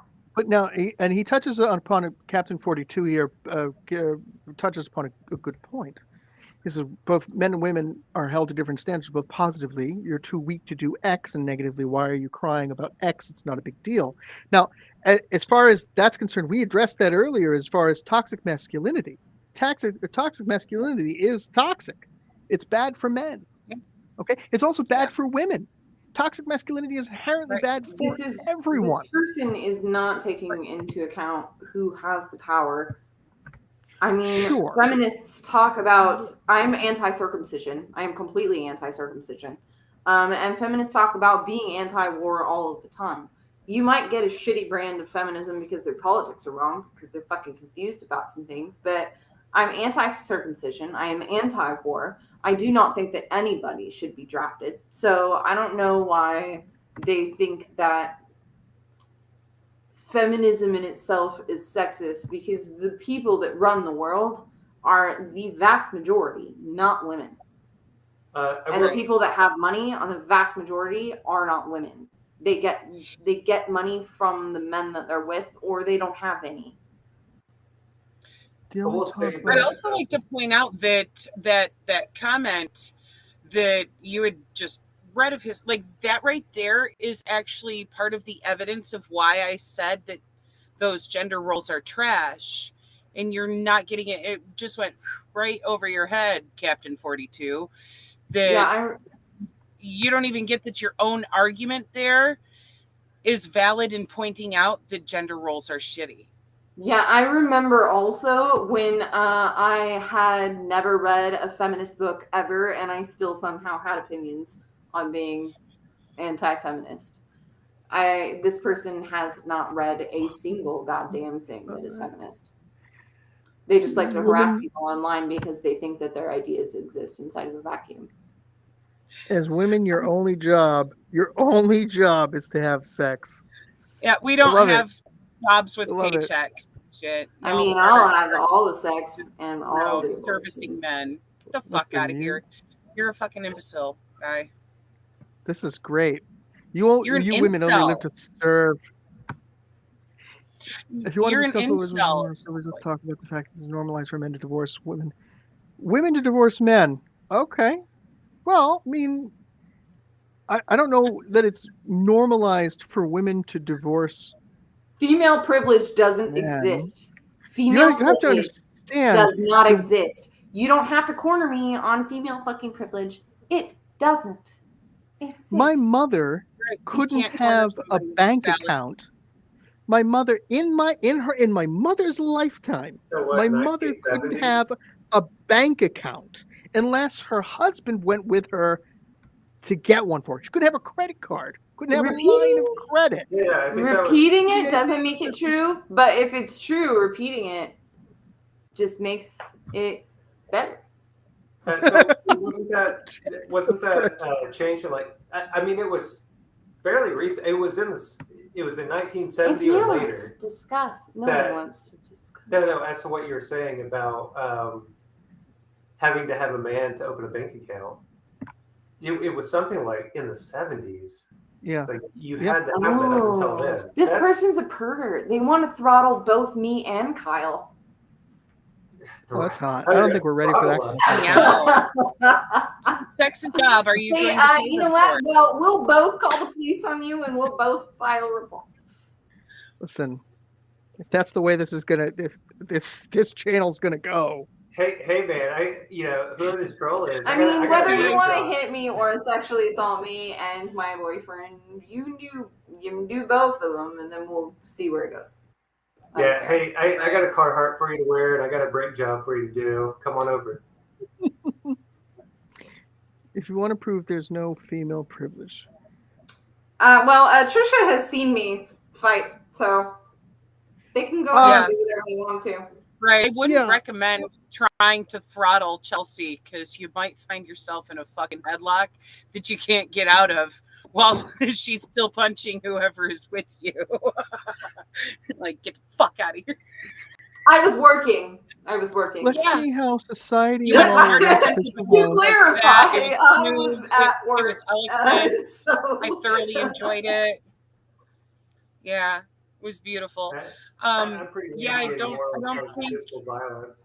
I like to take shortcuts. I guess this person thinks that if they do a goddamn thing to me, that I'm going to sit there and cry about it. I don't think that they know that I'm going to do something that they probably won't come out of. I'm a cheap shot. What was Gabby something? Was it Gabby Petito or something like that?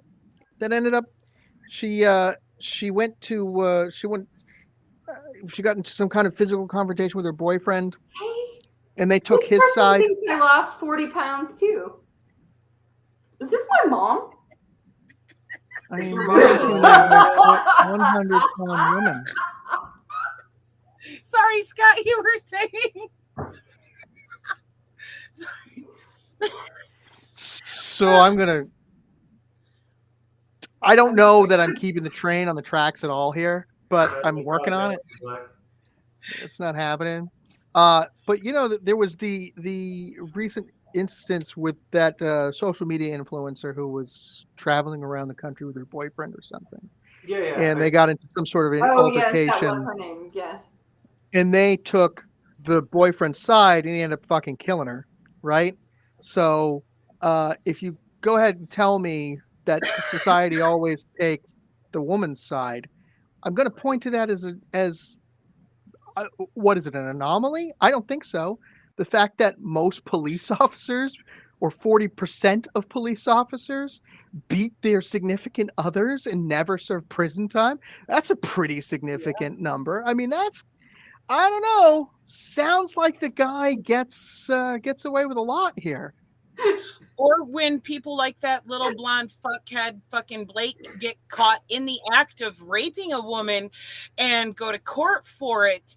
And the judge himself is like, I can't fathom ruining this poor fucking swimmer's swimming career and maybe negatively impacting his future. So I'm sorry, we can't fucking put him in jail for being literally caught in the act, in the process of raping a woman behind a dumpster. Like, get the fuck out of here with that shit of, society always sides with the women. No, it doesn't. If that was the case, we wouldn't have countless fucking rape kits still sitting in fucking police storage units, not even tested, let alone prosecuted.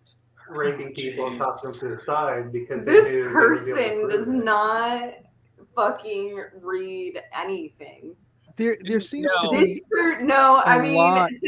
I'm not intimidated by anything, especially not over a fucking computer screen. Right. And also, I don't know why this person keeps saying that that feminists admit that female privilege exists. That is not. They don't read anything. I invented the question. I'm not upset. I just talk. That's just me talking. This is female. You haven't seen whenever you're talking forcefully and over people, that's when you're just like, oh my god, she's unhinged. She's so mad. Right. And it's like, if anything, you're so emotional. This troglodyte here actually thinks that he's being intimidating by typing words over the internet. You're not intimidating anybody either. We really don't give a shit if you find Chelsea intimidating. I live in Oklahoma. They incarcerate women at a higher rate than any in the world. So you're saying I live in Tulsa, Oklahoma. Well, hang on. It is a nightmare in general. Just with feminists the admit divide that on female everything. privilege exists because they admit men are treated negatively due to their gender in ways women are not treated. So feminists are the ones that are admitting to this. This is interesting. That if feminists They're are the using words, if feminists are the ones admitting to that, doesn't they're that speak to the using fact that words that are they're not trying twisting to the picture. I'll be right back. doesn't that speak to the fact that they're not trying to turn the paradigm, the hierarchy upside down, but instead are trying to fight for equality? If they're the ones openly admitting to that, and it's only one side that is rejecting the entire premise that they're rejecting that women or that men have any kind of privilege, right? And women are saying, no, women have privilege. We just think it should be even, right? I have seen the inside of white Christian nationalism. Oh, Jesus. Great. And I know exactly how they think, and I know exactly how they talk, and this is white Christian nationalism. This is them trying to flip the narrative so that they can continue to do what they're doing and pretend that we do the same thing, regardless of the amount of power that we have or don't have. And that's the thing. For the majority of the world, obviously, it is run by men. Our world is resting on 3 fucking men right now that just want to all fuck each other. So, Chelsea, I think you got a fan. I do have a fan. Right. It's because the sexism and the racism all end up going hand in hand. And if you're not white, then that just means that your mind is fucking colonized by white train of thought that, has conditioned you with all of this misogynistic trash. I'm going to go out on a limb here. I don't care if you're white or not. I'm going to go out on a limb here and say Captain 42 also doesn't believe in white privilege. I'm going to throw that out there, and I could be wrong.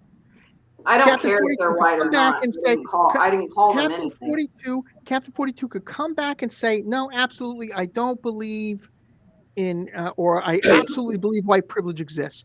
And if he comes back with that, I'll eat my fucking hat. I have called Captain 2 different things. I've called Captain a person, and I have called Captain a motherfucker. I did not say what race they were. I did not say what gender they were. I just said that they were a motherfucker. That's all. I think it's very Jesus Christ. All right, I'm done. All right. Oh goodness, Jesus Christ. In order to truly understand privilege, you have to understand that on the societal level, a privilege class means that society's framework was built to benefit members of that group, and women are not that. No, let this person in the United States. Let them talk to themselves. Let them talk to themselves, Tricia, because this is not. There's I mean, honestly, I don't care if they talk to themselves or not. I mean, it's fine to a certain extent. I mean, I'm really not intimidated by it. The thing is that they'll try to sound reasonable and then they'll go back to like insulting or assuming something, but they really don't know what they're. John, my friend, we found our sea lion. Right. Welcome, Sterling. You're just in time for a troll. A menace. Are we going to have a 5-hour tour? Jesus. It's looking like it. We're at 4:23, and that means we are 3 minutes late. And we just got this. Exactly. We just got the second troll. This is beautiful. Oh, maybe there's. I don't know who Dolores is. Did we get into the economy, Scott? Dolores, did we talk about the post-perestroika economy? Because as soon as we started talking about women, everything went to shit. I can't believe you really have managed to come back to that. Is remarkable. So I swear, is this Captain person the troll? Coming back under multiple names, like week after week. He's just a really big Robin Williams enthusiast. I'm not calling them anything. They are a Russian bot. They're a troglodyte. They live under the rock. They, yeah. Oh dear God. I'm a racist. We're all racist. Yep. What? Wait, 5 white guys. Anyway. So Scott yeah. here, man. You're a racist too. Yeah. We're all racist tonight. What's next on the agenda? Where the hell's Rob? Did he leave the He class left. and you guys just went wild? Is that what He had happened? to eat, and then he had a laundry list of other things. Well, and that's not the first time. He wasn't like just leaving because he did that last time too. I think that he is not realizing that these are going to get longer. Natalie. Yeah. Which honestly, 4 hours, 3 hours, that's a long time. But yeah, I guess I skipped all the important stuff. Like came in for like the fun part. Well, I came. I'm still bouncing back between work and here, so I have to, disappear for a little bit. Sorry. Well, thoughts and prayers, man. I'm kidding. But genuine. Guess what? You're white again, and genuine. So I know. You saw that. Yeah, I remember when I was The white. grand return of I am white like a Russia. 13th of a 13th Cherokee, dude. You watch I'm your hat. very white. I'm sorry. Sorry. Oh man. Man, Is this what it's come to? I bought some. I came in here to turquoise from shit on American women, Dogs. and so then I just said, "Hey, you know what? You guys are all white." I'm the whitest guy on the planet, and I am still more Cherokee I would never have than guessed Elizabeth Warren. How Honestly. dare you that. call? A million years. I wonder how humiliating it is to type these things and then to just like watch our reactions to them, and we're just like, we don't even care. Unless he's toying with us. I mean, Rosie O'Donnell is definitely racist. She can go fuck herself. Marionette. Well, that's about the only person who's going to. I don't want to know Carry on. anything about that. Where are we going with this? Oh, There okay. you go. So You don't have the effort to bring Rosie O'Donnell here. It's it's a lot of effort. I have given the response the robot thought that I would give. the conversation that I wanted to. We're not. Yes, please redirect. Please redirect. Trying to take us away from this guy. Right. So the conversation about post-perestroika Russia, post-Glasnost Russia, that I wanted to get to earlier was in regards to how that economy changed, and what ended up happening with them when they converted over to capitalism.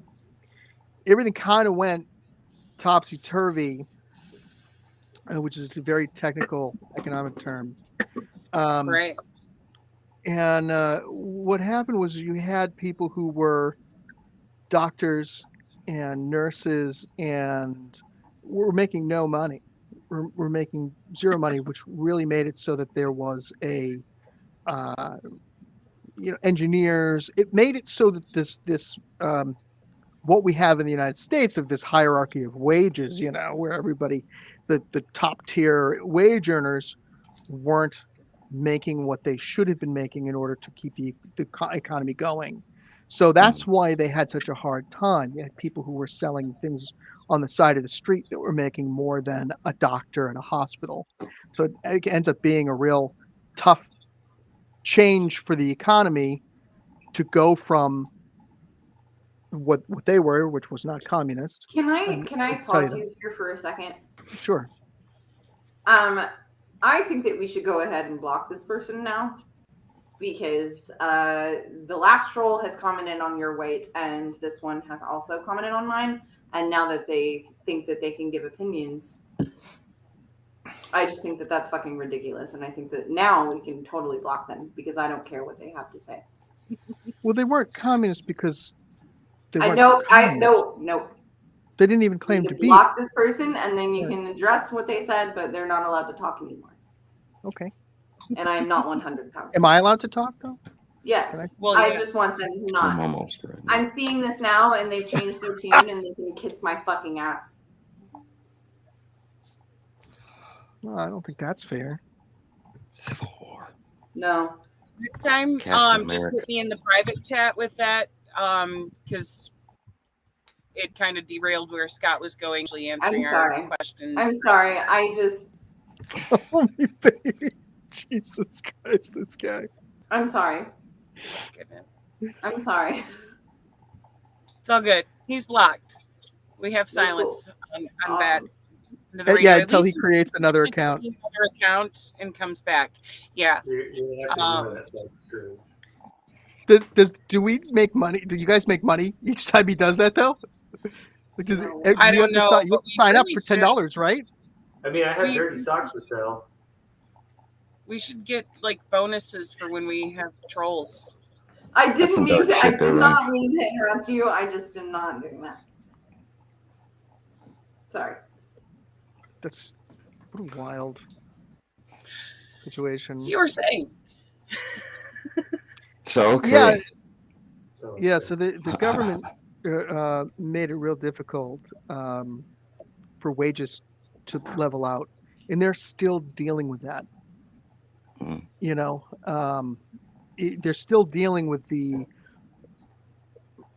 after effects of glasnost, with the after effects of perestroika, and their economy is still kind of trying to make its way out of that, and it's made even worse by the corruption.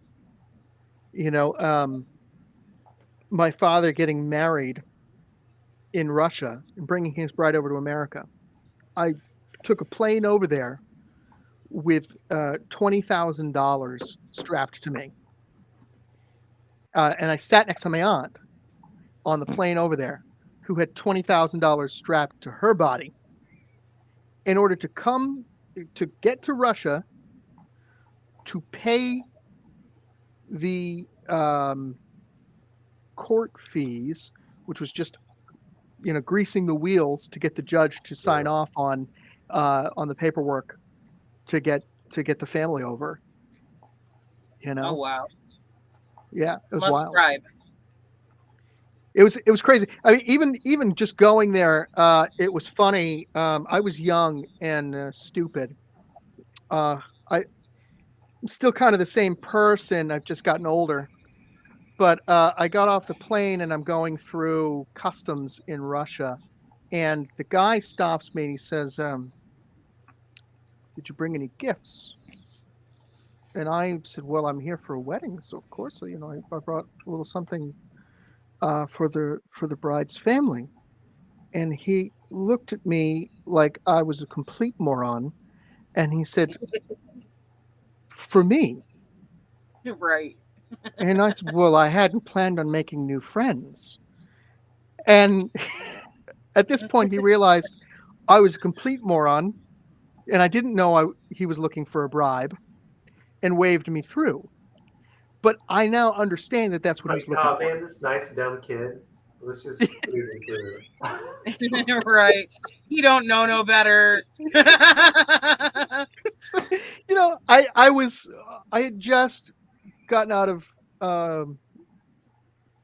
college, and just gotten my undergrad degree. I was a little bit green. I was super happy and excited to be in Russia, and that was the interaction I had that I absolutely remember, and was crazy because it was such a change from here.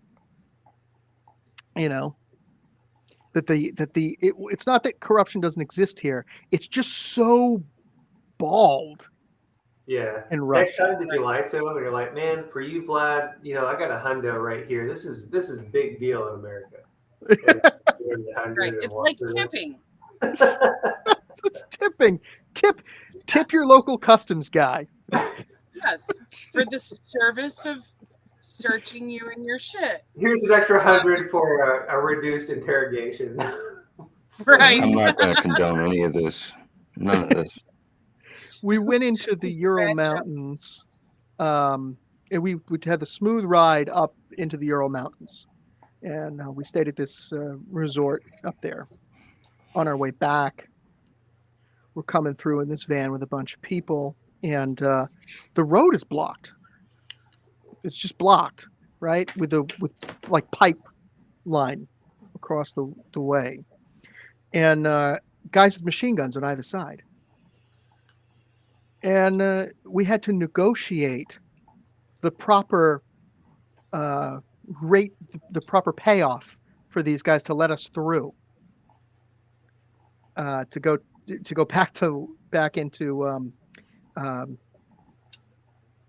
Ekaterinburg is where we were staying.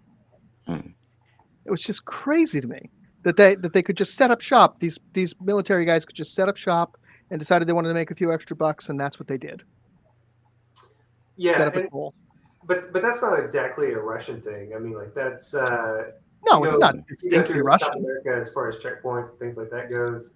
But I mean, it's Mexico. Sorry, the wrong cop in Mexico. It's in Mexico. Exactly. Carry on. You want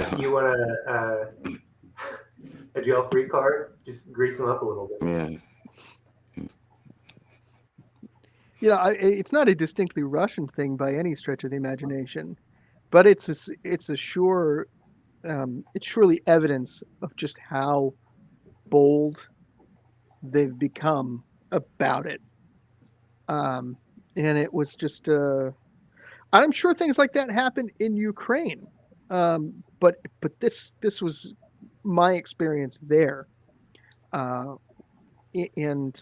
how different their culture is, as far as how, you know, how did you guys have these pop-up shops with Trump memorabilia? Oh God, they're all over the place around here. I see them every saw time. them. I saw them a lot in New Mexico.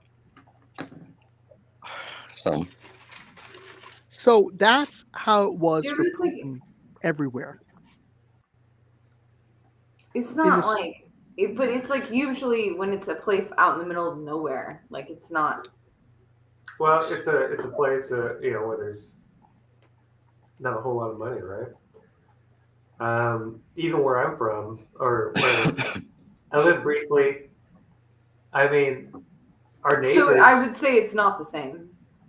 So instead of checkpoints, they did highway robbery, and this was like in the early '90s.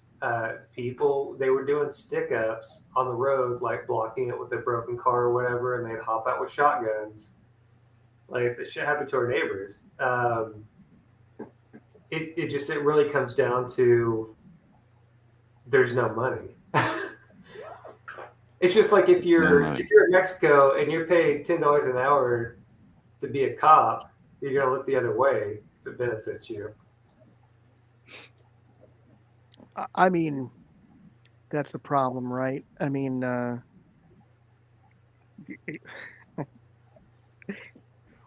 one of the best arguments against having any kind of government, right, is that how do you enforce laws? Well, in the United States, we enforce them with fines and fees and penalties, right? Well, what does that mean? It means that rich people... gadgets and inspector gadgets. but you know, but that means essentially that wealthy people, those laws don't apply to them because they can afford the fines and fees. Right. You know, or the bribes, depending where you're at. I mean, we live in a town that's literally bought by billionaires. They own the mayor. Yeah. Blatantly. Like there's no ifs, ands, or buts. Like the guy was a lobbyist for his foundation, and he got put into the mayor hot seat, and he's signing off on development projects and things like that. So it doesn't really work too differently here than it does there. And it's from a family that has directly benefited from the Tulsa Race Massacre. We need to do. Oh, that's a hard act to follow. I was going to say, Jesus, you mentioned the Tulsa. I was going to say a joke, and then you mentioned the fucking Tulsa Massacre. Thanks for ruining that. I live like a mile from Greenwood. Oh, Jesus. Yeah, about 3 miles. Well, 2. Yeah, We'll say 2. If you take 3rd, everything's like right there. Yeah. Nobody's going to look. Nobody's going to check, guys. All right. What? Nobody's going to check. It's okay. You can lie to us. You can say you live there, and nobody will know. The guy that I can vouch for it. I've been there to visit them, and Chelsea took me over to Greenwood, and yeah, it only took us a couple of minutes to get there. But you literally go the other side of the tracks, and that's where the billionaires are that benefited from that massacre and stole that land and fucking murdered countless people. Well, I mean that happened, but they didn't steal it after. They used a more proper term called urban renewal to take it in city management, and then they passed it to the person funding everyone. They had they only had one bid, and it was because wherever they held the bidding process was very well contained and not solicited. Yeah, they weren't soliciting bids. Yeah. And it was the same family that, invested into the ball field. There's so many levels of corruption that happened there with everything leading up to that and the results of it afterwards, because these private real estate investors and whatnot wanted that fucking property and could not get the people of Greenwood to sell. Yeah, John said the early forms of gentrification. Like, honestly, like I remember when I was hanging out in all these punk houses and like just drinking way too much for a long time. These were places that had like gravel alleyways and stuff like that. And now it's all completely paved. And so everything is nicer, but it's not accessible to certain people anymore, really. I mean, gentrification. The prices have gone up and everything. And then because of that, like they're building new places to live right next to like concert venues and things like that. And so, I mean, it's right next to Canes. They're building an apartment complex, or it might already be done. I don't know. But urban like renewal. You can see Rose by any other name. It looks nicer, but at the same time, it's not accessible. But to kind of bring it back, like it doesn't have any of the culture. It's just that they're selling the culture now. Scott, as to what you're saying, like about like it's just kind of moved up. We don't even have the opportunity to just grease palms. That's for the class above us. I would say the same thing happens, just on a different scale. Right. It happens at a different scale, for sure, and it happens, I guess, less frequently. So it might happen, for $100 here and there, every 2 or 3 days, on this stretch of road in Russia, whereas opposed to it happens for millions of dollars here, once a year or something. It's a different. It happens less frequently, and apparently, I really annoyed that guy. No, he does that sometimes. He just leaves and comes back. He actually did shut his camera on for a moment. He's still here. I realized I was far too high for this, but there was nowhere to insert that, so I was like, all right, you guys will figure it out. It's perfect that you did the Wizard of Oz things instead. If I had smoke in here and lights, I do have smoke if he and were lights. really What the fuck am I leaving, doing? he probably would have said so. Right. It's smoking lights. Shit. I will be right back. In party mode.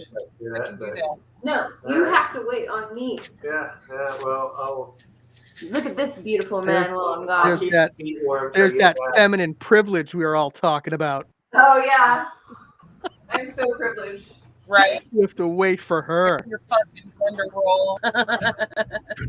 Yeah, I gotta tell you how much I'm a victim of all this. Now, if you talk to him in an argument, he's gonna refer to chivalry, and he's gonna make a fool of himself. But that would probably be the only thing you could probably get anywhere near to. Yeah, well, if that were the feminine case, I would privilege. never hold the door open for them. I mean, after a certain point, you know what? I'm not holding a door open unless I'm getting fucked. Wow. Well, you know, we need You that heard kind of me honesty. leave We the door do open while in the world. I'm Anyway. sorry. I just no. no. It's when that was God really damn, weird. Chelsea, That lay down really the fucked with gauntlet. me. That was a new kind of bullshit. Listen, The way that they flipped on it, I was like, if wait. a guy holds a door for you, I'm willing to bet money. Hear what he said. Willing what? I left and then I came back in the middle of that. I just finished with a stupid joke. Well, we're talking about chivalry. And you Yeah, said if you open the door for somebody, then you expect to be getting fucked. And I feel like that's how men feel like it works. Well, I mean, it is. I've been nice. I grew up around. I was raised by women, and by Southern women too. At that. Oh boy. So holding a door and getting a door and saying "ma'am" and so forth. It wasn't some weird fucking thing. It was just like that nice lady at the diner that says I sugar. feel like this is You know a what I big mean? issue. It's just okay. It's really not an issue. I'm saying if there were anything in the world that guy could even come close to calling feminine privilege, it would be chivalry. That's and exactly that really what wouldn't be it wouldn't be a valid argument. Other No, than that, because it's niceness, and it really doesn't involve like a transaction. no, it's not a transaction at all. It's a what is it? It's a mannerism. No, what bothers me the most is that then they were like, "Oh, cool, we're back on topic now. This is what I came here for," and so it was just like, "Oh yeah, I'm a leftist, but fuck women." So it was just like, "I'm sorry." So well, those are two things I love doing. Out and I was like, Yeah, I think there was. My aim is always with trolls is to slowly troll them back. No, I did, and then I lost it. Mine too. You did, Chelsea. You kind of lost it a little bit. Not as much as Trisha, but I mean, it was getting wild. Fuck you! Sit on a razor blade. I'm gonna fight. I don't know what we're gonna fight about, but we'll figure it out. We'll find something. Epic, fucking epic. Oh, Good like for you. Total fucking assholes like that. he was just being a douche. He needed to hear that. He needed to hear that. He did. I like the commonalities of both of our trolls, though. I'm pretty sure it's the same. I think Natalie was right. Yeah, it's all about weight. And to be fair, I wouldn't be surprised if it's actually the same troll that we had blocked a few weeks ago under another name, who has also stalked Zach's show to troll it too. I think we have one fucking troll that just keeps making new accounts. Which is fine. Right? Well, one guy's really bored. Got my last name on here. What listen, if we can just try and avoid engaging, unless it's something we can say that's meaningful. If we can avoid engaging them, it's just going to add to how many people are commenting, and it's just going to boost the whole show. So good luck. Well, no, I mean that's kind of why you do engage, though, a little bit. Just a little. But then they stopped insulting, and actually that was where I lost it. It was like they stopped insulting, and so they started to give their opinion. I don't remember that. They had a right to be here. I was like, oh, now you want to have a discussion? Like that's my fault. All of that. Yeah, that's my fault. I was trying to drag it somewhere. It had no, I didn't really have an opinion on what they said that was right or wrong. I was just like, are you actually trying to have a discussion now? Like, because you totally fucked that from the very beginning. You're right. Yeah. Well, as John says here, The attention-seeking behavior. audacity. Don't feed the If animal. you're gonna be Don't an feed the asshole, bear. just stick to that. All right. We threw that Don't troll feed enough the snacks off the bridge. Yeah. Time to cut them off. No more snacks for you. Jeez. Okay. I mean, well, I have snacks for them. I have the vanilla and lime Tootsie Rolls. excellent. Only the best for you, sir. Terrific. I have Girl Scout cookies I'm very excited about. Which ones? Are they the freaking coconut ones? I love the coconut ones. They better not have fucking eaten my coconut ones. Oh, you bitch. No Dude, coconut ones? I think my girlfriend ate my coconut ones. She ate my caramel delights. God damn. Samoas. So, well, we don't call them Samoas because that's racist. I always felt like that when I said it. Is that true? Peanut butter patties. Yeah, they stopped calling them that. But that's what it says on the box. Not anymore. So it's caramel delights now. Oh my god, I have to look. Show the box. It shows evidence or it gets the hose. Well, no, I don't have them. That's why I'm looking for my caramel delights. And I'm a little bit upset about this. And your feelings are valid. Fuck. God damn it. Thank you. You know what? That's why I came here, to be validated. Though there's these new ones, Adventurefuls. Ooh, what's in those? Indulgent brownie-inspired cookies with caramel-flavored creme and a hint of sea salt. Ooh. Peanut butter Nom, sandwich. You had me at brownie type cookie. And they have this other one, which is called Toasty Yay. That just makes me think of yayo. Like what? Dude, what? No, not the same thing. French toast inspired cookies. Huh? French toast inspired cookies dipped in delicious icing, full of flavor in every bite. Yay. Oh. That's on the box. I'm reading from the box. I didn't ad lib there. I really am too stoned for this. You're gonna make me leave and get food. Is he giving you the munchies, Sterling? Yeah. Yeah. I can't believe Should this just be a call now? Are we done with the economy? Yeah. I guess At we're this done with the point- economy. We're done with the Russian corruption. It is now for we are many after hours. A call now, if that's what we're Well, I like that.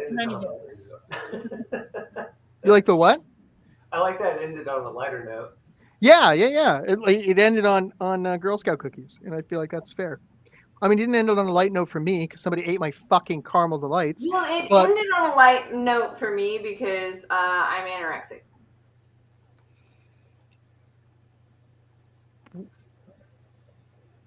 I'm 100 pounds. If I were Wait a 100 minute. pounds, I would be scared. If you're anorexic, it always ends on a light note. That's what I meant. That was the whole thing. You had me tripping for a minute. I mean, I'm all moving my glasses and shit, getting closer to the screen. It didn't bother me because I'm like, Sterling hadn't been here, I don't think, whenever it first happened. So they were like, "Oh, you're 100 pounds," like because they were talking about throttling, like assaulting me, Things and got I sexy was for a minute. like, "Well, Trisha's seen me in an altercation," and so I mean, I had so to it was say- like, and so then they were like coming back with like, "Oh, I'm not scared," and I wasn't like trying to be like, "I'll kill you," because I was really trying to make it like not sound threatening, but hey, it would not be wise. And so then they started talking about how I'm 100 pounds, and I was like, "Oh my god, is this my mom? I'm not Apparently I threatened lost by 40 100 pounds again. pounds. I don't know, like." And so Your then they mom was started trying trying to to tell you give that's their not opinion on world issues as if nothing had happened. And I was 100-pound just chicks are the ones that scare me. I was like, "Oh, you think that you can talk now?" Like, okay, I don't know. Your voice. I have really weird triggers. They're very complex. I'm getting my snacks, damn it.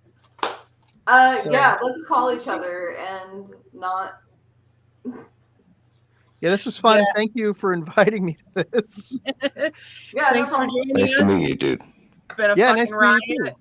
I'll add you to the chat and yes. Yeah. Excellent. I would love to join.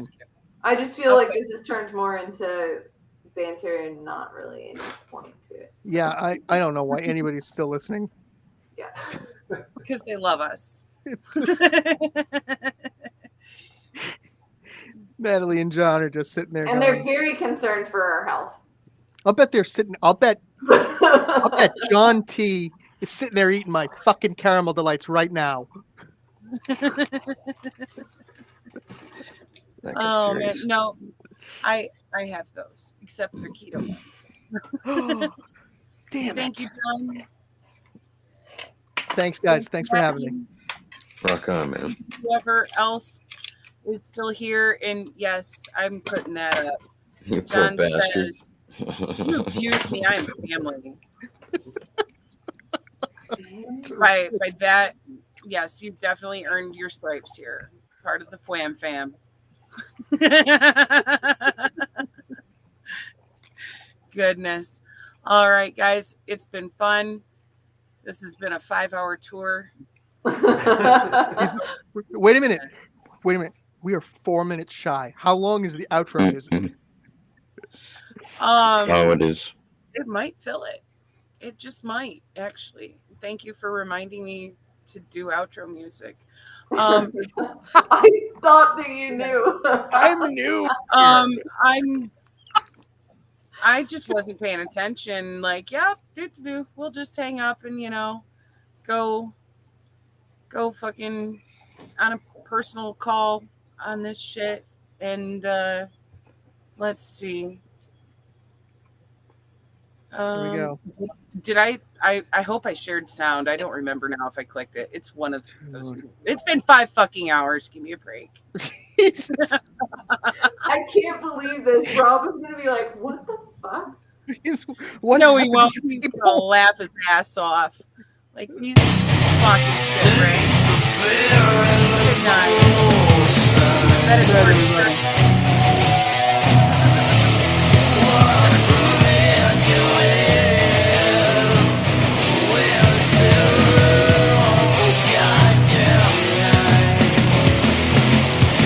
Unclear on scales. There's absolute freedom. And we're all looking for freedom. Here's going on. Doesn't matter when they sold the devil guns. Doesn't matter when they played us right. Doesn't matter when they stole your mother's son. Now everyone's out of their mind.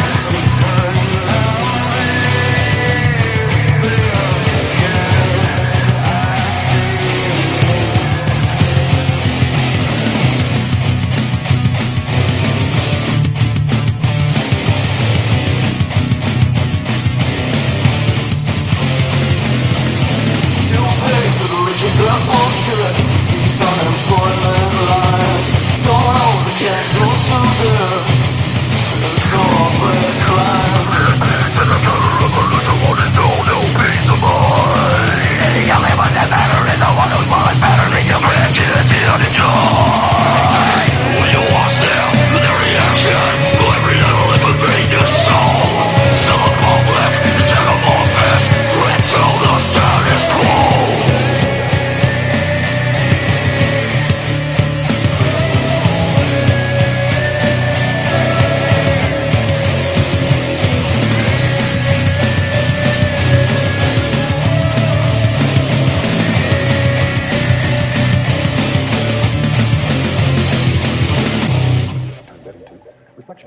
We don't make mistakes.